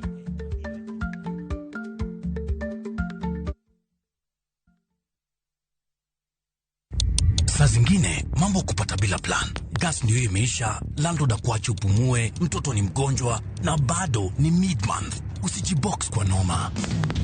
Piga *531# and sort your emergencies with my Mobi Civil Servant loan, iwe usiku au mchana. Kama wewe ni civil servant, sasa uko sorted. Dial *531# and get up to 20,000 shillings and pay from your next payslip. No paperwork, no guarantors, no drama. Ni wewe tu na simu yako. Register now and see your limit in seconds. Built for Kenyan civil servants. My Mobi. Iko sorted.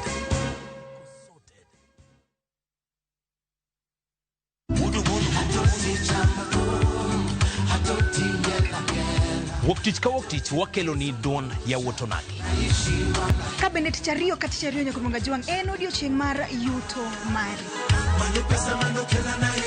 Chieng' tichadek katichadek nyakurunga juang en odiochieng' mar mine nyalo kachiel koda weche hera. Awendo. Kachopo tiching'we nyakurunga juang wakelo ni kama nene, yani TBT, kod thume mamit mokalo. Furahi the edition and thum kaliech. Loso kapuoyo nyakurunga juang. Ka wakelo ni jothumbe mopogore opogore. Kanyo ndio bende wakelo ni gimiluongo ni Best Yawa.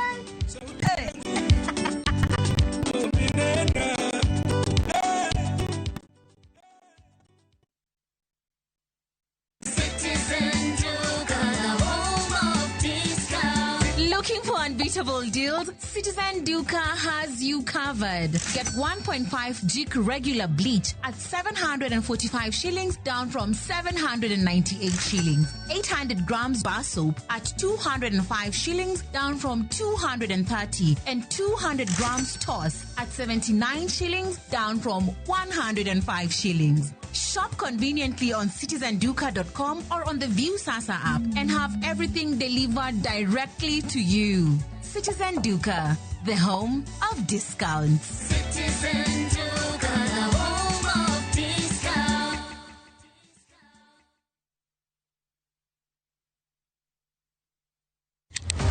Tich ang'wen ka tich ang'wen, wafwenyo teko mar pok mari. Ochalo like gima nasomo. To ok nasome polytechnic. Nena inajua kali tu. Kaka kura timeni. Pok opogore. Keto lere wi jogo ma pile loko michgi, obedo ohala madhi maber kendo bedo yo mar yuto margi. Tigoni inspiration ayudo kuom jo Masai. Ineno. To ipuonja mondo an be no puonja mondo an be ang'e loso. Ochoko glass machalo kaka takataka to wachwakogi kasto waloso gik mopogore opogore madhi e ute mopogore opogore. Tich ang'wen ka tich ang'wen, saa 2:30 okinyi. Mana e Ramogi TV. Kik bay.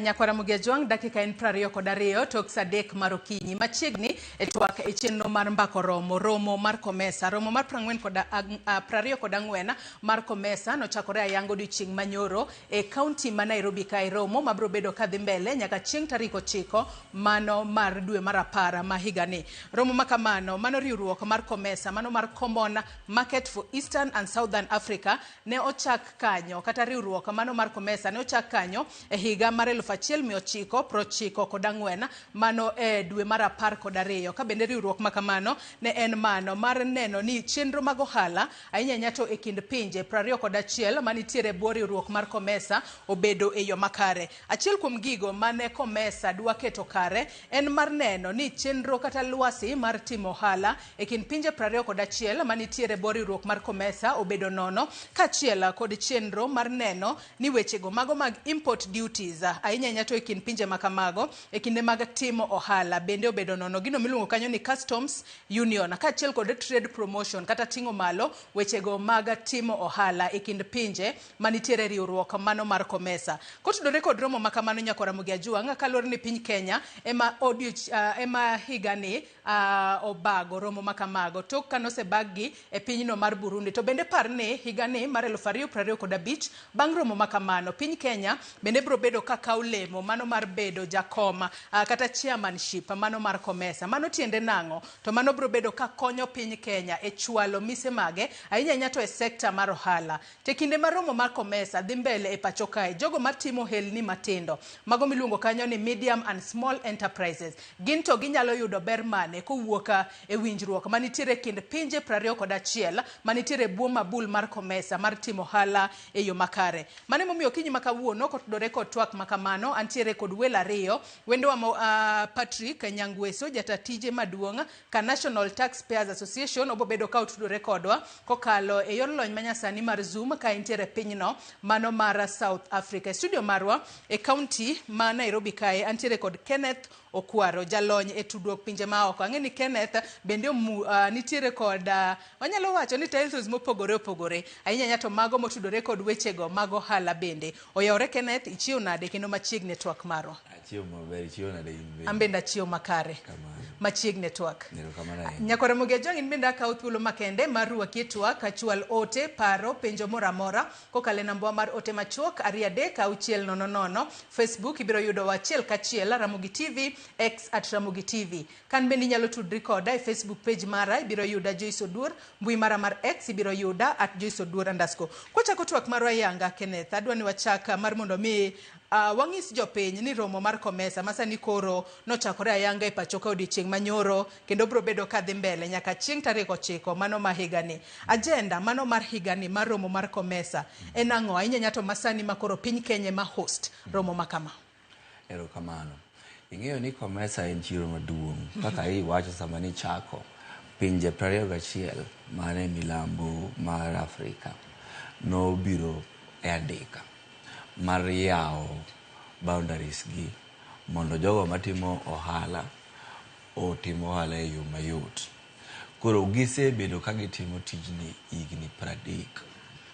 Omiyo kawuono ka gibiro Nairobi ka gidwa ng'iyo report ni kaka ne wacho ni trade promotion mane giwacho ni onego gitimo golo gigo masiro ohala e kindi pinje wasechopo godo kanye. To maduong' ahinya gidwaro ng'iyo kaka inyalo ti gi loch manyasani mondo omi ohala otimore mayot. Koro bura nitiere ndalo 4. Chieng' mokwongo nitiere bura mar ng'eruok mar jogo matimo ohala mar horticulture, gik miluongo jok ma bende notimore odiochieng' manyoro. Jogo matimo ohala gik moko kaka olembe, maua, alote, gik machalo kamano. Mondo ging'ere gi jogo mantiere EU, kech market mar EU en ga market maber but donjo e chiro mar EU no tenga kabisa nikech ging'iyo kaka nitimo japur kaka nopidho gigo koma no otiye koneka gidonje market. Koro bura mano timre nyoro no ne en ng'eruok, jogi ng'eyo kaka jogo matimo small enterprises ging'eyo kaka ginyalo donjo e market mar EU.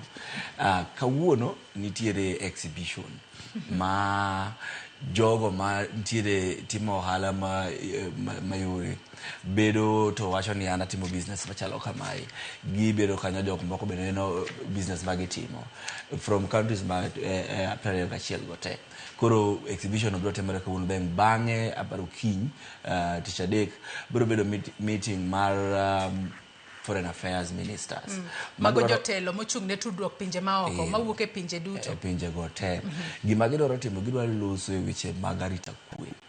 Nikech e higni 5-10 mokalo gi osebedo ka nitiere tulo mang'eny. Nitiere Sudan, nitiere Somalia, Ethiopia, Eritrea, Democratic Republic of Congo, Rwanda. Ma seche ma nitiere shida mag arita kwe kamano ohala ok timre mayot. Iyudo ka ng'ano madwaro dhi golo mola mantiere e Congo to nitiere tulo koro ok nyalo dhi. Ng'ano mane dwaro dhi uso olembe e piny mar chielo ok nyalo chopo nikech nitiere shida no. Kata wan watero ga chai mang'eny Sudan ma ndalo manyoche nitiere tulo mang'eny nyoche. Koro kiny gibiro bedo piny jotelo mag Foreign Affairs mondo giwach kaka ginyalo konyo siro weche mag arita kwe machandogi. Then tich 4 koro biro bedo heads of state summit mar jotelo mag pinje 21 go mabiro biro nikech kanya ma gibiro hand over gibiro miyo ker ma Kenya nikech wane ma koro wabiro kawo ting mar COMESA higa achiel mabiro mar bedo jakom mar COMESA higa achiel chakre kawuono nyaka higa mabiro koro mano e tich madwaro timore ndalo 3-4 gi lakini mang'eny magidwaro loso en ng'iyo kaka wanyalo tiyo gi opportunity kata to kata kapok wadhie kaka wanyalo tiyo kod opportunity mar romo mar COMESA masani koro bire pacho kae kendo nochakore odiochieng' manyoro bro bedo kadhi nyaka chieng' tarik 9 kata chieng' tich ang'wen mano mar jumani COMESA kochakore higa mar 1994 nyaka sani wanyalo wacho ni en higni 31 kata higni 30 nyaka ne los riwruok mano mar COMESA to priorities mage gin wechego mag free trade area customs unions kaachiel kod wechego mag trade promotions wanyalo wacho ni gik moko adek gi higni 30 sani bende riwruok mano mar COMESA osekonyo godo pinje 21 manitiere bwo mabul margi nitiere kama gisekonyo to waneno kaka wan jok mang'eyo waneno ni ne nitiere opportunity mang'eny ma ok gise tiyogo lakini nitiere kuonde ma gisekonyo nikech nitiere more business information ng'eyo ni ka in jaohala mantie Kenya kae ang'o ma ditim Rwanda kata ang'o ma ditim Zambia kata ang'o ma ditim Libya kata Egypt jok mantiere kanyo koro mano kama gisekonyo nikech gise kelo business information ne jogo madwaro timo ohala kuonde mopogore mano gimoro achiel ma gisetimo mar ariyo gisetemo timo gimiluongo ni harmonization mar trade procedures koro awach ni wuok kae idwaro dhi uso bege gi moko Uganda nyaka giwuok kae gidhi kale border ma Busia kachacha mondo gikal kanyo nitiere gik ma nyaka tim nitiere certificate ma nyaka ibedgo nitiere test ma nyaka gitim ma ging'e ni gimidhi uso e pinyno be en gima ber ing'eyo gik moko kaka standards gi gik ma kamago koro gima COMESA osekonyo be timo harmonization ma tiende ni kiwuok kae tidhi Uganda tiyudo ka standard go gin gik ma chalore kata kidhi DRC do ka chalore koro mano gimoro kendo ma COMESA bende osekonyo moro kendo ma gisekonyo en ni ing'eyo ni jok matimo biashara dwaro ga ni ging'eyo luasi mar kaka gitimo ohala sana wach ushuru ing'eyo ni sama ipango tiji dwaro ni pango king'eyo ni higa ni kata higa mabiro kata higni 5 mabiro abro chulo ushuru maromo nade koro gimoro kendo ma gitemo tiyo gi sirikende mantiere e chirono ni gi harmonize ma ng'at ma timo ohala e group ni te ging'eyo kata gin gi expectation ni policy ma country ni policy ma piny machielo ni biro bedo nade higa mabiro koro mago gik ma aneno ni giseteme lakini ng'eny ne aneno ni osebedo ka wan gi opportunity mang'eny ma ok watiyogo higni 31 mosekalo iwacho kanyo makare kendo adwa ni make gi kanyo wantiere kod opportunities mang'eny ma pok watiyo godo penjo en ni bende jopiny ja Kenya matimo hala an kaachiel kod in kaachiel kod nyakwara Mugia Jwang manenowa bende wang'eyo opportunities gi mar mondo mi romo makama korumo to jatimo hala nyalo wacho ni adira romo makamae okonya to kapo ni ja Kenya ke opportunities no ng'ame nyalo se kuom ja Kenya rem ng'eyo opportunity manitiere e chiro mano mar COMESA mokelo kanyakla pinje 21 yena mar mondo mi arwak Patrick Nyangweso jatatije mano mar National Taxpayers Association otudore kodwa achiel kachiel ka entiere e pinyno mano mar South Africa okinyi makawuono ichiw nade Patrick Nyangweso ka entiere piny mar South Africa okinyi makono nyalo mana nyiso ni entiere boma mane South Africa kono to nyaka sani ma koro piny Kenya ema obago romo mar 24 mano mar COMESA mano kelo ber mane ne piny Kenya kaachiel kod pinje 21 manitiere bore riwruok mar COMESA Nyangweso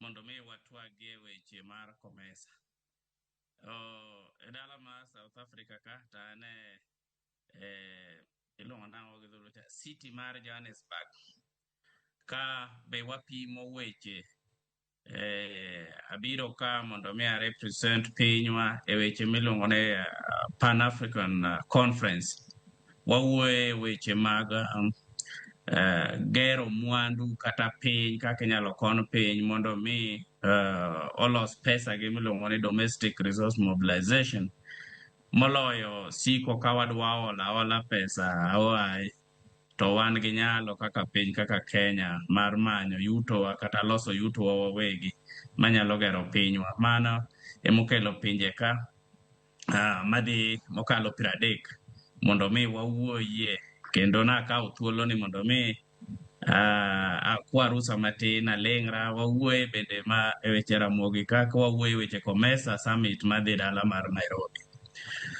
Joyce kaachiel kod jowinjo kakung'eyo ni COMESA oseyaro bade kuongo ne wan kanochake kane nying COMESA ni pok omiye niluongo ni preferential trade area osudo kanyo makoro jopinje jokanyo no ndalo ne gin 19 ka gibiro giromo to emene ogur nying mar COMESA ni Common Markets for Eastern and Southern Africa. To kineno pinje mantiere ariyo mayande nobedo Tunisia gi Somalia mayando donjo. Gini oseyawo ohala malich ahinya. Kichaki nene ka COMESA gimochako tege ahinya en jo Africa pinje 54 manobedo dho ng'eny gi poko ratify mondo mi giwinjre ma dho ngere luongo ni African Free Continental Trade Area.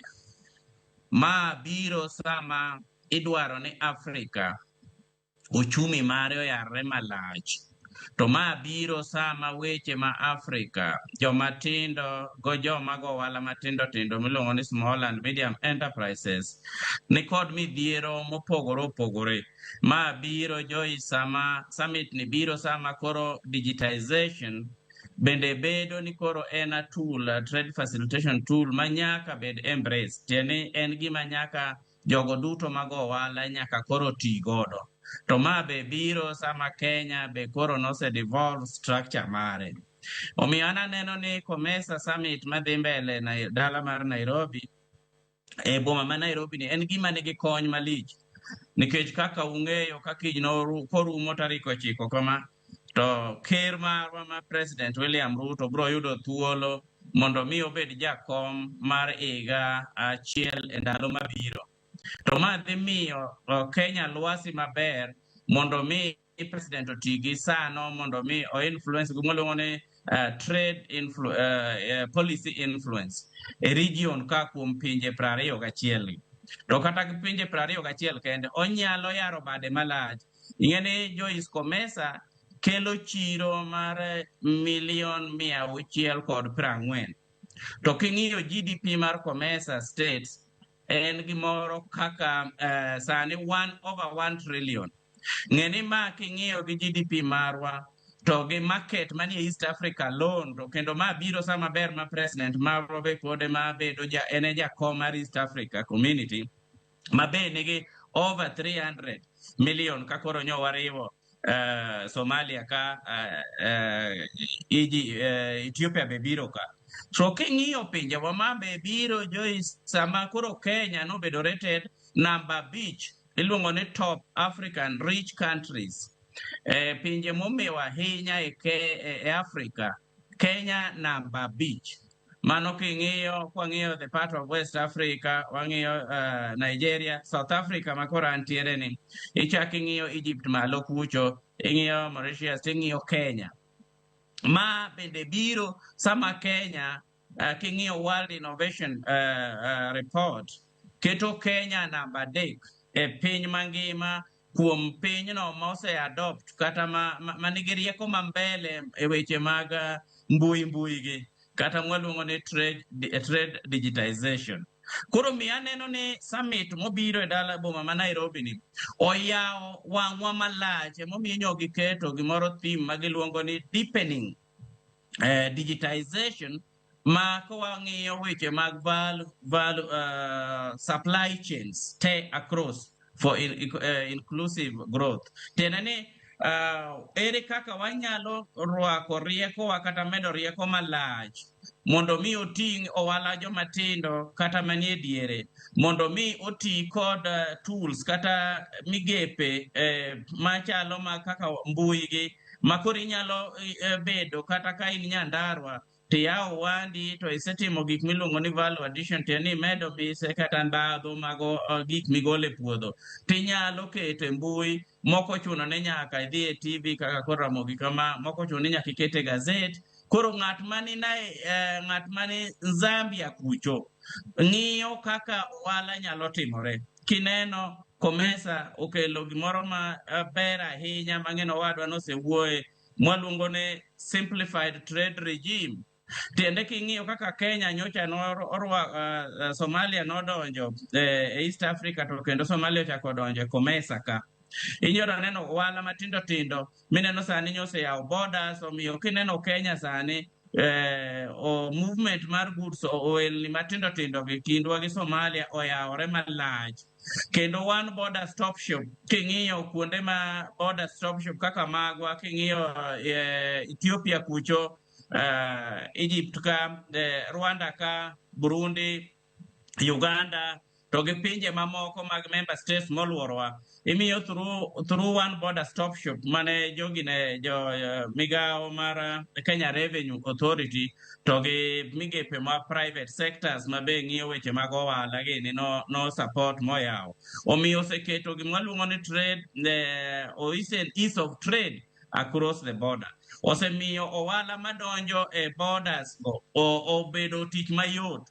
Problem ma pod wanyalo wuoye ahinya ma Komesa Summit ni oningo wuoye to en gima iluongo ni foreign currency. Nitie midhiero mosemako member states gi nikech ka jo ohala dwa dhi golo gik moko Zimbabwe tikone kata Zambia oningo chul gi kwacha.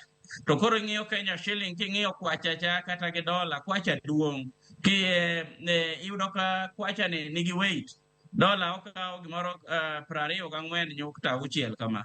To king'iyo mar Kenya tiyudo ka koro Kenya shilling kato ni piny, ndhadhu mare ni piny. Omiyo mae gima omedo bed ni head of states karomo Nairobi. Magi gik moningo giwuoyie sana mondo mi obed digitized. Tieni kopo ni in gi pesa isekete card, in gi Kenya shillings, tidwa dhi ng'iewo gik moko Somalia kata tidwa dhi ng'iewo gik moko Zambia, to koro kwacha kacha in koro iran mana machine to en ma through transaction muwinjoru exchange rate ma dhi miyo ohala dhi bedo mayot.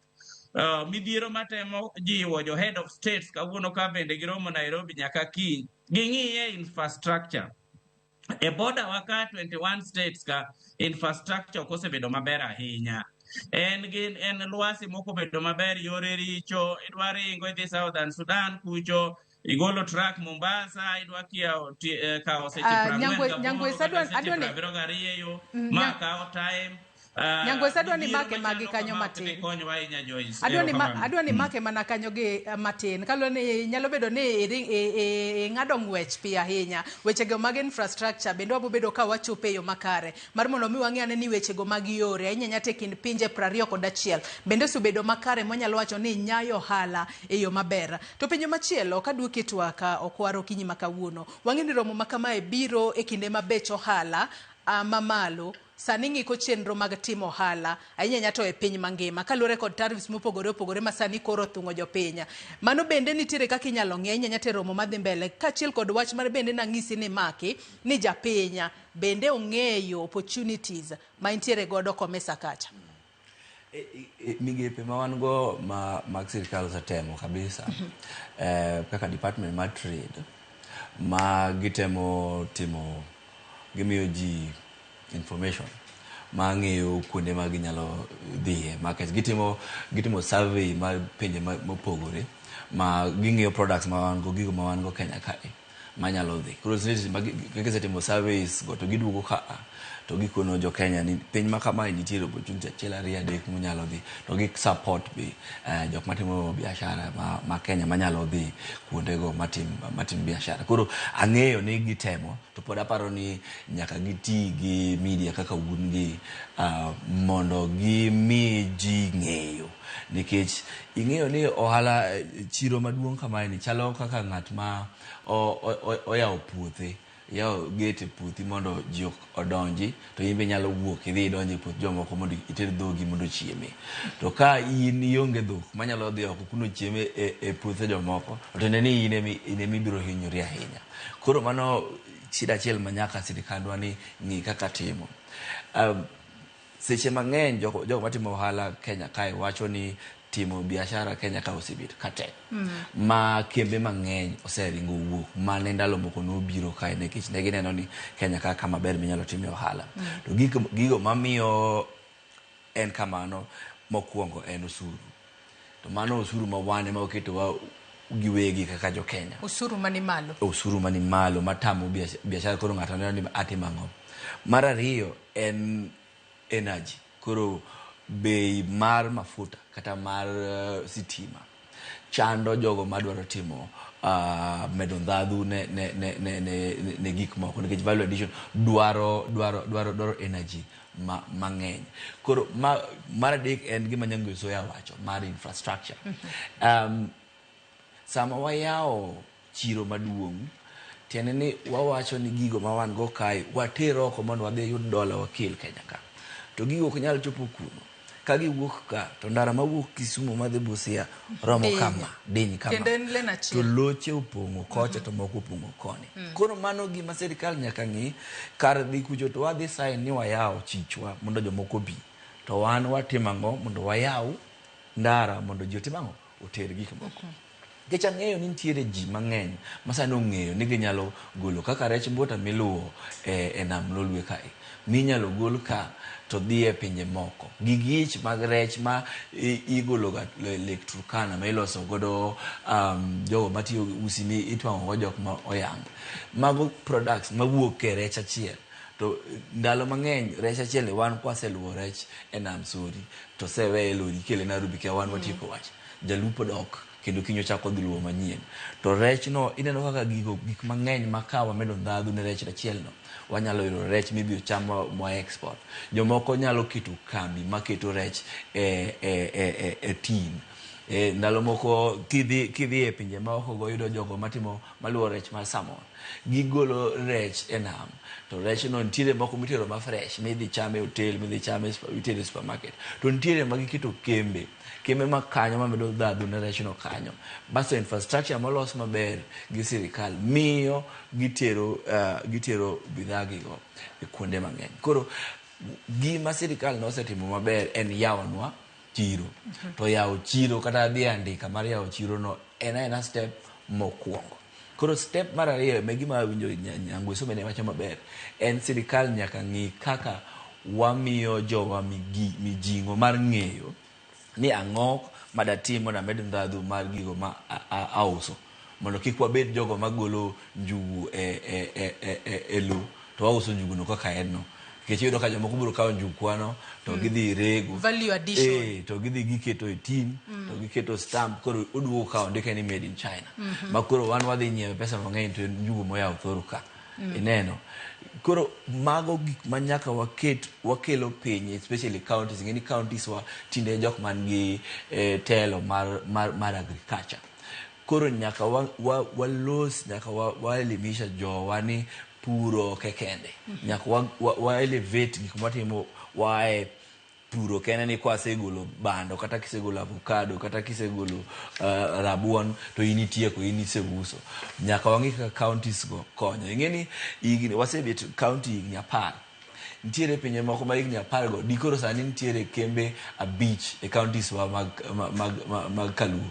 Dikoro nitiere kambi moro Siaya ma en ogolo rech to oloso rech to export. Dikoro nitiere kambi moro Homa Bay kambi mamedo ndhadhu ne gigo kaka mana wacho kaka rabuon kata njugu magolo kanyo. To ok wasetimo mano nikech ok wang'i the bigger picture. ineno kane wang'iyo the big picture wang'iyo ni gigo ma produce kai wabiro tero gi e pinje mage nikech wan gi market maduong' dikoro konyo kendo dikoro medo kaka wanyalo benefit from COMESA nono to wabiro chako wadhi higni 30 moko kendo ni wayawo chiro to ok wayud malich gimoro kendo maseneno sama wayawo chiro kamae to konyo miyo opportunities ne jowa madwaro timo biashara ng'at modhi oneno ni oko kacha anyalo dhi omo ji awinjo jok ma omo minerals DRC kata Zambia kata sani nitiere gimoro ni energy transition ma ji te ng'iyo kaka wanyalo tiyo gi lony manyasani ma loso gik moko kaka solar panels gik moko EV cars gik machalo kamano de sirikandwa konyo jogo ma mondo wadhi wakaw minerals go watigo kayo walosgo gik moko kaka chips miwinjo sani endi gigo ya mana Kongo ka to gidhi Taiwan to ka giduogo ka koro gin microchips gin simo machalo kama to mago gima sirikal nyaka ng'i ni gibiro timang'o magiketo mondo jogo manigi juicy jogo manigi interest magidwaro ka wabiro benefit from market magiyawno maduong'ni nono nikech ng'eni sani king'iyo percentage mar trade ohala ma watimo ei COMESA ka tin kabisa en mana 10%. Tiende ni to ka bero winjo bed percentage ati onego bed 100 moingo kata 100 gik mang'eny wauso gin mafuta to gi minerals en mafuta mago jo Libya gi jo Egypt gi jo Sudan mago jok mauso mang'eny moingo ji ei COMESA ka to COMESA onego beni promote intra-regional trade. Tiende ni awuok ka tadhi Zambia takelo gimoro ka to ng'ato ya Ghana kilo na gimoro ka. Ineno nyoro seche mane nyoro tino ne wawe wach michele. Kaka seche moko ahero kacha dong nitiere michele mane puro kama lich mar 12 ahero ne yelo. West Africa import michele mang'eny magigolo Indonesia, China kuonde mang'eny go. Nyangweso ne wuoye wach Africa Continental Trade Area ma en koro en chiro maduong' ahinya moingo kata COMESA. Michele chando wapuro kani kichango mwanyalo puro ma kata ni ji chamo machon chiro mar ahero kacha chande wauso michele 100. To mano michele ma wanyalo puro maber migolo ka titero pinje mag West Africa nikech sani waseyawo market makuondego onego beni yotwa golo mchele kai mwatero kuonde. Ichiwo ranyisi ni pinje mag West Africa ongere kaka giwechego mago mag mchele machimo kigole pinje go kitere pinje mamoko manitiere boriwruok mano mar timo ohala mar COMESA. Bende piny Kenya bende nyalo bire kod gimoro achiel mwang'ere godo ni mato wuok ga mana e Kenya kadhi e pinje moko mago mag COMESA. Kata kamano kapok awinjo Patrick Nyangweso wang'eno odiochieng' manyoro romo makamano e kinde mano ochako ne en mano kelo kanyakla jogo mane gin jogo ma uso maua kata romo mar COMESA mane ochako nokelo kanyakla pinje 21 mantiere Afrika ochakore ayango odiochieng' manyoro e boma mano ma Nairobi kae ka odiochieng' manyoro twaka ne geto jiwo kendo yaro hand maua kachiel kuom ohelni madongo manyalo wacho ni Kenya timo gi pinje mago mag Ingereza. Wawinja ne report makamano mano losnwa kod Lydia Okeyo. En romo ma ochakore ayanga kawuono mokelo kanyakla pinje 21 mantie Afrika. Romo mar COMESA mageto twak ewi yore timo ohala e kind pinjego. E odiochieng' ni mokwongo, twak mano obedo ne en marango yore bero ohand maua, olembe kod alode ma piny Kenya timo gi riwruog pinje Ingereza EU ma osebedo gi midhiero e kinde mokadho. Owing to recent challenges with stricter European market entry requirement, the government is strengthening compliance systems as well as seeking out new markets in other areas of the world. Kenya omedo chiwo singo mar yaro ohand maua, olembe kod alode ma itere pinje maoko kendo tiyo kanyakla gi pinje 21 mag COMESA e loso chike mabiro tawo chenro mag ohala e kind pinjego. You have seen the growth in avocado, growing very, very, very, very quickly. And we have no doubt that avocado is going to be one of the key export crops in the future. So with that kind of ecosystem that we have, it simply tells you that we have huge opportunities. All we need to do is partner properly with the regions, the rest of the world, the European Union, and then we expand growth. But also of importance is the issue of value adding our products. because we, as much as possible, want to add value to each and every agricultural product that we are producing. If we add value, we create jobs. Jatend migao mar pur Mutai Kagwe opoyo okang' ma COMESA osebedo kakao mar jiwo chenro mag ohala e kind pinje 21 mantie Afrika ka koro medo kwayo nywako lwedo e neno ni chenro mag tiegruok e wi yore makare mag timo ohala ojiwore. Romono biro dhi mbele kar bagro ma KICC nyaka tich ang'wen jumane. Patrick Nyangweso ka intiere boma mano ma Johannesburg e pinyno mar South Africa okinyi ma kawuono winjo kanyo kod odiechieng' manyoro romo ma kamano kano chakore nen mano mar jiwo ohala mano mar timo mar uso maua kaachiel kod olembe galode ma piny Kenya thoro timo kod pinyno mano mar Ingereza. Wanyalo wacho ni mano kende e ohala kata ohala mane ma wanyalo wacho ni piny Kenya kata mwandu mage ma piny Kenya nyalo wacho ni wuok e pacho kae to kokale chiro mano mar COMESA johala manitiere e sekta mano mar uso mwandu makamano bro bedo ka yute yo makar nikech kiwinjo kanyo ohala no mano mar horticulture kata mano mar maua kaachiel koda olembe galodo kosebedo ka timo maber ahinya. Nyangweso. Joyce zero kamano ing'eyo ne kawinjo kaka waziri Kagwe twak e weche mag horticulture ma confirm achiel kuom key deliberations ma head of states ang'eyo ne dhi wuoye nikech ma mise achiel mene COMESA member states noketo kata romo mokalo king'iyo ne giwuoye kaka gidwa strengthen horticulture within the region mondo miyo attract kata ochopie chirni mag EU kendo kata kwa weyo Kenya tenge Kenya bedo ni en achiel kuom pinje 21 mane e galamoro mar chiro maduong' mar COMESA ne. Horticulture en gimonego bene wa invest kabisa. Gima paro ni chend Joyce ni apane wa wuoye ahinya. Adwa jiwo kadwa ni giwe wuoye ahinya. It's better to fail at something than succeed at nothing. Kawuono kata mana avocado mineno mano chake miwacho ni wabere. Joyce kangi ai studio ka yor ng'ato chiro mora mora e dala mar boma ma Nairobi kanyo ng'iew ne avocado. Be sama watere loka boningo beni jokorwa be jo Kenya be yudo thuolo be chamo the surplus. Ibodo ne avocado onge. Avocado onge masani piece achiel e Kenya they at 70 shillings. Achiel kama dhi at 70 kona ni families adi manyalo ng'iewe. Koro gima natemo mondo mi wawuoni ere kaka wanyalo diversify, ere kaka wanyalo medo yaro bedewa malach nikech kata obedo ni wan e galamoro ni to president wabiro mana konyo kopo ni obede kom ni kapo ni nitiere products minyalo usi sama wuoye ni Joyce e region kata kapok wawuoye EU chiro nitiere gima onge ni gimidwa tere chiro ni weche mag uchumi waluongo ni demand and supply king'iyo the demand is there, supply no ema onge nikech kata wewe kata mana tero EU Egypt ka dwaro gik machalo alotego marom nade, Egypt ka dwaro avocado machal nade, king'iyo Djibouti the same onge gima gipuro.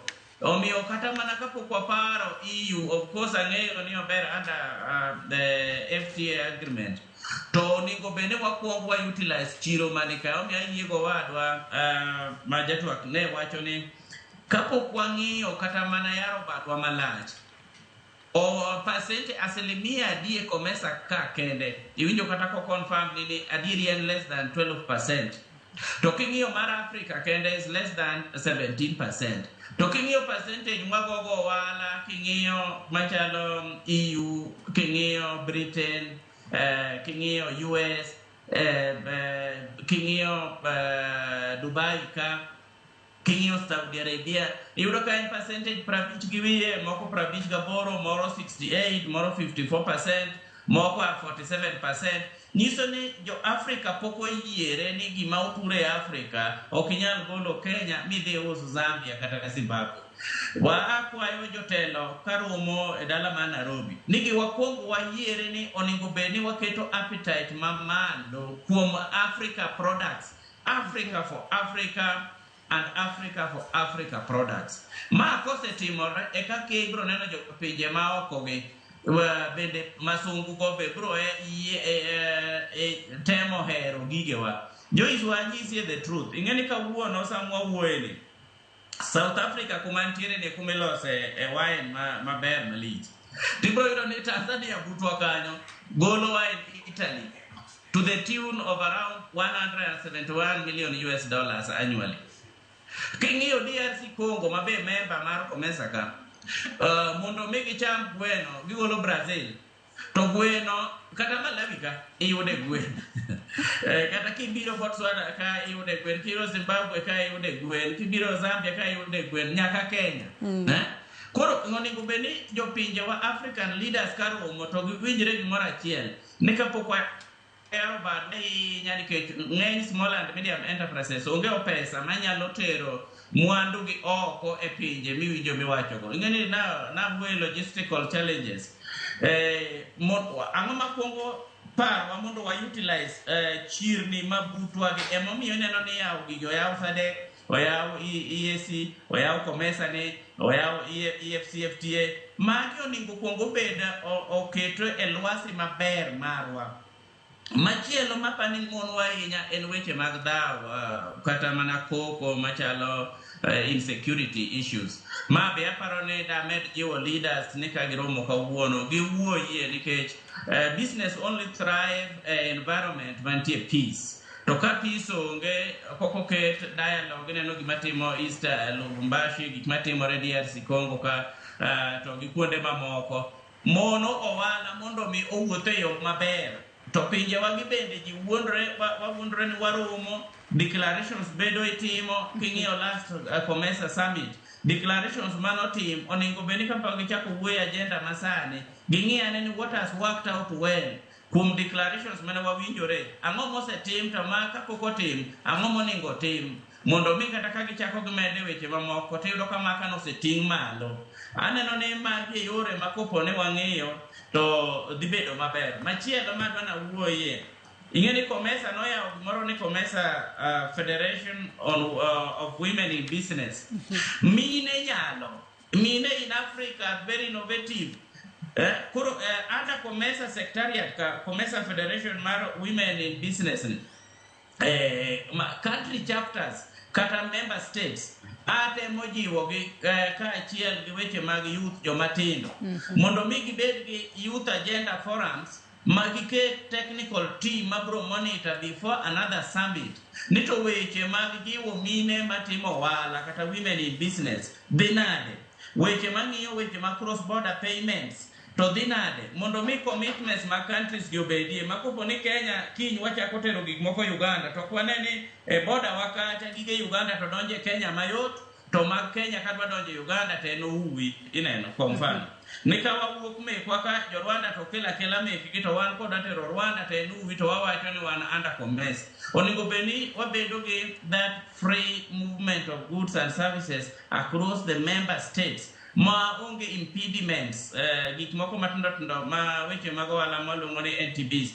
ma oketi chiel moko mochako keti to ji osewinjore ni chiche wagi oningo yaw ma dhi konyowa odhi kelo innovativeness mogika kwayo government o invest neno Joyce ne wachako gimoro Kenya kanyo ni county industrial parks the kind akwayo minister Belsif na mar trade ni ochierie gini eno county ne wadwano wuoye ni samwa wuoye ni devolved functions onigo beni Kenya wasungo products oken mana flowers every now and again the globally nitie more products mwanyalo tero oko ka watimo value addition teni komed ndado kato bed mana mag tomatoes gi galote gi obeda lote minyalo pur nyachon kienyeji gi bech gi teko kama lich gibiro kata Johannesburg kama chama lot dek ichalo mana ng'ama dwa chulo school fees so magi gik ma county aggregation and industrial park gi akwayo mondo serikal oketie maino margi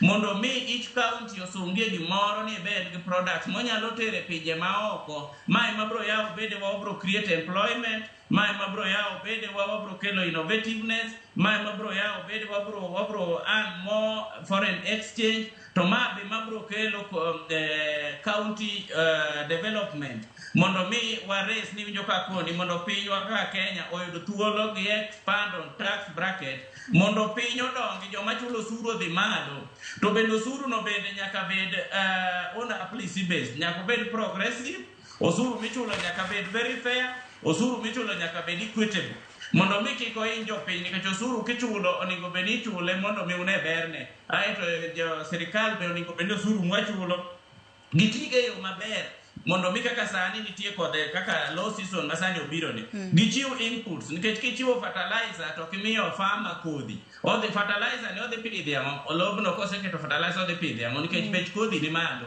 magi madang productivity no bed malo aeto ubro yudo ka koro lwasi mar ohala bedo maber to Kenya export more products outside the country within COMESA to kata EAC kata mana under EU agreement aseneno US pesa nene discussion jatelo ncho dhi kuro gi wuoye ka gi ratify that trade agreement be the open more opportunities in US market to wadwa tera ngo kata kopo ne gi ratify magi gik monego beni COMESA summit ongi candidly kabisa sama koro Kenya oyudo thuolo mabe koro gibe gidhi bede komni wadhi bede komni ni ang'o ma odwa tere kata policy trade policy mane wadwa influence Iwacho kanyo makare ahinya kendo anyalo wacho ni mage moko kuom mise ma seche moko wayango kata winjo bed ni piny Kenya dhiro inyanya to sani ma jatend piny Kenya William Ruto ema dhi bedo jakom mano mar riwruok mar COMESA bang' ka romo ma kamano oserumo. Anno kibuonjo kwaro e kinde mane Nyangweso loso kata kamano ing'isa ni wakaw yuyo madundo gi sani to penjo ma bende Nyangweso penjo kanyo bende gin products mage ma wan kaka jo Kenya ka ber to anyalo kete gino miluongo kanyo ni value addition mar mondo mi kiko bed ni en mana weche mag maua kende wan bende watere pinje mamoko ka achiel kod pinje manitiere riwruok mar COMESA mwandu moko manyalo konyo e nyayo ohala e kind pinje manitiere riwruok mar timo ohala mano mar COMESA wakaw yuyo matinya kwa Ramogi Ajwang waduogo kik idhi mabor.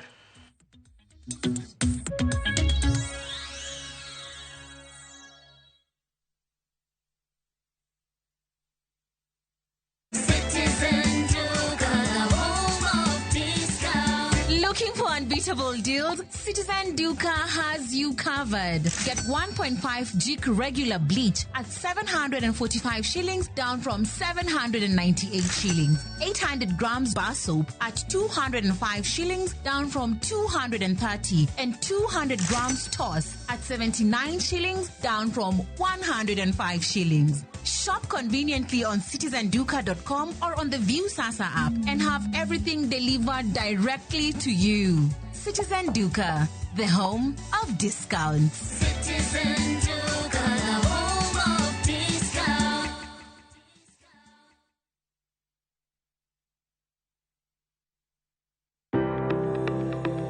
Ringreni wuoyo, to be ichiko iti, en aonda, rem mora mora. En ranyisi ni ringreni wuoyo kodi e penj laktar walero weche ma ringreni temo nyisi ka wakelo ni paro mag jomolony to wacho ni mondo mibed gi rageng' maber nyaka bed ni chiemo makare nikech askeche gi iloso kuom chiemo makare michamo. Paro manyalo reso ngimani. Kochopo kar food allergy kae to kinga ma del ma ng'ato chako gore gi chiemo mochamo. Kod weche mag thieth mayudore achiel kachiel kuom joma olony. Nyalo bedo ni ng'ato nigi ratil man malo. Koro konyono to onyono to choke cartilage ka toyore konyono nikech ratil mare man malo. Mano nyalo miyo bende ng'ato nyalo yudo arthritis no. E penj laktar gi Ruth Otieno wuok tich nyaka tich abich saa 12 odhiambo mana e Ramogi TV.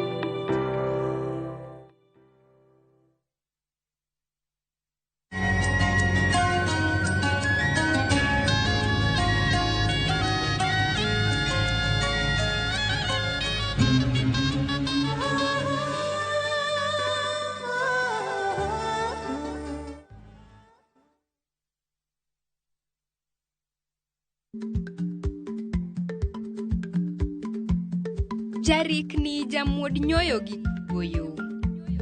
Ma tiende ni dhi matek ma ok inono maber samoro nyalo miyo ng'ato midhiero.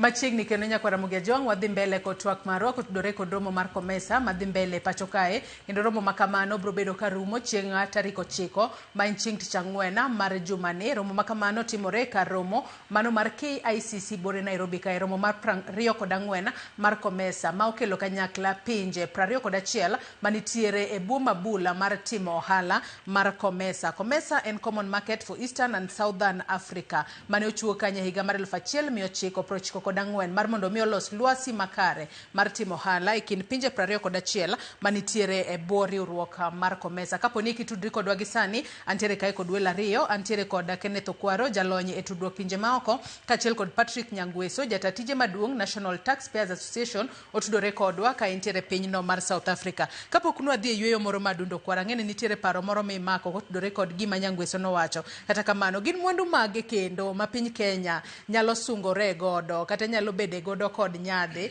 ne wan bende kaka jo Kenya kopogore kod maua, alode, olembe bende magi mwandu ma watere pinje maok. Nikech ang'eyo ni piny Kenya kae gik moko kaka chai kachiel kod kahawa kata majan mar chai kachiel kod kahawa bende gin mago gik mipidho e pacho kae. Kata kamano be gisebedo kod chiro maber ahinya te chiro mar Komesa.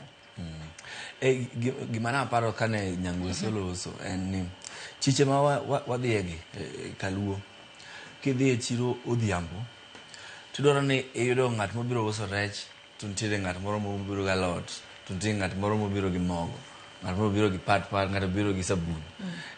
Ka chiro tiyo to ka chiro achiel en chiro ma ji te uso alot kata en chiro ma ji te uso riang', mano ok chiro. Koro shida maduong' mantiere e chirni ma wan go mang'eny kata iwach ni Komesa, East Africa Community kata mana Africa Continental Trade Areas nyaka sani en ni waredo line e chiro wate to wauso gimoro achiel ama gik machalre. Ineno kiwacho ni gik machalre gin gik machalre mage. Koro kaka e Komesa ka wadwa uso chai wan ji mang'eny kata wadwa uso fisheries kata gige rech. Koro mano gima chandowa nikech Nyangweso ne wacho ni ang'o momiyo ok wanyal uso kiwan e Afrika ka. To shida maduong' en ni wang' aus ni gima in go. Ka wan sori to in omena to an gomena ang' us nang'o. Ang' us nang'o. Ineno. Koro emomiyo wach mar medo ndhabuno en gima duong' ma ker mabiro ka kiny mabiro loso onego ng'i kaka wadwaro medo gimiluongo ni manufacturing economies magwa, nikech manufacturing no e gima loso bidhaa kata products moko mopogore gi gik ma waredogo e chiro sani. Namiyi example, kuonde ma oseyawe chiro madongo mosetiyo matek maber, nitiere moro ni nitiere US between America, Canada gi Mexico. Chon niluonge ni NAFTA, tinde iluonge ni US Mexico Canada Agreement.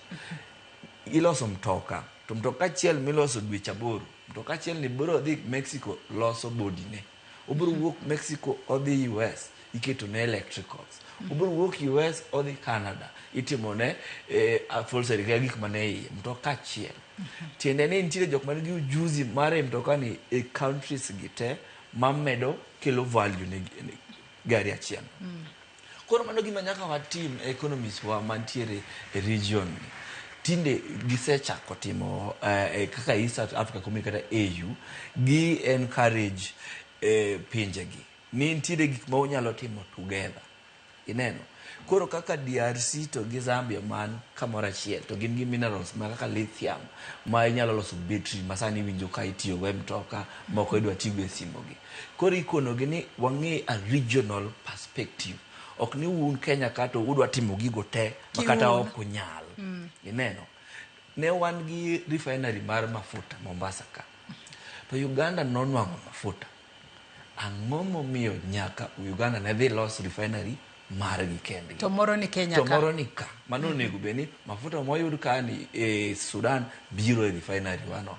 Moyud e Uganda biro e refinery no. Koro wan wamiyo gi opportunity mar just doing the refining. Ma biro kaluore ni pinje mag Afrika pok oriwore maber mondo gine kaka gin bende ginyalo nywako lwedo gi konyre. Mane point madwaro wacho next. Ni siasa mar pinje wagi pod en siasa mar kenda. Ineno kaka seche moko wayuayore gi Tanzania ni kawuono ji owuok dhi gi gik moko dwa kalo e boda to kawuono gichung' nikech president kata nikech ng'ato owacho kocha cha ni chunguru giko, nikech pok wawinjore kaka jo Afrika ni wadonjo e chiro ni mondo chiro ni oti nyaka wawene ng'ane ma en gi strength e kono okel gima chalo kama, nyaka wawene ng'ama nigi strength koni otim gimoro. Koro kerwa mag pinje Afrika gi be nyaka biye mesa mayiere ni ka gisendikore gimoro to nyaka gi implement gino. Koro nitie gimiluongo ni non-tariff barriers machando ohala kabisa. Ok ni sirikal otami, lakini king'iye maber to sirikal otimo otami, nikech ng'ato nodhi gi lori Tanzania odwa duogo kae gi kitungu, to kapok owuok to kwaye license moro mane ok ong'eyo ni idhi kwaye ka koro en kuro. Koro ni expect ni ng'ani duogo kae gi 1 week to kelni otungu tiuso kendo chako dok, to bet kuno tweye kuno 2 weeks. Mago e gik miluongo ni non-tariff barriers matamo ohala mondo nyag. Non-tariff barriers gi be nitiere kaka inyalo ked godo e riwruok mag pinje mane komesani? Mano e gik mokwongo ma sama udonjo e gik miluongo ni customs union kata free trade area. Mago e gik ma ji donjo ne kanyo. Golo tariffs number 1 to gigolo non-tariff Wang'e ni custom unions gi achiel kuom priorities ma komesa ne nitiere godo. Be osekete kare nyaka higni 30 sani? Gitemo. Momiyo sama nachako En temo nyaka nitiere karang'o opportunity mang'eny mapok watiyogo, to some of them gin gik miwinja wacho nigi ni siasa ma wagoyo kaka East Africa Community ka en siasa matek ma seche moko ki understand. Nwawuok ka ma wawinjore gi jo Uganda ni wadwaro gero pipeline, ne giyudo mafuta Hoima okale wiwa kae Pokot to dhi Lamu, to wan ne wantiere gi refinery to wan gi port mondo dhi dong ne gitamore magi loko pipeline gi koro kalo yo Tanzania route mabor madhi nyaka Tanga, nikech ndalogo winjruok ne ok yot e kind sirikandwa mandalogo gi sirikand Uganda. Matiende ni siasa be pod ok wagoyo siasa maber mar dongruok mar jowa kaka jo Afrika. Maseche pa wang' gibet ka e kiny jo foreign affairs ministers go to gi ker mabiro wuoyo tich ang'wen nyaka kongi ni gima siro ohala kigolo tariffs gin non-tariff barriers ma gin giwuon gimiyo timore, nikech gin ema gi allow customs officers kora gin ma gimiyo ji instructions. Asewuoyo wach Tanzania ahinya mos. Nyoro kae ni winjo ni Tanzania wacho ni giban jok matimo ohala matindo tindo e pinygi, joma ok jo Tanzania. Jok ma ok jo Tanzania. Kane wago kuku to gidwa goyo ni nok wawach ni no wacho ni gin jo China gi jo Turkey. But ng'at mane pango ni dwa dhi timo biashara Tanzania kowinjo gima chalo kamano dong igole e chunye. Ineno to mago gin barriers ma ok ondiki e karatas, nikech gin siasa ma jo siasa mantiere godo, nikech sani jo Tanzania dhi e yiero maduong'. Mana kaka karwa ka iwinjo sama ji dhi e yiero iweyo ji timo gimoro moro nikech jo siasa dwaro ang'o? Kura. Kuro sani gin gimanyo kura to decisions ma seche moko gikawo siro ohala. Koro gima nyaka watim, nyaka walos gi leaders wa mag Afrika ka ni sign gigi yot, gise sign mang'eny. Ni winjo ni wachako gi preferential trade area, wadonjo COMESA, nitie moro miluongo ni tripartite trade area magikawo COMESA, EAC, SADC nitiere Africa Continental Trade Area. Wan gi wegi wan gi agreement gi EU, wan nyoche wan ne AGOA, to wasetimo wang'o? En ohala mane mwatimo Kenya kae ma gigo konyowago? King'iyo maber tiwinjo ni pod watiyo 10% of trade iye kanyo. Kata AGOA morumono we did not, iwacho ni ok watiyo gi more than 11% of the opportunities. To sani to koro wago koko matek kaka Trump ugolo kata AGOA dhi rumo, ang'o ma wadhi timo? But if we don't use those opportunities kok watiyo kodgi sama gintiere, nyaka wadog wapinyre gi chien. Yiena mar mondo mi arwak Patrick Nyangwesetwa ka entiere pinyno mano mar South Africa. Winjo kanyo paro maleo ma okwara mantiere godo e studio ka bende osechwalo. To bende ng'isi ni mag paro moro mano kotudore kod wechego mago mag infrastructure. Penjo en ni nyaka sani higni 30 koro nyaka ne los riwruok mano mar COMESA. Ang'ini wechego mag infrastructure pokwa lose matut ahinya. To ere kaka wechego mago mag infrastructure sani koro wanyalo wacho ni osekelo ng'ikruok ahinya to e kind pinje 21 manitiere bwo riwruok mar COMESA. Mwinjo bed ni twake kata ikete maino e kinde ma jotend pinje 21 bro bedo ka poro wach e romo mar 24 mar COMESA madhi mbele pacho kae. Nyangweso. Erokamano Joyce. Ing'eni mondo mi owalo timre maber en ka mwandu inyalo chora mapiyo piyo ka chopo kumachielo to chopo kumachielo. Mae gima de facilitate kata enhance COMESA states business kata trade. To esa mwauoe ni na achiwo ni mana yo kende mondo Joyce mondo igola mwandu ni Kisumu kata ka ginalote ni dwa tero gi border mar Uganda gi Kenya. To ka in gi lori kopogore gi weche mag midhiero kata mag osuru ang' chungi jo Kisumu chungi rie ni tol chake sud jo Siaya rie ni tol portals go barindasi gari dwaro dhi asara tielo muoch koro yore karicho to kata mana uso mwandu wa Sudan ka kende bedo matek. Pod yie nanuo gimoro achiel ni demand to nitiere dwaro mar mwandu e Afrika kata COMESA states ka nitie gima onge kata matin mong'ikore en supply. Mondo mi tera mwandu ni gol Kisumu kende kata igol mana Migori tidwa ng'ado goyo moki kaw ndege ni tero Southern Sudan mi chopi mangi usi miduogi en twara nikech weche mag infrastructure. Omiyo member states karumo kawuono ging'i kaka African Development Bank noningo walunge na dwa wuoye weche moko mag trade financing to kata mana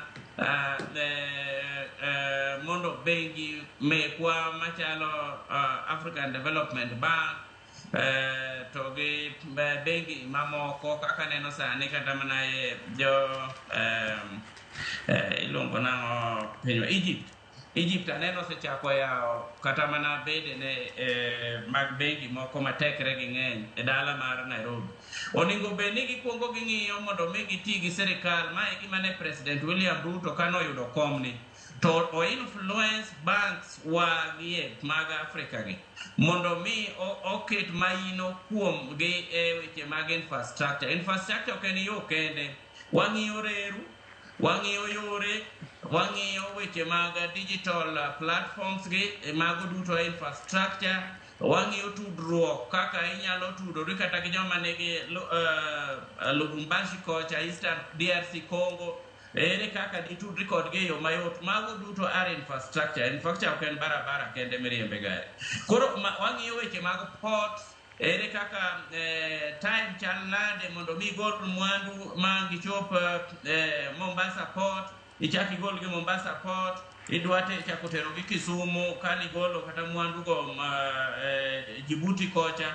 Oningo beni time kik budh ahinya nikech aito clearance magi luongo ne trade facilitation elements oningo beni gin gik ma sirikal keto policies kata lwasi makare mondo mi jo ohala kik kaw time ahinya ma mwandu gi kethre, kik kaw time ahinya mondo mi gichop kuma idwaro gie.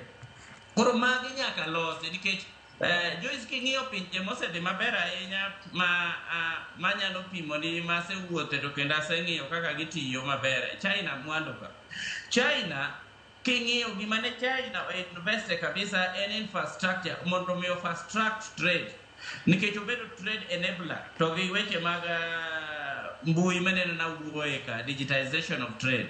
Emomiyo kata within the provinces in China mondo mi gol mwandu chacha kidwa tero kata mana Gwasu kocha yudo ka en gima time kaw matin malich nikech air inyalo tero go very fast. Koro governments mag COMESA oningo ng'e ni to lwasi chal nade ka gik mane wawuoye go wadwa kaka fresh nene kaka vegetables inyalo kaw time machuok nade mondo mi bolgi e chiro moro kaka sani ing'eyo ni Komesa pod nyalo tero Komesa member states wala ni Africa kineno Ghana ka kende Joyce Ghana ka kidhi Turkana ka dhok miyamo ibolo pien mineno miketo kanyo pien no nigi chiro malich Ghana ka gitero kiter kata mana EU itatra Ghana ka a lot of money piena height mineno motuono ende mikasi kocha mama makolos ni to soup ichwade soup mabe koro mano be enjoy lunch malich ere kaka wanyalo timo kata mana research mondo mi waket mayino bende research kaka member states ma Komesa mondo wang'e ni products mage kata goods mage kata services mage midwaro in which part of the country adwa mi mfano kidhi Lubumbashi tani kawuono ga brush mar go rangi gi rangi mar kiwi meneno ni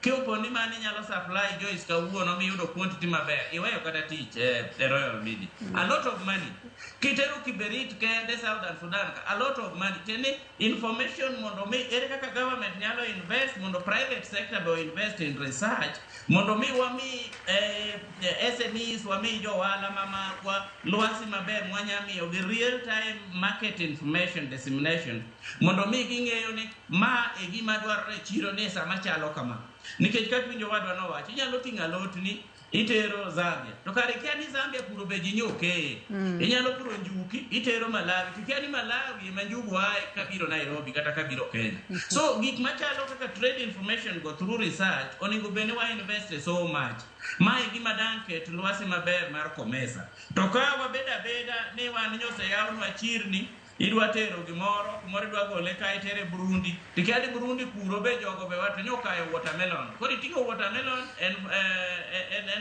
en product manya kethore mapiyo ma kisungu luongo ni perishable to nikech ni yonge gi market information kata market research okitimo iyudo ka in gi problems machielo moningo bene wa invest in infrastructure so much mabe aseneno ka pinje kakineno EU miwinjo wapak koni kidhi neno Germany gi Belgium mondo mi gol mwandu Belgium kidonjo go Germany gik machalo nantari bare kono gin ne gisegolo gigo te inyalo ringo Austria inyalo ringo Italy inyalo ringo Belgium inyalo ringo Germany and across all those other countries moloso EU freely emomiyo pod wawacho gini gin gi market ne ke Komesa products but mano nyalo timore kata mana e Kenya ka kwa invest in infrastructure kaka mara trade online digitization kata online marketing abro nyisi ni madhi kelo digeng'o midhiero mang'eny kendo dhi yawo opportunities ne jo walawa matindo kata mediere kata madongo mondo mi giyud kaka ginyalo kawo mwandu gi to gitere pinje mamoko mayot nikech sani neno ka Egypt to invest so much in the trade digitization sani ng'eni kata products mancha nigolo China sani Egypt maloso king'iyo kata mana construction materials tie ng'eny ji ok igolo China igolo mana Egypt ka nikech gi-enjoy under Komesa platform to wan wadwa enjoy ang'o ni koro ni wan wadwa bedo import nation ka romo ni dhi mbele to jowala mana aneno ka bende nyoromo kanyo mang'eny gi be ang'eyo onego bed ni giwuoye mang'eni Kenya wawinjire Kenya products top 10 products mwadwa tero chai kiamo maua mago traditional nini majino se wuoye jadi manyalo bedo gi losa ani manyalo puro chai tin e Kenya ka but farms maingo matindo go how innovative can you be mondo mi pur njuki kar ne njugu nyaka Malawi ka bichop Nairobi ka gole Nairobi tere Kisumu ka ng'iewo njugu Kisumu street to lobe in godo inyalo puro how fast can we really be very innovative. Lastly, any investment is also in technology mondo me wayud fast maturing products nikech traditional gik ma pod jowa pod komo kawo muda mang'eny koth bende sani Nyasaye pimo gi ratili nikech ka pod irito koth mang'eny no tiyudo koseng'adore koro ere kaka wanyalo invest in a lot of massive research gi technology mondo mi government to invest gi private sector bendo support government gi invest so much and development partners mondo mu waket our country to be not an import nation kata consumption market mondo wabed production market by investing so much to wang'iyo to wanyiso jopur ni look samwa chalo ni magi kothe monego pidhi kothe gi have been tried and tested gin fast maturing to productivity mar gi ni malo aiti bro yudo ka koro wabedo gi milongo ni surplus Joyce country mora kata bede kwa mesa states gi koka ginyal bedo gi surplus then onge seche ma wabro wacho ni we are better off nikech pod wabro bedo mana begging nation nikech kuonde economies mira no mosetiyo maber go kata king'iyo Hong Kong ing'iyo Denmark I can mention many king'iyo gi mosebedo maber kata mane kichumi ma sustainable ma thrive ma create employment for their youth and women mamiyo ji okichandre reduce weche matindo mag koko kata kuoge gin countries mose invest in technology ma yudo kata ken farming we have mechanized farming o ki traditional one ma pore dwa dhi puro tiketo kodhi moro migolo nyadero ni ka chieng' wuok one week osenege te you lose hope koro magi gik monego beni watimo aito government okony ji on storage facilities get nitie gima bende affect commercial states post harvest losses ng'eny countries kidhi 1 month ago na Zambia I took time at their farms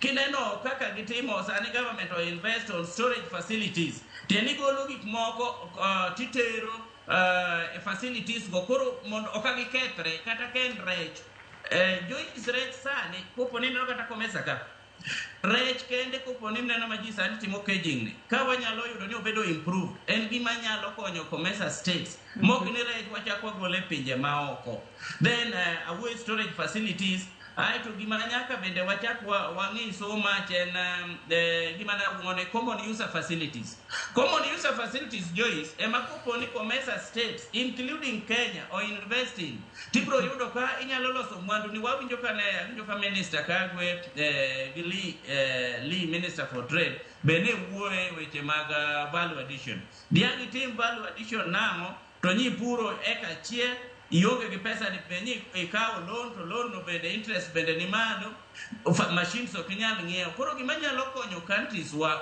commercial states and investing in common user facilities tirani kokete kaka Siaya kacha itingo giri golo unja titero kacha gimomiluongo ni common user facility itero ni juala ni kanyo gik mamoko ko karatas gene ko government county government ose invest imedo itimo value addition itinge idhi online nyathini moro manyoti ko form 4 kata motingo university moni online marketing iwinjo ni gini dwarre lower Uganda kata lower Eastern kata mana Southern Sudan kata idware mana Somalia tikao itero ken makami ni puro yiendi tiloso makama ber tisetimo value addition week timo grading inyalo gole titere tiuse Mogadishu and you get a lot of money so common user facilities nyaka komesa or design a mechanism magidwa keto goni to ere kakinyalo te mondo mi countries wa obed competitive gima podwa lack Joyce and competitiveness in our countries competitiveness is very low then on non-tariff barriers onego wa strengthen trade monitoring system is very very key magi gik monego bene wangie borders wa wanyalo train kata mana SMEs government can absorb some of the charges mondo migi develop their economies very fast ingeni ana to absorb some few days kata some few years Joyce na neno Congo Brazzaville an example ma aneno kaka ge support SMEs kata even Lusaka ka iyudo ka SMEs register business ka wuono to in Kenya I register go ka wuono to kawuono is today is October by November idwaro kuomini sechako chulo usuru kendo yudo ka county government rogi ka national government rogi ka idwa ngipi in kia moy timorinade then iyudo ka koro SMEs wa they don't see their fourth birthday kata third birthday gito bang ndalo machuo oningo beni wa so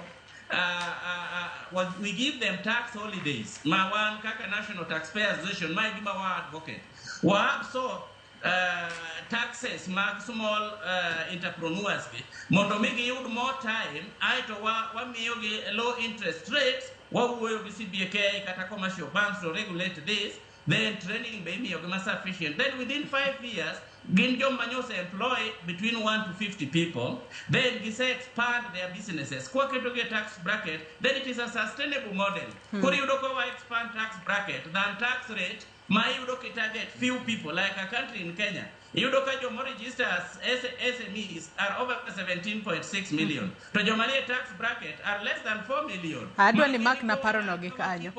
This way, okwanya develop as a nation. We can't remain competitive. We kill the small businesses who employ greater percentage in the job market. Mark na paro no gi kanyo. Mark na paro no gi kanyo nyangweso kabendi Mark paro no gi kanyo mar kaka wanyalo improve competitiveness ahinya nyato e kinda pinje 21 manitiere riwruok mar COMESA. Ngisa ni wakaw yoyo madundo gi sani nyakora Mugia Jwang waduogo wadhi mbele kikidhi mabor.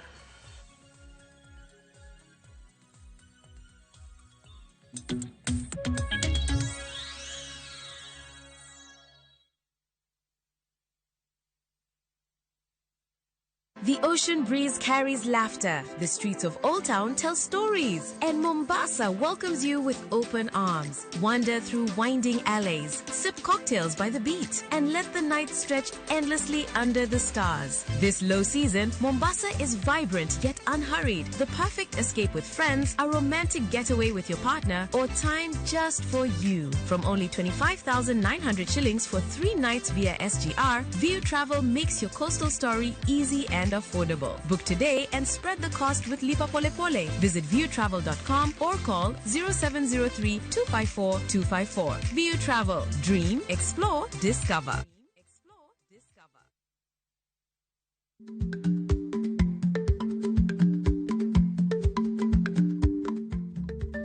Dhako muol kadonjo, matiende ni, bedo ni ng'ato ling' e kinde ma owendo, ok ofulo ni omuol. Samoro en kod kido mamoko.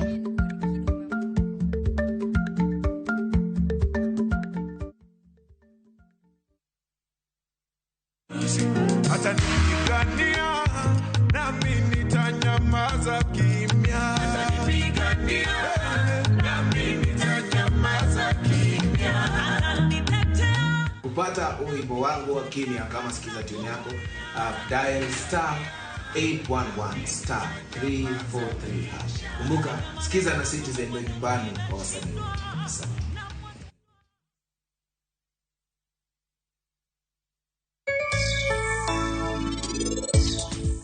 Waya, aneno ka Natasha ndisore ahinya. We nadhi amose. Dhiyo.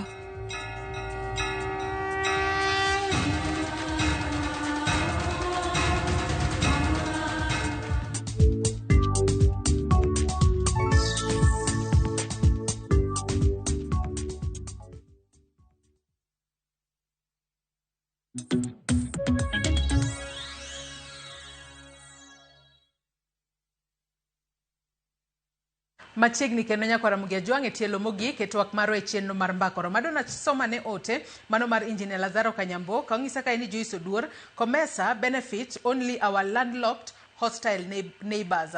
One, wayao borders ma in fact foreigners flooded everywhere. Sanijo Burundi uso chai, jo Rwanda uso screen protectors, seche majo Tanzania to wacho ka ni kwecho town. One, to gitamowa kata lupo kod peace. COMESA is one-sided affair. Kenya kod Tanzania to ni kod history of economic battle mane ochakore kod founding fathers Nyerere kod Kenyatta. Jo Kenya bende nyaka fight for freedom to access neighborhoods market. Mano Engineer Lazaro Kanyambok mar Kariobangi jamaguye Kanyada East. Nyakora Mugia Jwang med chwalo ote magi abo bedo ka somogi e kinde mwadhi mbele kod twak maro. Wadong mana kod thuolo matin kende twa duogo watieko twak maro kinyi makawuono. Ang'ena ng'iso nyangweso mar mondo mi omak paro mano mar wechego mago mag competition kata piem. Kata kamano dago mar mondo mi awinja ne report mano losnwa kanyo kod jafombo marwa e county mano ma Migori Jojuma. Kama e county ma Migori jokanyo manitiere sekta mar sukari e county ma Migori ywak ni chiro mar COMESA ma piny Kenya osekelo negi midhieche mang'eny maloyo ber mowinjo bed ni okelo ka koro gidwaro mar mondo mi sirikal ong'iane kaka inyalo los chiro inyanya to ne jogo manitiere sekta mar pur mar niang' e pacho ka ewe wawinjane monde. Bedo mar piny kerruokno mar COMESA osebedo ka kelo paro mopogore opogore ne jogo mantie sektor mar sukari e pacho kae. Kalwe kod chik mar riwruok mar Comesa mayango ni mwandu nyalo usi e pinjegi mantie riwruogni mar Comesa maonge chulo osuru osebiro ka koro kelo wich bar ne jopur niang' mathoth e pacho kae. Ni Comesa to okonyowa maber nikech onge kaka dang' wayie ni sukari mowuok e Comesa countries obiro donje pinywa ka en onge gi tax momiye to marwa miloso ka to nigi tax malo. Ere kaka okonyowa ka jopur? Tiene wan ema wahinyore. Sirikal is a party to that Comesa.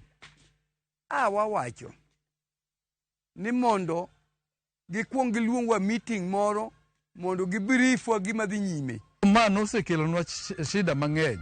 Achiel kuom shida manosebiro ema ne kelo gimiluongo ni late harvesting of cane. Jokan sektor mar sukari to ahinya jopur niang' wani biro ni sukari ma nengogi yot osebiro ka wuok e pinje mantie Comesa kabiro e pacho kae maonge osuru ma ichulo osinyo jopur niang' nikech nengo mar pur mar niang' e pacho kae konitie malo mokalo. Importation mar sukari ma oko kik donji. President osewacho monuoyo mowacho ni chakre higa moro mabiro kae koro sani wan ema wadhi export sukari wan ok wadhi import sukari. To station no iyudo ka ji adek ang'wen manyo kelo sukari go gin ema gi benefit to raia makao niang' gitere factory gin gionge ok gi benefit kata achiel.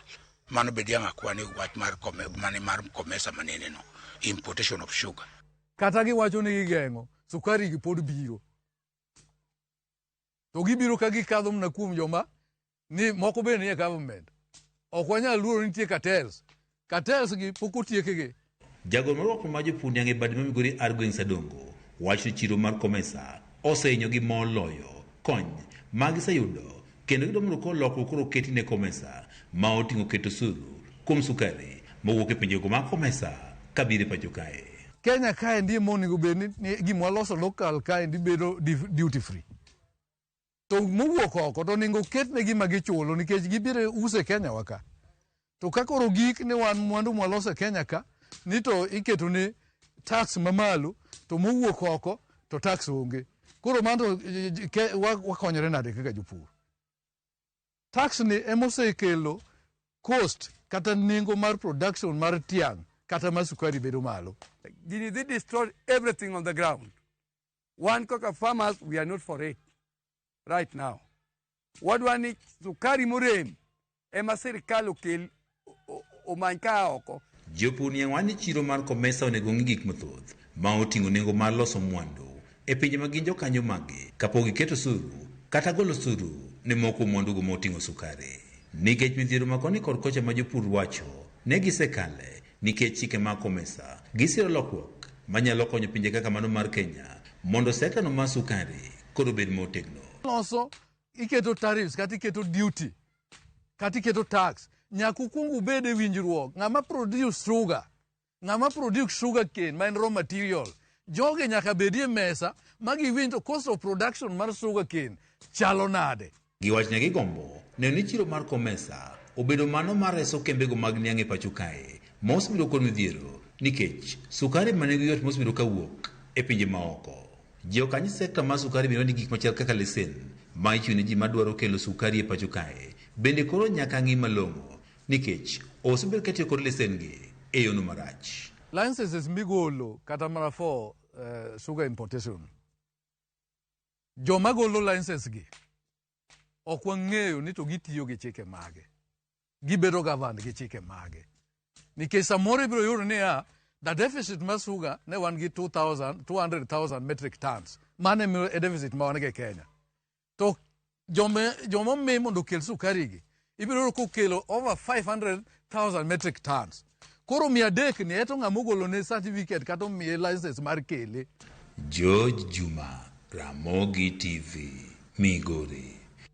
Kenneth Okwara adwa na chak kodi kotudore kod ywaka jogo manitiere sekta sukari kata pur mar niang' mawuok e kaunti ma Migori kokala mano ka koro gi ywaka ne kokale riwruok mar Comesa gin kaka jokanyo manitiere sekta mar sukari ber pok gineno giwacho ni maricho ema nitiere. Adiera nitiere kanyo. Adiera ng'eny kanyo. Kendo en gima ne wawacho ni chiro ko yaw to yaw getni to in onge gimitero oko ng'eny ne biro. Mano e gima timore. Nikech reason ma sirikal gologa ma gialago importation ni sukari ok walos moromo consumption kata demand ma wan go ka gisewacho ni nitiere itilafu koro giyawo ne joka kilo mang'eny. To e wach ni adier jokomesa gi ing'eni osekonyo sekta mar niang' nikech gisemiyowa gik miluongo ni safeguards karibu 15 years made onge safeguards ko kembe gi dikoro karibu te osetho. Nikech jogo wacho adier ushuru mwaketo ne sekta mar niang' ni malo moingo sectors te kata idhiye chai kata idhiye maua e agriculture sector ka ushuru mar niang' mani malo mogik. Koro productivity mar niang' king'iyo kuonde ma niang' bedo ilose sukari e piny mangima, we are the lowest. Emomiyo sukari nitiere oko kacha nam kacha ma samoro kano yaw gate ma cheap biro donjo ka nikech wan ok wa invest e competitiveness mane iwinjo Nyangweso wacho cha. Ok waloso ndara anayache Muhoroni ndara ma niang' dwa wuok go ma wang' chup Chemelil kata chup Muhoroni niang' winjo matek e kor yo japur ma winjo matek manwang'o losses. To ka niang' ochopo e kambi sirikal ema nyocha timang'o ema nyocha manage. To sirikal was very poor at it. Alafu sirikal achiel ni be manyocha oketo tax malo ne niang'. Miyo sukach wa mwaloso Kenya ka ok nyal compete komesa because it is expensive sugar. Ineno. To jok mamoko ge gitimo gik miyo wacho ni medo ndhadhu ka. Nitiere kambi mar niang' miluongo ni Miwani. Kambi no is one of the biggest region wani. To ne en gi gik mang'eny ma Miwani ne nyalo timo. Ne nyalo loso ethanol, ne nyalo loso gik mang'eny, nyalo loso nyaka sitima. Mago e gik mamedo productivity kata competitiveness mar kambi. Mamiyo sukari ma wang' wuok kanyo bedo sukari ma nyalo compete makata wagole ka ni wadwa tere Brazil kata wadwa tere country moro to dhi compete gi moko. Nikech ing'eni ka en sukari ma beche tek to jok ma wamiyo losko gin mana jopur binyo ma ywak kaigi. To kendo ywak mar adier nikech gin gitiyo tich matek dweche 18. To bang' dweche 18 tinde ka tan achiel 5,200. To compare gi pinje moko pesa ma giyudo e sukari kata e pesa ma niang' opogore ng'eny moingo marwa. Koro tiende ni domestic policy ma waseloso ki Kenya waka ema siro loso products kata gik monego beni wadhi waus oko. Ineno. To nitiere wach mane Nyangweso wacho manadwaro medo jiwo. Wach mar achiel en mar payment system. Sama nitiere payment system ma kidwa dhi uso to inyalo tiyo gi card kata inyalo tiyo gi currency piyo piyo miyo ohala timore mayot. Sani tinde koka watemo pilot gimiluongo ni Pan African Payment System. Pod watiyo gi mag jo wasungu gi moko go ma seche moko ok konyo ahinya.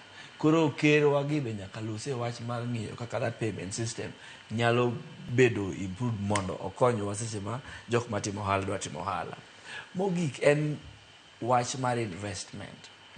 Ok wabi bet gi kembe ma medo ndhadhu e gikwa mondo wabed gi gik mawuoso mopogore gi alote. To wach mar investment kanyo private sector to nyalo benefit nade e romo mar komesa ni? Gima nadhi wacho ni idano pinje moko manigi kembe madongo makelo gik moko geuso kanyo. Sirikal notiyo gi private sector, notiyo gi banks kata development banks mamiyo jok mantie private sector pesa. Nitiere ji Kenya kae mosetemo timo manufacturing. Kwa miyo gi pesa, gik mane mawacho kae kaka timo manufacturing mar kaka rech kang'ogo. Kwa golo pesa ma bank gi omiyo our private sector pesa mo otimo no godo investment biro timore maber. Nyocha winjo ka President Ruto wacho kae entiere UN General Assembly ni bank manokonyo wa kane wachiegni default loan ne Kenya Commercial Bank. Ineno. Koro banks wa mawantiere go kae gi bas gi bank kaka Africa Exim Bank to gi Africa Development Bank nyaka loswo e meeting mantie kae ni kaka gibiro miyo private sector pesa ma private sector koro keto e gik ma wawacho gik moko kaka industrial parks go gin mana udi kama ma ka onge pesa to onge gima biro timore kanyo. Koro banks wagi nyaka ging'i kaka gi invest e economies wa mondo eka wa produce eka watero pesa yango e banks go. Mano wach ma ministers manitiere kae nyaka losi ker be nyaka wach matek. Nyangweso wadong mana gi dakika matin kende to atieko twak mar okinyi ma kawuono. Pachi kotudore kod ywak mago mag jopur mag sukari mayudore e kaunti mano ma Migori. Changeno ok en kaunti ma Migori kende, en nyaka wanyalo wacho ni en mane pacho kae kata sekta mar sukari manitiere pacho kae. Pachi kotudore kod mano. Kaito gi sani makoro piny Kenya e makoro host romo mar 24 mano mar COMESA matimore e pacho kae. Wanyalo wacho ni piny Kenya seche moko gin wanyalo wacho ni gin ber mage, obed mago mag economically kata mago mag diplomatic ma piny Kenya nyalo yudo kuom bago romo mar 24 mar COMESA matimore pacho kae. Nyangweso. Erokamano Joyce, yiena rawi e wach sukari. Ineno Joyce, the COMESA nigi principles ne. COMESA as a secretariat, it was found based on business principles. Omiyo na winjo kaka jo Sony ywak. Adiech wach ma entiere ni onge chieng' ma jo COMESA member states biro weyo moko mi license to dwa import products from them. Onge unless ni Kenya owuok e COMESA. Number 2 en nagwe diversification. Ere kaka kembni wa kenda wagone President William Ruto erokamano kuom bedo okang' mambele mar chiero pur mar sukari. Joyce, pur mar sukari nosekelo poverty in our region. Sama koro government koro nochiere ni an asetiyo e regions wago. Kineno poverty level index mamado kata kiwuotha ti interview ji. Chakra Muhoroni mi donje Ahero ni mi ringa kamano mi donje Ndhiwa betie nobire mi chakikal mi dhi Sony asomora pogi mi donje mi dhi gik piny boda wagi Kuria matie nyo chako dhi odonjo Narok kuonde ma sugar belt areas poverty index ni malo kuom households ma puro sukari. Nang'o? One, pokwa diversify purwa mar sukari. Pokwa adopt new technologies. Until recently, Joyce, manyo koro jopur sukari, nyo koro kao, nyo adopt new technologies, magi kelo fast maturing cane. Chon nen tiang mirito, dweche 24, dweche 24 kata mokalo kata higa 2 gi nus. Aito be kosekalo isekao pesa diteri ng'ama japur to ng'ama dwa bete be onge chake chulo pesa mondo mi bete to kose bete management of our sugar factories has also been worrying. Koro gigi gin about institutional issues kata systematic failures. Okay, ni sukari ma okay COMESA countries raj. Sukari ma wawinjore kaka jo Kenya wabed piny wapenjre niya. Ang'o momiyo sukari mipura pura Sony ka kata migolo mana Ndhiwa ka obedo ma very expensive in the job market to sukari ma donjo ma jo Somalia dwa uso to bedo cheap to ringa kode wa malo Egypt mochako ng'ado gwenge go duto mobro chopo Awendo kata mobro chopo Kametha kata mobiro chopo Sondu. Ang'o miyo beche bedo mayot moloyo sukari manyo pur but dalau. Weche mamiyo magi timore en kama. One, innovativeness mar sukari industries mamekwagi, especially manyocha ne mar public, my government is very low. Adoption mar new technology is very low. Diversification mondo migi kel kikalo Muhoroni ineno kata kaka alwora mar industry no chalo chaki dhi pimo gi industry mar sukari moro kata in Egypt mineno alwora mare kaka chalo nyalo nyisi ni management and leadership mar sukari sector has really been abused. So na adwane akwa during COMESA discussion Minister Mara Agriculture ni President Jokelo reforms in sugar industry. The reforms are not sufficient. Some of them are long term, some of them are short term, some of them are medium term. Ere kaka wanyalo ng'iyo kaka jo Kenya wapenjre ni kuma koth ne goyo wage nang'o. En fertilizer manyo nengo ne rach koso en maturing cane manyo wakete manyo budho koso en machines manyo watiyo gode manyo kelo production bedo malo koso en packaging marwa manyo kelo ginene market rate dhi bedo malo koro koso en distribution channels magi duto ka wawinjore ma en hands on competitiveness of sugar industries. Joyce onge sama ng'ato bro ywak wabe wabro kono gi ni sukari industry kaka Mandhiwa ka sukari kiserego in bede iterie COMESA countries mamoko nikech oyieni mondo mi wake gimoro ni competitiveness. Lastly, on the sugar, nitie gima waluongo liberalization of the economy. Nosetimore, Kenya ratified that, and there is no way of going back. Ngeni gigi king'iyo trade policies onge tiende wuondo jowa. En mana ni koro nyaka ing'i ni gimedwa puro ni kapod iendelea gi puro sukari. Omi profit koso itime for as a traditional practice. To kopodo komi diversify mondo egata sukari no companies olos manyiwa, companies olos gilos manyiwa, organic manyiwa, companies ogol mach margi mondo mi cost of production wedhi malo mar electricity. Kata ka gitimo solarization, giket solar system. There are a lot of mechanisms. Awinjo ka gimoro nowuok e county wa Kenya ne benchmarking. Oningo adwa encourage the sugar management mondo okaw farmers gitim negi benchmarking mondo ging'e ni ken weeding wetimo manual weeding kaka maneno ma ji pod timoni.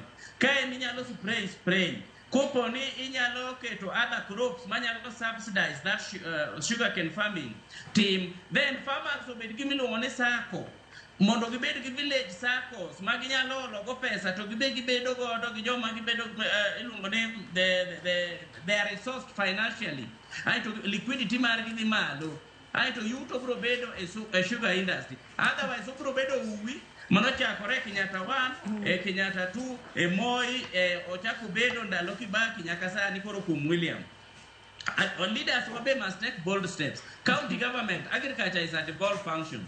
Gite mango sugar industry.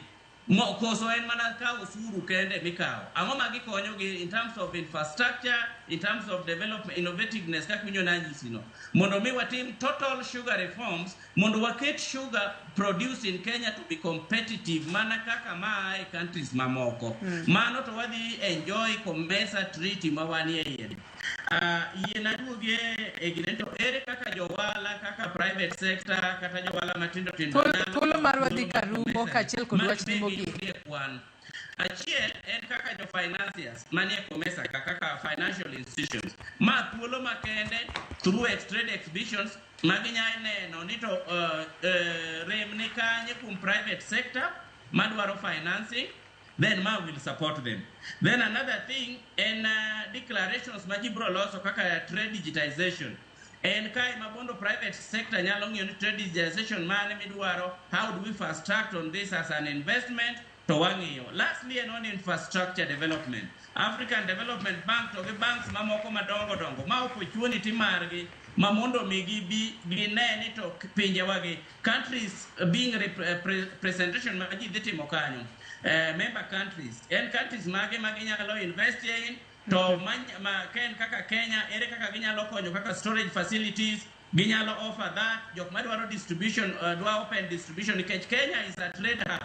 It is a trade hub in East and Central Africa. Oningo benijo COMESA mobiro entrepreneurs and investors nyalo ng'iyo Kenya as a trade hub mondo gi partner to gi sign MOUs mondo migi open even distribution centers maka gidwa tero mwandu gi Uganda, gidwa tero Burundi, gidwa tero Southern Sudan. They use Kenya as an exit country. Koro ma is another opportunity ma joma nie COMESA summit can utilize mondo mi gingi. Ero kamana inya Patrick Nyangweso. President koro dibede kom. So this is the rare opportunity majo Kenya wa must support this initiative mondo mi Kenya bendo goyo kang mbele mana kaka countries mo kaka Egypt when it comes to industrialization. Ero kamano. Ero kamana inya Patrick Nyangweso jatatije maduong National Taxpayers Association kuom kaw thuolo mar okinyi ma kawuono iriwri kodwa e twak thuolo marwa e marumo. Kenneth Okwaro wachni mogik watieko.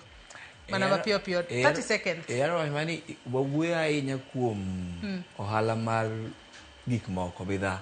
To nitiere gimoro be ma COMESA of a movement mar wuotho mar ji dhano gi human resource. Ma be jok maloso gi onego nyis ji ni chiro ni duong ma jok mangi ji nyalo pod dhi countries gi ng'at mani gi ujuzi ne ma oyiene kendo nego be ni konyowa mondo ne kaka yawuotwa ma onge tich kae man gi ujuzi nyalo dhi e pinjegi moko gi mondo dhi ochak biashara kuno mondo dhi oti kuno nikech chiro yaw maduong'. Erokamano ahinya Kenneth Okwara jalony e tudruok pinje maoko kaachiel kod jalony mag chumi kuom kawo thuolo mar in bende mar chopo e studio ka wabed kod twak. Nyakwara Mogejwang, in bende agoni erokamano ahinya kuom bedo kodwa nyaka gi sani mochopo e giko mar twak mar chenro mar mbako romo. Ote magi aneno kata kamano thuolo marwa e morumo. Lo nyawadwa Sharon Ong'ao ma bende oneno ni chenro no biro ni yo makare, wakwayo ni mar mondo mi bed kod odiochieng' maber. Pani romono mar Komesa pod dhi mbele pacho kae nyaka chieng' tich ang'wen kama jatend piny Kenya William Ruto bro bedo katelo ne romo makamano. Riti masani nyinga Joyce Oduor.